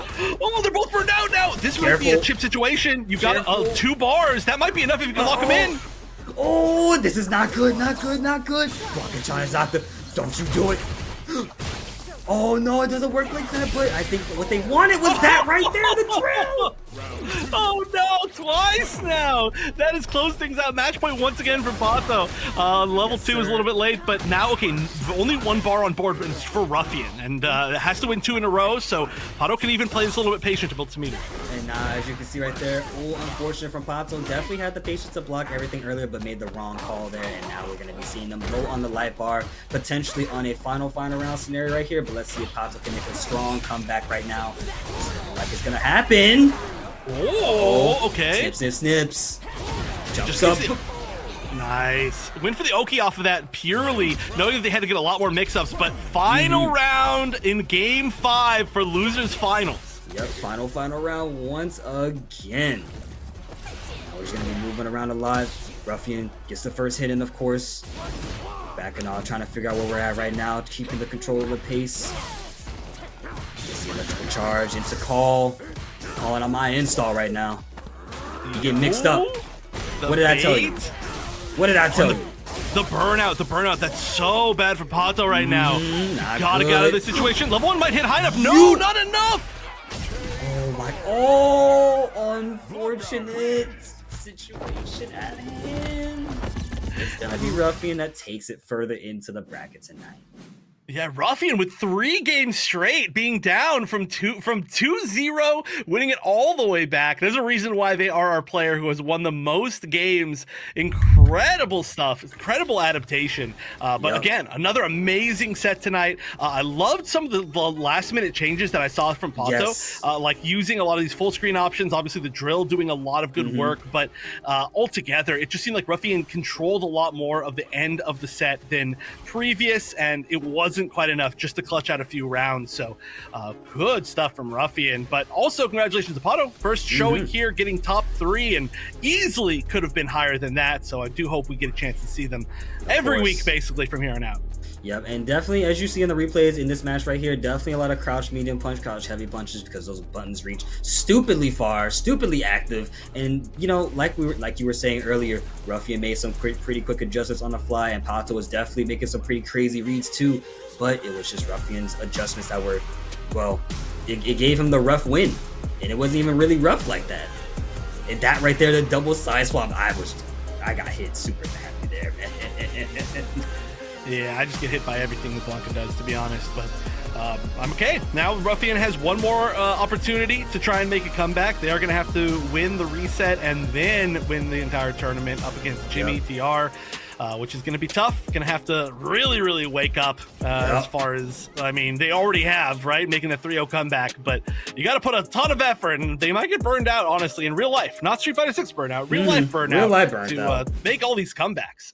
All that burning out stuff, man, it's making me a little bit hungry right now. I can't even lie right now. I'm burnt out too from watching y'all take it to game 5. And y'all making me like, I ain't got nothing to enjoy this with. I'm like watching a movie right now, dude. It's like watching a movie. It's like such a back and forth situation. It's the hero versus the villain type of thing. You know what I'm saying, dude?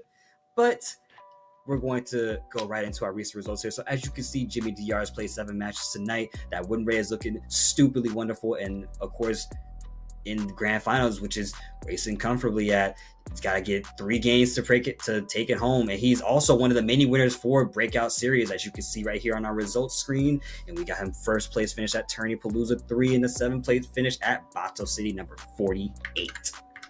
Yeah, Jimmy, a good player. I think Jimmy was, I could be wrong. Sorry, somebody correct me if I'm wrong here, but I'm pretty sure Jimmy was a really good player in Street Fighter 5 as well.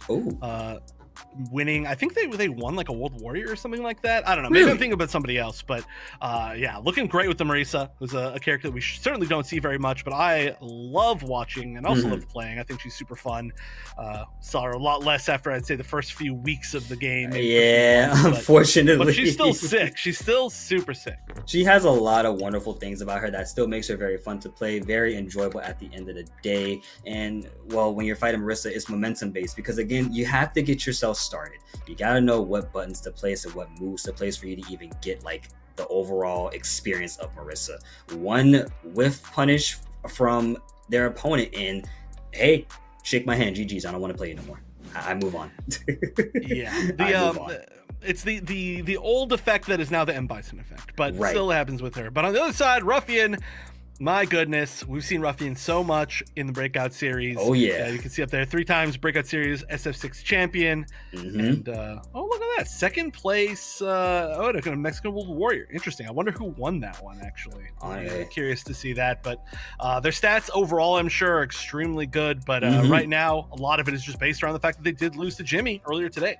Yeah, and of course, you got to remember that Ruffian won 3 weeks straight of Breakout Series, of course. As you can see, 13 matches played, won 7 matches, and he's got 9 first to match point situations. And like you said, the results, he got 2nd place at the Mexican Match World Warrior Series, dude. You need to be on the lookout for this man. You know what I'm saying? Yeah, I think actually the thing that ended Ruffian's streak, I could be wrong for this as well, but I'm pretty sure that the thing that ended Ruffian's streak was he signed up too late for a week. And that's, I think, the only reason why it's not 4 in a row. But, you know, it happens to the best of us. The hardest matchup in the entire world of fighting games is registration deadlines pretty much, and I think still nobody knows that matchup very well at No, all. no. Certainly here today, at least. Certainly sign up on time today at the very minimum. We telling people to sign up on time. We post everyone posts updates as to when they're going to open registration, when registration is going to end, and if you're not showing up on time, like literally the moment registration opens, just say, make a mental note. All right, cool. I gotta go register for this pretty soon. I should do it today because if I forget, I'm not gonna be able to play it. And you're online too, so you have to be at home for this, my friend. You can't just go get some food and come back thinking it's sweet. But what else is sweet is the grand final set coming up right here. We got Ruffian on loser side, Jimmy on winner side. Let's see who takes it home for the night. Yeah, it's so funny seeing a player named Jimmy against a bunch of Blanca players with characters' name is Jimmy. Yeah, it's like, wait, you should be playing Blanca. Come on. That's actually insane. I forgot about that lore tip as well, man. Jimmy. I love Blanca. Love Blanca as a character. He's Blanca's great. got a pretty good story too. He's a pretty interesting character, I will say, story-wise. I just hate fighting the guy. That's literally all it is. That is fair. Jimmy, though, I don't know, actually. I was going to say Jimmy doesn't hate fighting Blanca, but maybe Jimmy does. Maybe Jimmy's just really good at it. But right now, definitely hating this matchup a little bit, probably. Yeah, I think everyone has a small hatred for Blanca. I'm not even small. I'm pretty sure it's pretty big, but, to each their own, of course. I'm not speaking for everybody here. And now we see Ruffian trying to get some pressure started, but Jimmy on the offense right now and finds the big hit. I don't think that's death right there, of course, but the Blanca ball is what's going to take the round 1 game. So there was actually, the counter came out right there, but I guess you actually do still take damage from the counter. I didn't really think about that, but yeah, it was a cool attempt and it was the correct read, just didn't have enough life. Yeah, that's the only issue with Marissa's Screwdom stance, of course. You don't have enough life to kink it, you can't really do nothing about it because it definitely would have worked in that situation. Now we see right here, both players in the mid-screen neutral trying to figure out how to get in, but Ruffian lands a throw. He's going to go for another one. Nope. The jump back punch is such a good tool for Marissa and a good call out as well. Don't jump at me ever again. Yeah, I mean, she doesn't have that many other good anti-airs, so you got to get with what you can get. Nice, gets the conversion, drive rush into level 2. But are we going to see the Blanca-chan setup? Yes, we are. Yes, we do. Why would I never see Blanca-chan set? This is the most common one, but Marissa now has the upper hand, putting Ruffian low on a life bar right there. Jumps over the Blanca ball, but Ruffian was ready with a quick button. Jumps back. So many jump backs. Don't want to make any unfortunate mistakes, but that was a very unfortunate one because Ruffian was ready for it with a punish. Just like that, match number 1. Grand final goes to Ruffian on losers.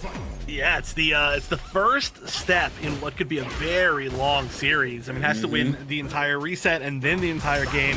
But that's the great first. There's only one way to start it off, and that's winning the first game. Right. Ooh. Oh, there you go. Good use of the scooter right there. And now you're playing Marissa's game. You're in burnout, buddy. Sorry, hate to break it to you. You gotta hold some of this.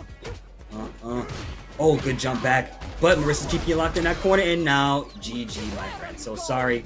Keeps it simple with the command grab. And that was a very good choice as well because using grabs a lot of times does give you a big chunk of meter. Grabs and command grabs as well. So it's very important. That is the optimal meter builder for Marissa in that situation, is command grab in particular. So good knowledge, super good knowledge. We learned that the other week, and we know that Jimmy's smart at this character, obviously. Oh, of course. Like I said, you gotta play stuff right with Marissa, but that was unfortunately placed because the grab came through. But the crouch medium punch counter hit confirmed. Set up. Good perfect parry. Yeah, but again, it's that perfectly timed safe jump where the perfect parry doesn't even give you a punish on it because you're just so advantageous, and it's specifically off that knockdown is so good. Right, and now you see Jimmy is running for their life right now, trying to fight back, but because of that situation of a scramble, now in burnout and now dead because we're going into round number 3 with both players with a full stick of butter once again. And meter can be so big. I mean, obviously, you see meter basically all the time from Blanca, because even on minimum on block, you end up mix-ups. But Marissa, the fact that she has one of the only level 3s, maybe the only level 3 that auto-carries you to the wall and gives her that positioning in Oki, is so big. So if you're behind, you land one level 3, you can win the entire game. Yep, pretty much. And that's what Marissa loves to see, and that's what her whole entire arc is about, man. Just go in, get the dub, and that's it. Big hits, big damage. Go big or go home. You know what I'm saying? Pretty much. Yeah. You basically have to do one of those two things with Marissa. You get no other options. Right. Nice. Ruffian taking a bite out of the crown right there. Unfortunately, Jimmy did something he didn't need to do because now you're getting hit. What you did, Jimmy? What did you do, Jimmy? Ooh. Oh, What? that was actually a wonderful save. Yeah, that was like a weird looking like cancel from the first hit of the up punch into the level 3. It looked like weird, like it was in a drop, but there you go. Like I said, back to the corner. Now you're in advantage. Yep, and this is exactly what Jimmy wants. Wants to get a bit of a fresh air right there, as you can see, building up on that drive meter, trying to get in somehow without making too many mistakes, of course. Playing it patient. This is what Marissa loves right now. Keeping that mid-screen. Good jump back here to air earlier. And as you can see, Ruffian and Jimmy are playing the patient game. Look at them. Get a little shimmy on in there.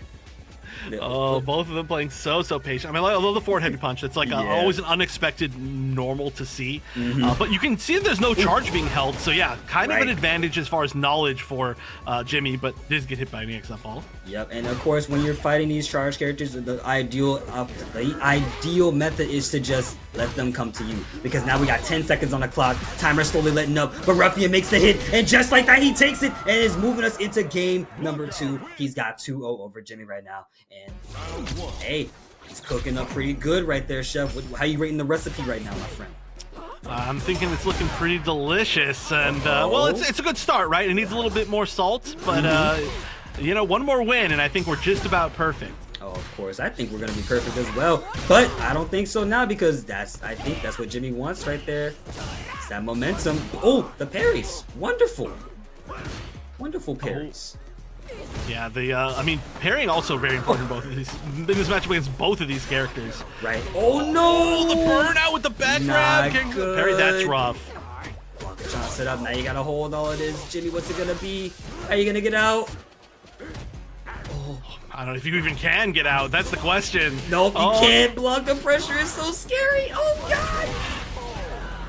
Dang, dude, checkmate situation. I delivered the slip to the mailman up the street at the post office, man. It's one more round now. One more round. We're just starting back from 0-0, honestly. But this time I would say Ruffian has an advantage. But we're not going to let Jimmy, you know, give up that easily for sure, as they've already got the corner. Yep, and that was definitely a good confirm earlier into giving the corner right there. Oh, tried to go for a setup right there, but Ruffian's going to use that last bit of drive to get out of that corner. Course. Now he's just jumping back. He's a little bit nervous. It must be. Don't let the nerves get to you. Oh, and just like that. Not gonna drop it either. Yeah, I know. Last time I said that's death, it was dropped. So I don't want to curse it again, please. We cannot tired curse of cursing that. These. Look, I know we're breakout. We know we're breaking out and all, but like, hey, let's not break out any more drops, okay? Let's just not do that. Ooh. Yeah, caught the low right there at the drive rush, but didn't actually get any conversion off of it. But still is going to keep on so much pressure.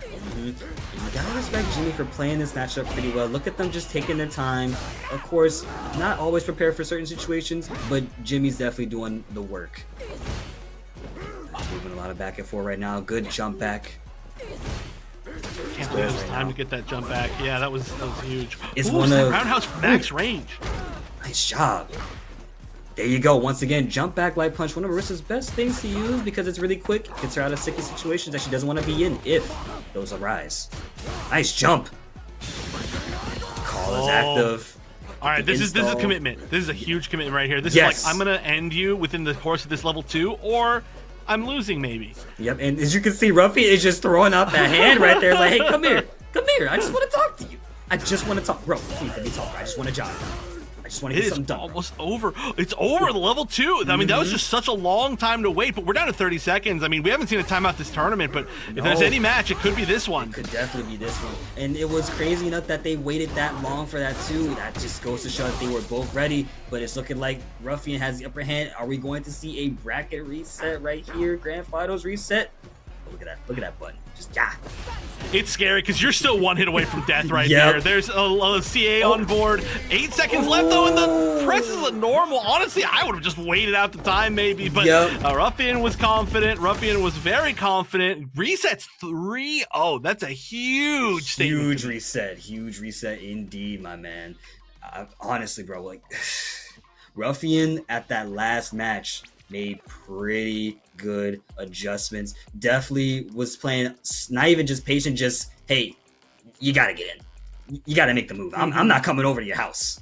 I'm not coming over there. I don't want to be over there in the slightest bit because you got something scary going on. I don't like that too much. It's very scary, but that's the thing about Blanca is that Blanca can, like I said, play so many different ways, and really Ruffian, I would say, leaning a lot on how good Blanca's normals are for the end of that set, which they're amazing. They're great normals, and Marissa has some pretty good normals too, but they're not like as good in the traditional sense. So we'll have to see some adaptations because we're now back to 0-0, completely even.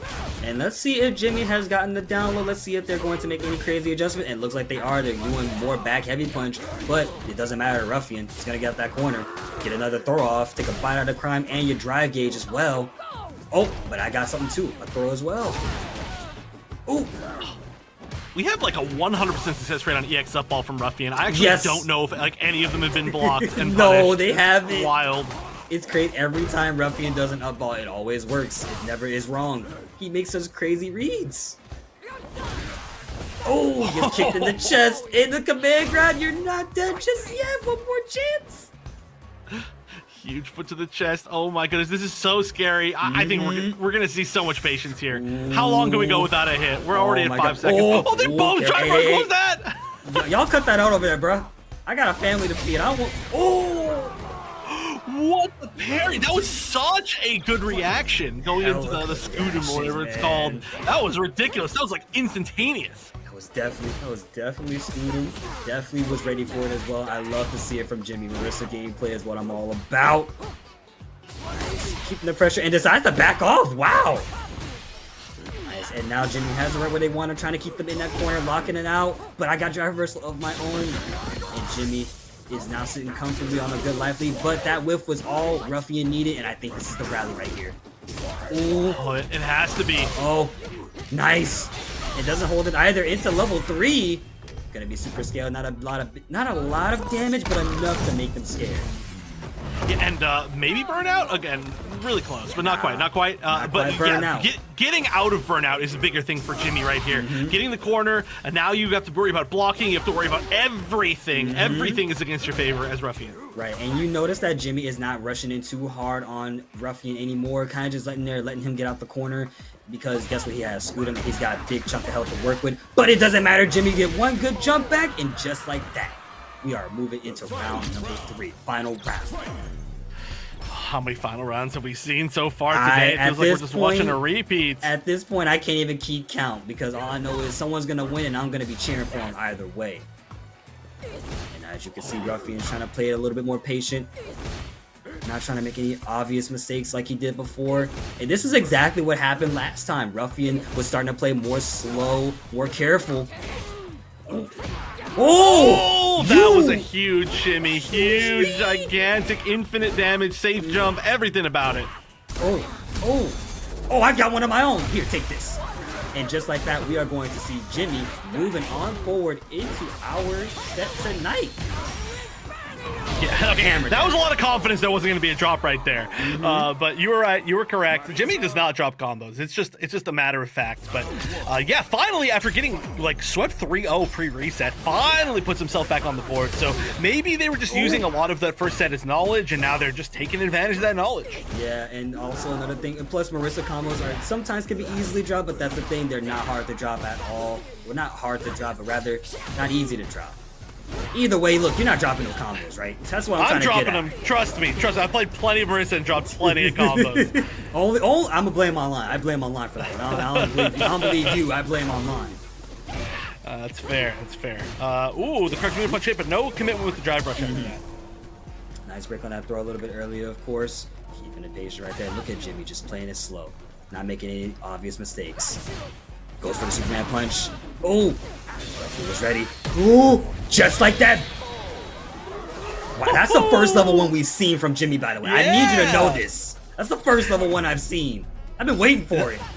I know, it's the perfect time. I love when it gets the counter, by the way. Yes, like the slowdown happens, and she's like, so good. But yeah, wow, changing things up for sure. Getting knowledge. Oh, weird wall right there. That was a strange splat because of the trade. And it's looking like Jimmy's got that momentum. Like you said, I think that last set was the download set because look at what's happening right now on the screen. What the combo? That was all really weird. You could have killed right there, I think. Too. I think they wanted to kill, but they didn't get the input on time. It is what it is. All you gotta do is just play it out. He can't make any crazy mistakes. Look at him. He's got a full bar of health. He's working on that driving it back. Blanca-chan's in the middle. Didn't block that sweep though. Tried to jump back punch, but it wasn't like a full forward jump. It's just a neutral jump. So Ruffian playing it pretty safe. But now, wait, out of burnout. Oh, that was cool animation. Yeah, you saw that? I was about to point that out. That was a crazy I've good never animation. seen that. If you're crouching while she gets out of burnout, she punches the ground. That's that's tight. so cool, man. That's the call right there. And look at Ruffian. He's just like, I don't, what do I do? How do I get in? I'm Blanca. Oh, I think you got a level 2 at some point soon. You have to. We're gonna see it. Like we're gonna see normal to level 2, raw level 2, something. Dude, one last chance. Look, the clock is at 25 seconds. Look at how crazy they're tight. How crazy they're playing this, but the sweep. Unfortunate. And Jimmy is now on a 2-0 lead right now. Look at that fire in his eyes, that flare on Marissa. The pink colors are shining bright, ladies and gents. Yeah, this is a 3-0 into a reverse 3-0. I would be very impressed, but we're looking like it. I'm looking out for it too, but I'm not gonna call it just yet. The side swapping situations again with the throw. And Jimmy being more patient, good punish. Low on drive right now. Don't make a crazy burnout situation for yourself. Good, perfect parry. Switching sides once again.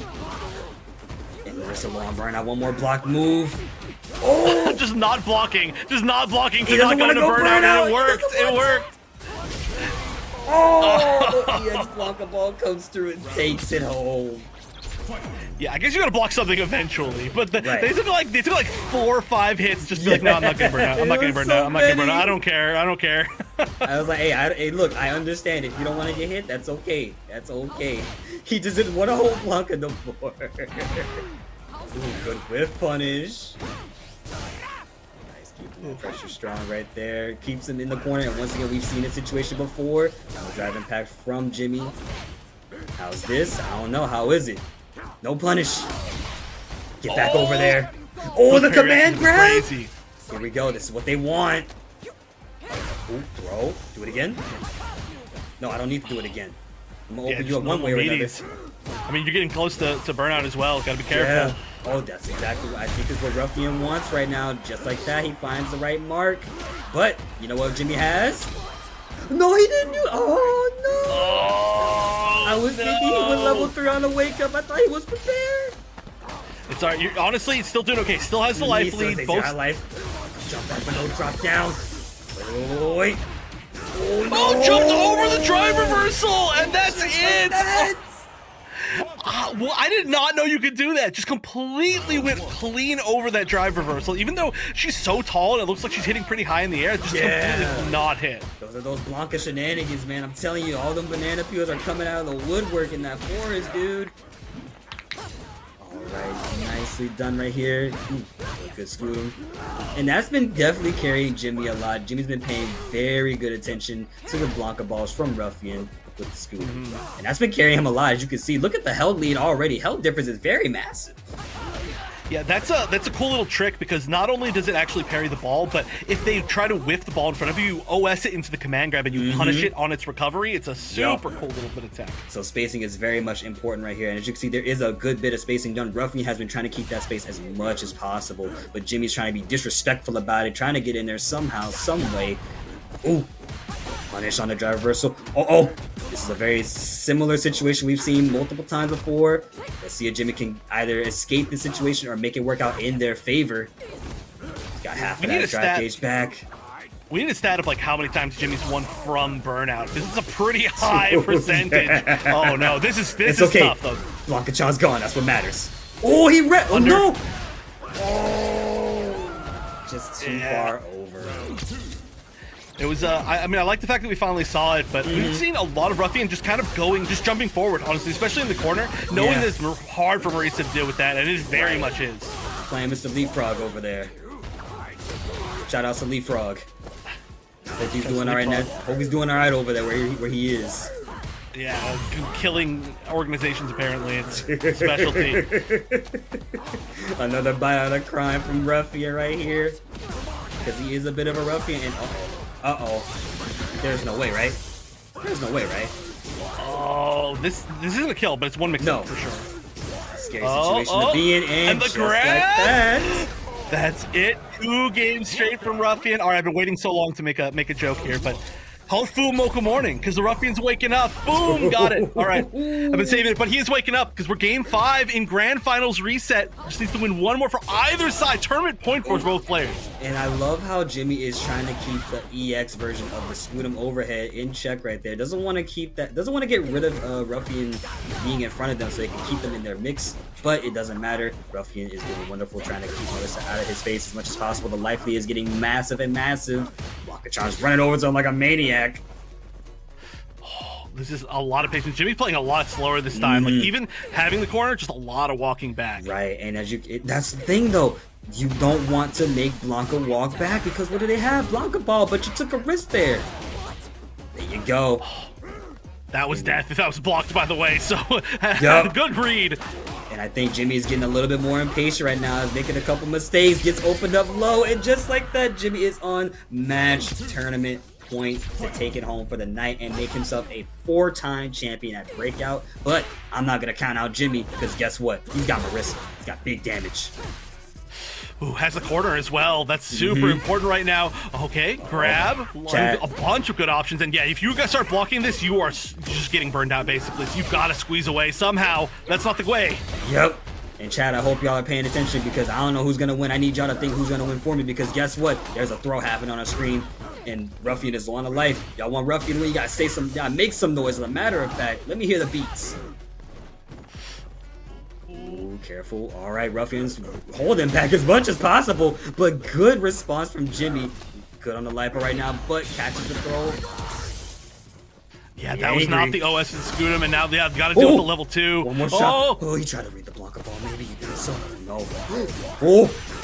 Oh, burned out! Wait. No! It's not! It's far enough! Don't drop the combo! Like Ruffian is going to be your Breakout Esports 4-time champion for the night, making himself very, very well known in this scene.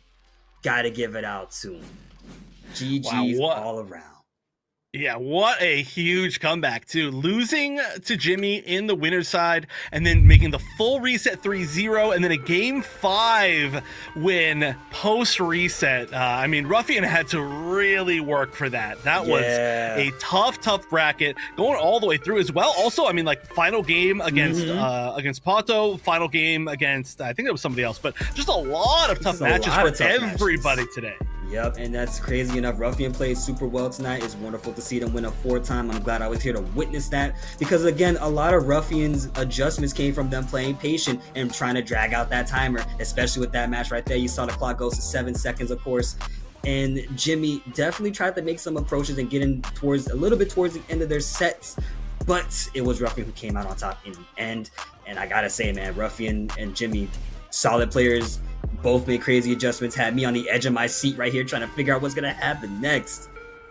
Man. Yeah, I think this might have been the closest top 8 that we've ever had as far as like everybody was close against everybody else. Right. Sometimes we kind of come down to like a top 3 where like there's a bunch of 3-0s going all the way up there, but this feels like it might have been the most difficult tournament that we've had, and to see our original champion kind of make it back to the top, it's very cool week. And he came from all the way in loser side too, got sent to losers in top 8 and they just had to fight back super duper hard, and a lot of those characters were momentum based too.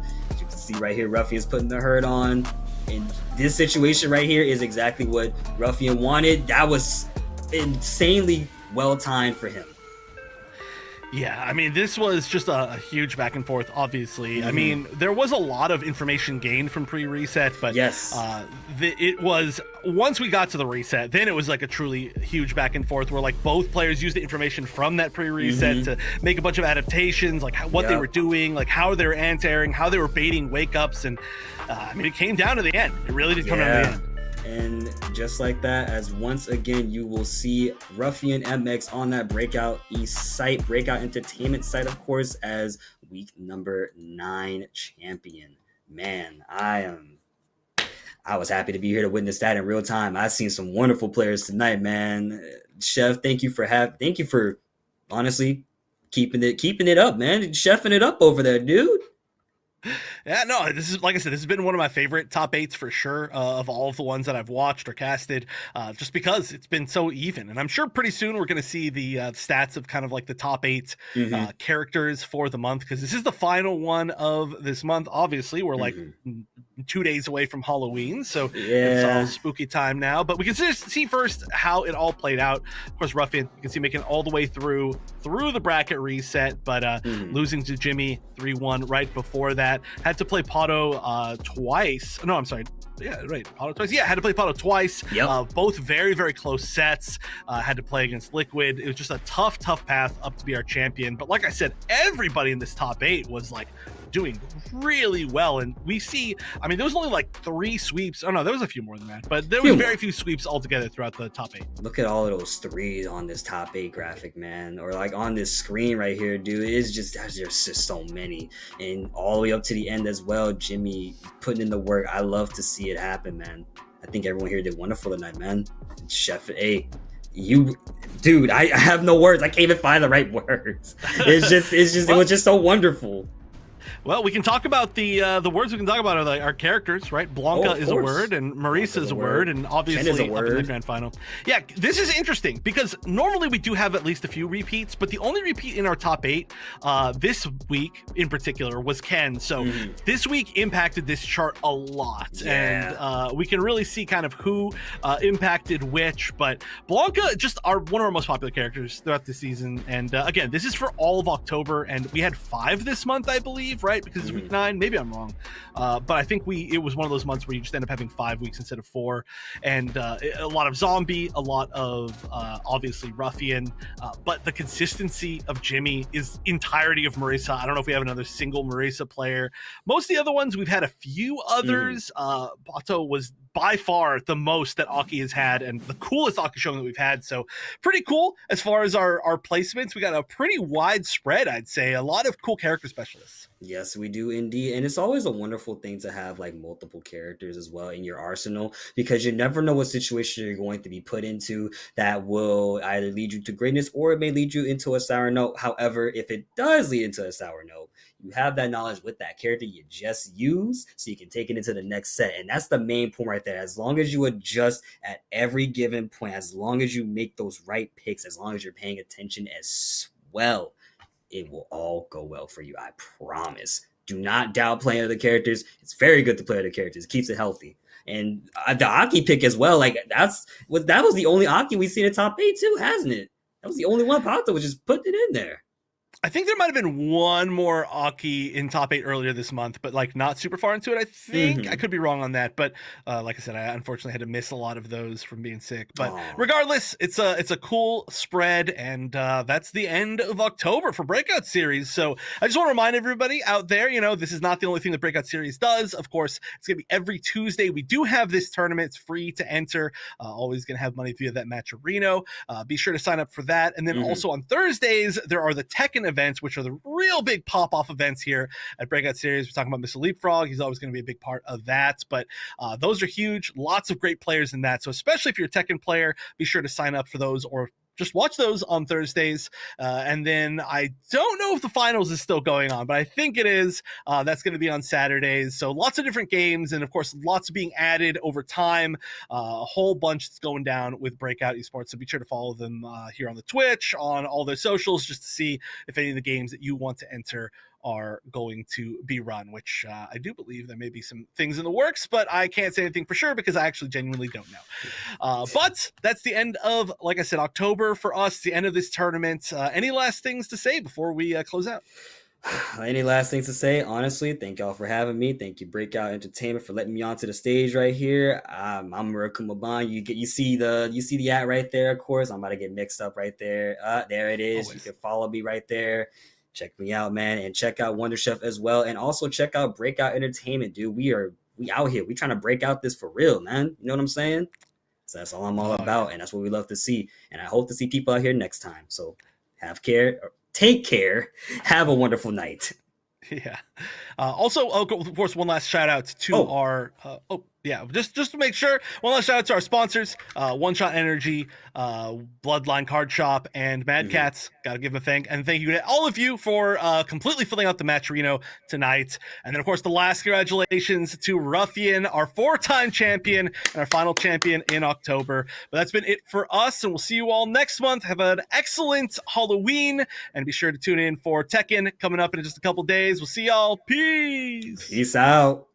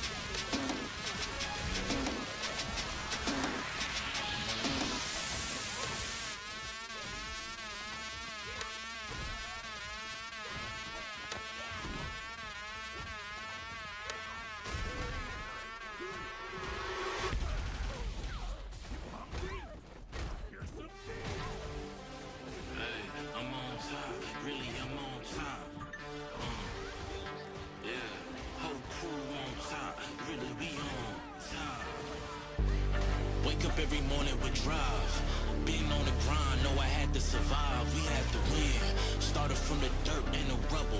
I had to be the needle that was popping your bubble, letting the air out. Walking with a clear route. How we gon' rise today? I'm making mine today. Go make yours. Double back and flip the proceeds. Last year on the corner sipping OE. Had to get off the block. Best friend smoking rock. Best man called the cops. Rose from the city that never sleeps. It's the melting pot. Came through with purpose. I never question if it's worth it, homie. I'm on top, really, we on top. I'm on top, see me, I'm on top. We on top, whole crew on top. I can't stop. I'm on top, see me, I'm on top. I'm on top, I'm on top, whole crew on top. Really, I'm on top. I never stop.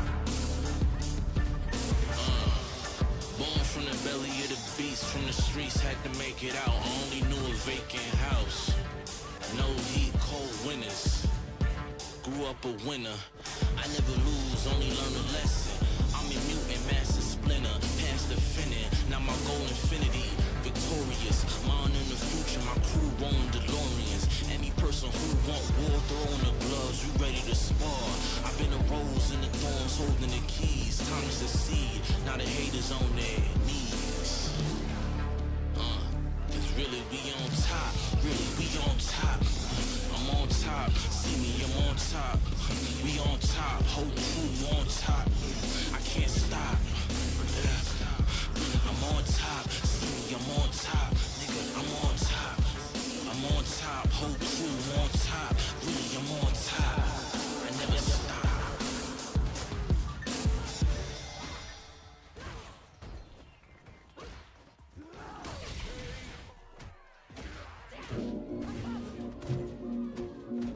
How long you think it was gonna take before we got here? Now you gotta prove yourself all over again. Come on. Ain't nobody coming, I've been gunning from 100 yards, trying to hit my mark, missing every time. This'll be the start of the picture perfect. Watch it wish you working with no hands. I got plans, stack 100 bands, people in the stands and they fans singing every song and they copping merch. This'll work. I emerge while you falling off from perch. While you leaning, I'm even scheming to heat up like steaming demons. I left for 6 years, they fiending. I came back to make a scene and get rich. All the benefits, all the businesses, smoking mirrors to make it clearer. I'm all up in your shit. I'm like the clown from here, cause down here everybody flows. I've been back in the baddest and everybody knows. Body blows to bring their head down. I'm ahead now. Stacking bread and cut the overhead. I'm more prepared now. Feel like Freddie to your favorite rapper. Yeah, they scared now. Kill them all inside my dreams except they really dead now. Head down. Yeah, that was cool and all. I need you to go harder than that. Come on. Ain't nobody coming to find me. You ain't no contract to sign me. I put that boot behind me and wrote this song to remind me it's only us. Phony plus, so we only trust. If you down here in the trenches with us while we coming up. This is crime mode, preteen hard, chafing in your jeans. Playing just a tip until you slip. Now we on the scene, call the king, say my name like Candyman in the mirror. I pop up with a hook, you get gutted, you got a fears. But focus now is the clearest, this is now is the nearest that it's ever been. It's music medicine and I'm a healer. Actually I'm a dealer, you can get a QP or QT. In my DM trying to get some QT. I'm Bruce Lee, move like water, out of your league, you know it. Cut from a different cloth, you can't stitch it or sew it, mother. See, the thing is, they want to put you in a box. They want to tell you who you can be, how you can be, when you need to do it and why. But the truth is, you decide who you're going to be. Stop waiting for somebody to come fix it for you. I'm going to tell you right now, listen. Ain't nobody coming to do it, it's mostly me and I knew it. I had to bet on myself, I put the house on my music, went into debt for this shit. Sometimes regret what I did, but as a man I'ma make it. Only regret if I quit, only regret if I stop. And I can never be bought, so I ain't checking for labels. 5, 4, 3, 2, 1. We have creative.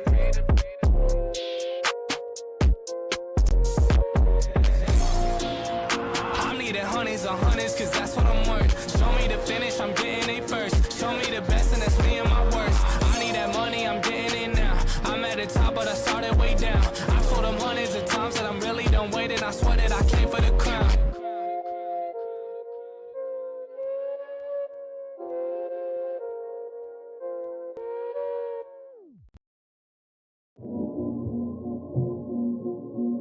How long you think it was gonna take before we got here?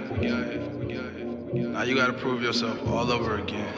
Come on. Ain't nobody coming, I've been gunning from 100 yards, trying to hit my mark, missing every time. This'll be the start of the picture perfect. Watch it wish you working with no hands. I got plans, stack 100 bands, people in the stands and they fans singing every song and they copping merch. This'll work. I emerge while you falling off from perch. While you leaning, I'm even scheming to heat up like steaming demons. I left for 6 years, they fiending. I came back to make a scene and get rich. All the benefits, all the businesses, smoking mirrors to make it clearer. I'm all up in your shit. I'm like the clown from here, cause down here everybody flows. I've been back in the baddest and everybody knows. Body blows to bring their head down. I'm ahead now. Stacking bread and cut the overhead. I'm more prepared now. Feel like Freddie to your favorite rapper. Yeah, they scared now. Kill them all inside my dreams except they really dead now. Head down. Yeah, that was cool and all.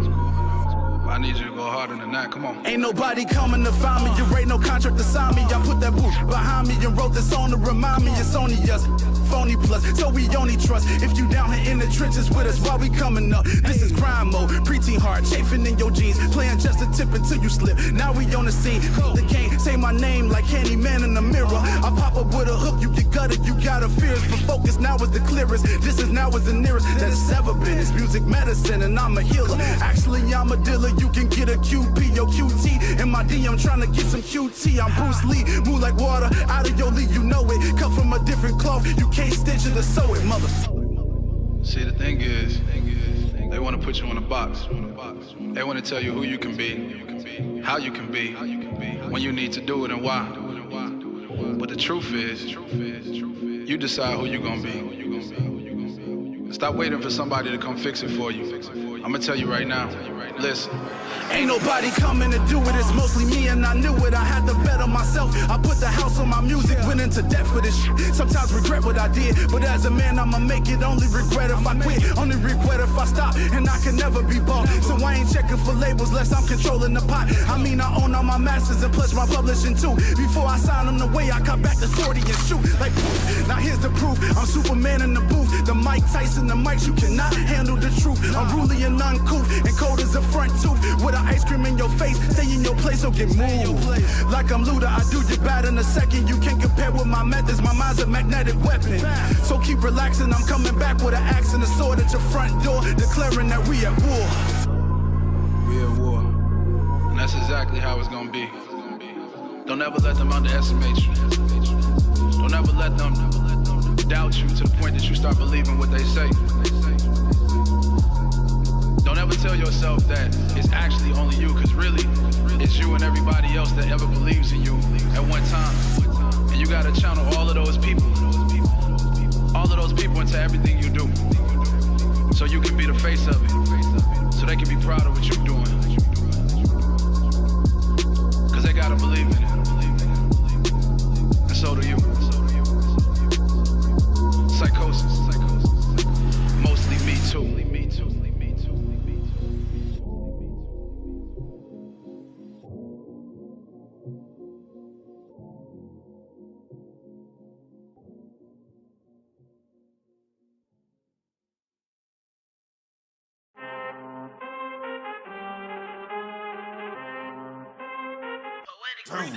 I need all the wins, yeah. Ain't no L's, I gotta get a no call and quits, yeah. Gotta keep on moving no matter how hard it gets, yeah. Better move out the way, cause I'm coming with harder hits. My head is as hard as a brick, but I'm harder than all it is. You better move, you might get knocked out, knocked out. You better move, you might get knocked out, knocked out. You better move, you might get knocked out, knocked out. You better move, you might get knocked out, knocked out. My heart on my sleeve, stress, shield my greed. That's how I get it, success ain't no giving. Some days I don't hit, I don't sleep. When I'm focused, I'm dangerous, down, wonder when I'm anxious. Ain't no limit till I tank, I'm running on fumes. The opposition don't amaze, the roads racing through the pavement. Get your hands out of my bag, I know that's because I've been in it. I don't need to brag, I guess that's what happens when you taking care of your business. Plus a family, you do the math. I'm out of my pocket, Houston, we got a problem. I ain't perfect, let them watch me elevating. Got them noxious, cause I'm the pilot in the cockpit. Nose diving in the house and whoo. Watch how I get ahead, watch how I get ahead, watch how I get ahead. Woo. Watch how I set it up, bet you I shut it down, watch how I get a win. I don't think they really wanna come against the winner, got a finger run up in on a grenade. I ain't never been there when you think you compare. I'm aligned with the one up on the cage. I need all the wins, yeah. Ain't no L's, I gotta get a no call and quits, yeah. Gotta keep on moving no matter how hard it gets, yeah. Better move out the way, cause I'm coming with harder hits. My head is as hard as a brick, but I'm harder than all it is. You better move, you might get knocked out, knocked out. You better move, you might get knocked out, knocked out. You better move, you might get knocked out, knocked out. You better move, you might get knocked out, knocked out.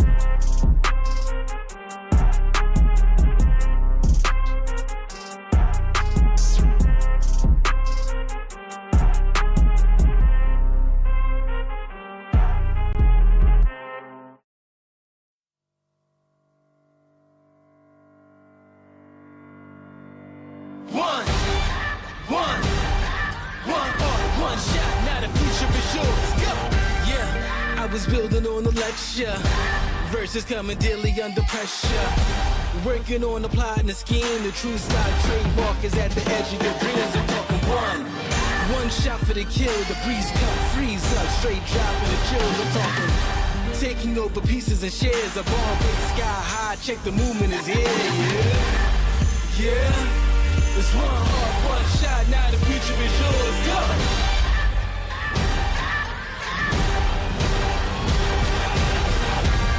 I'm turning dreams into reality. In the lab with the formula and chemistry. Your memories spark and motivate and make the industry shake. We put the balls in the brakes. I'm talking one chance at best, yes. Painting pictures for the culture, keep the brushes fresh. Flip the cover, work the drummer, passion never rests. Freedom is our teacher under pressure, now we blessed. See, I was so good for the goal. It's one art, one shot, now the future is yours. Go! Yeah. It's one art, one shot, now the future is yours. Go!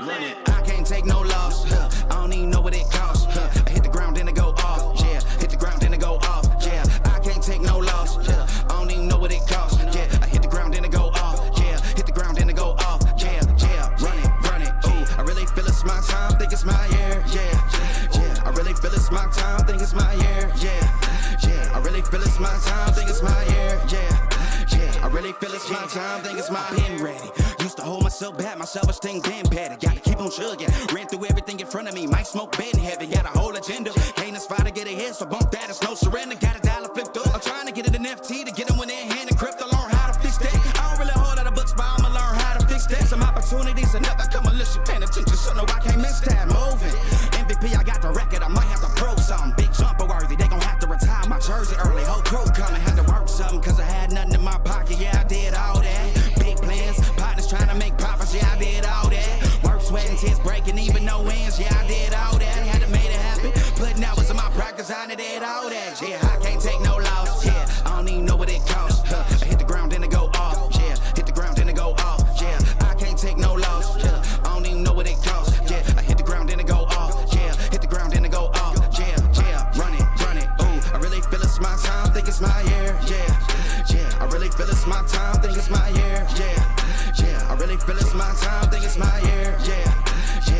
feel it's my time, think it's my big dog, walking big talk, young veteran, living legend, bet I'm better than them. This is my ship, I'm a jacket like Letterman, y'all but not let them in. They gon' rotate this, so I keep the pedaling, started a chain. The cycle is heaven sent, this is from God, but I'm not your reverend, not in the pulpit. I'm a pit bull in this element, yeah. Said you gon' pull up, then settle it, yeah. I've been married to this hustle, this is my brain, watch out step in it, yeah. And I ain't even got a yard, but I'ma get it here. Watch out touchdown, pulling blends out the clutch. Everybody getting crushed, the cut down is for us now. Have to work something, cause I had nothing in my pocket, yeah, I did all that. Big plans, partners trying to make profits, yeah, I did all that. Work, sweating, tears breaking, even no wins, yeah, I did all that. Had to make it happen, putting hours in my practice, I did all that, yeah. I can't take no loss, yeah. I don't even know what it costs, I hit the ground, then it go off, yeah. Hit the ground, then it go off, yeah. I can't take no loss, yeah. I don't even know what it costs, yeah. I hit the ground, then it go off, yeah. Hit the ground, then it go off, yeah, yeah. Run it, ooh. I really feel it's my time, think it's my year, yeah, yeah. I really feel it's my time, think it's my year, yeah, yeah. I really feel it's my time, think it's my year, yeah, yeah. I really feel it's my time, think it's my, yeah.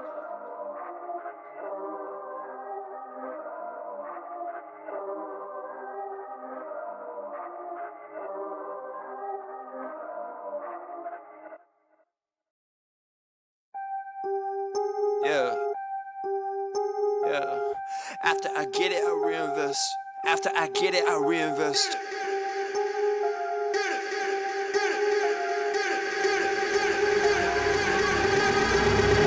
People wanna talk that talk in reality. You have not seen me in action. You think the come up comes overnight. You ain't behind the scenes. Trust me, these things don't just happen. No shade to Gerald, but G's don't come easy when you tryna eat out producing and rapping. I read that contract you sent me to sign, but excuse me, I can't help myself, I'm just laughing. Hey, you tryna cut out a piece of my pie, and I asked you politely, what's it that you offer me? Yeah, I produce all my own beats, and I have no intention of losing my publisher. Yeah, independent individual, boy, I've been eating off passive residuals. Yeah, let's be professional. Thanks for your time, but I had to decline at that principle.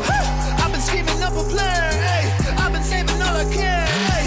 You can call me David Ramsey. The way I handle these bands, hey. We ain't messing with the old model.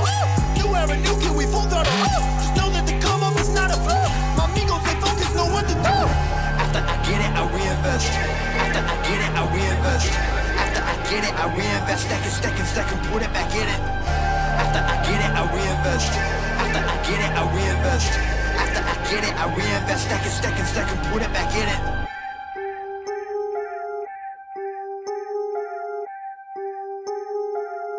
Yo, look, I ain't saying that I'm rich, cause if I'm honest, I've never been. But when I look at all these other kids, I feel just a little bit ahead of them. You should know the business is competitive. There's a lot of people that I'm better than. Even veterans ain't got the knowledge I do. I've been reinvesting all I ever spent. Stop pretending like you poppin'.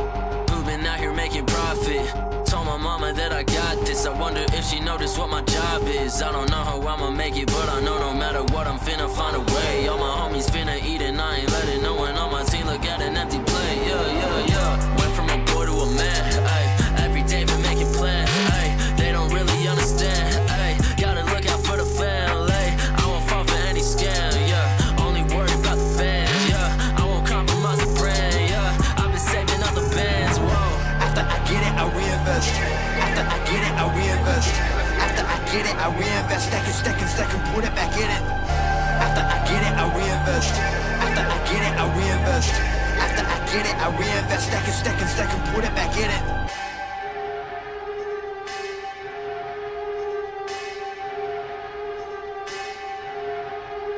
Rappers spending money in some really funny ways, man. I promise you ain't really getting paid. Yeah, show a couple bands flexing on the Instagram, and nobody getting fans that way.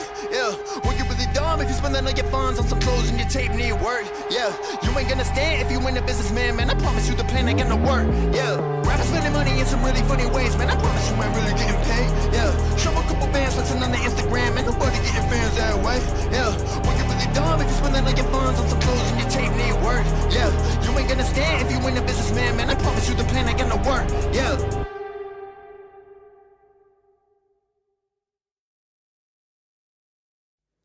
Don't be afraid of the dark. Be careful with stars. Not every light is gonna guide you, baby. Don't let them rain on your spark. Keep it close to your heart. All of the pressure's gonna drive you crazy. Close your eyes to the madness. And it's all gonna vanish. Don't be afraid of the dark. Be careful with stars. Not every light is gonna guide you.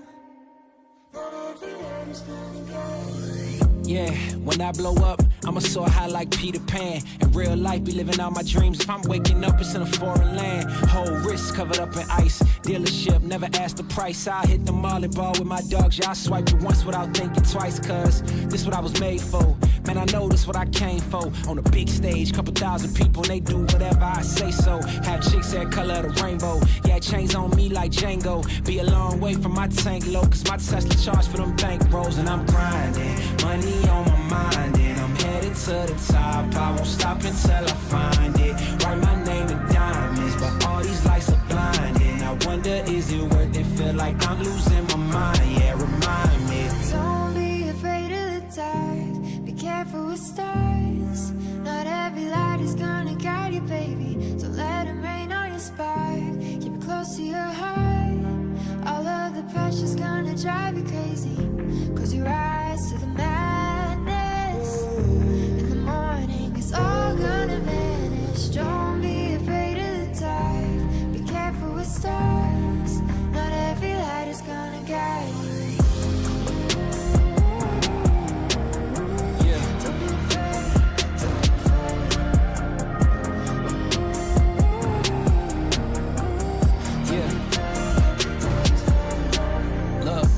Since I blew up, everybody telling me that I'm the man. Same people gave me the finger, they reaching out for me to give a hand. In a different city and my pills came, cause this tour don't happen, I feel pain. And the girl with me say she down for life, but she don't even know what's my real name. Just try to get what she came for.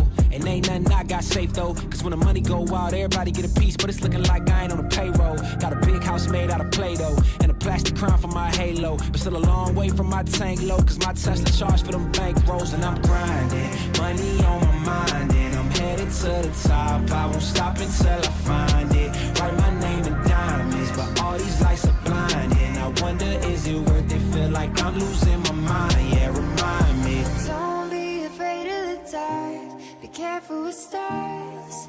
Not every light is gonna guide you, baby. Don't let them rain on your spark. Keep it close to your heart. All of the pressure's gonna drive you crazy. Cause you rise to the max.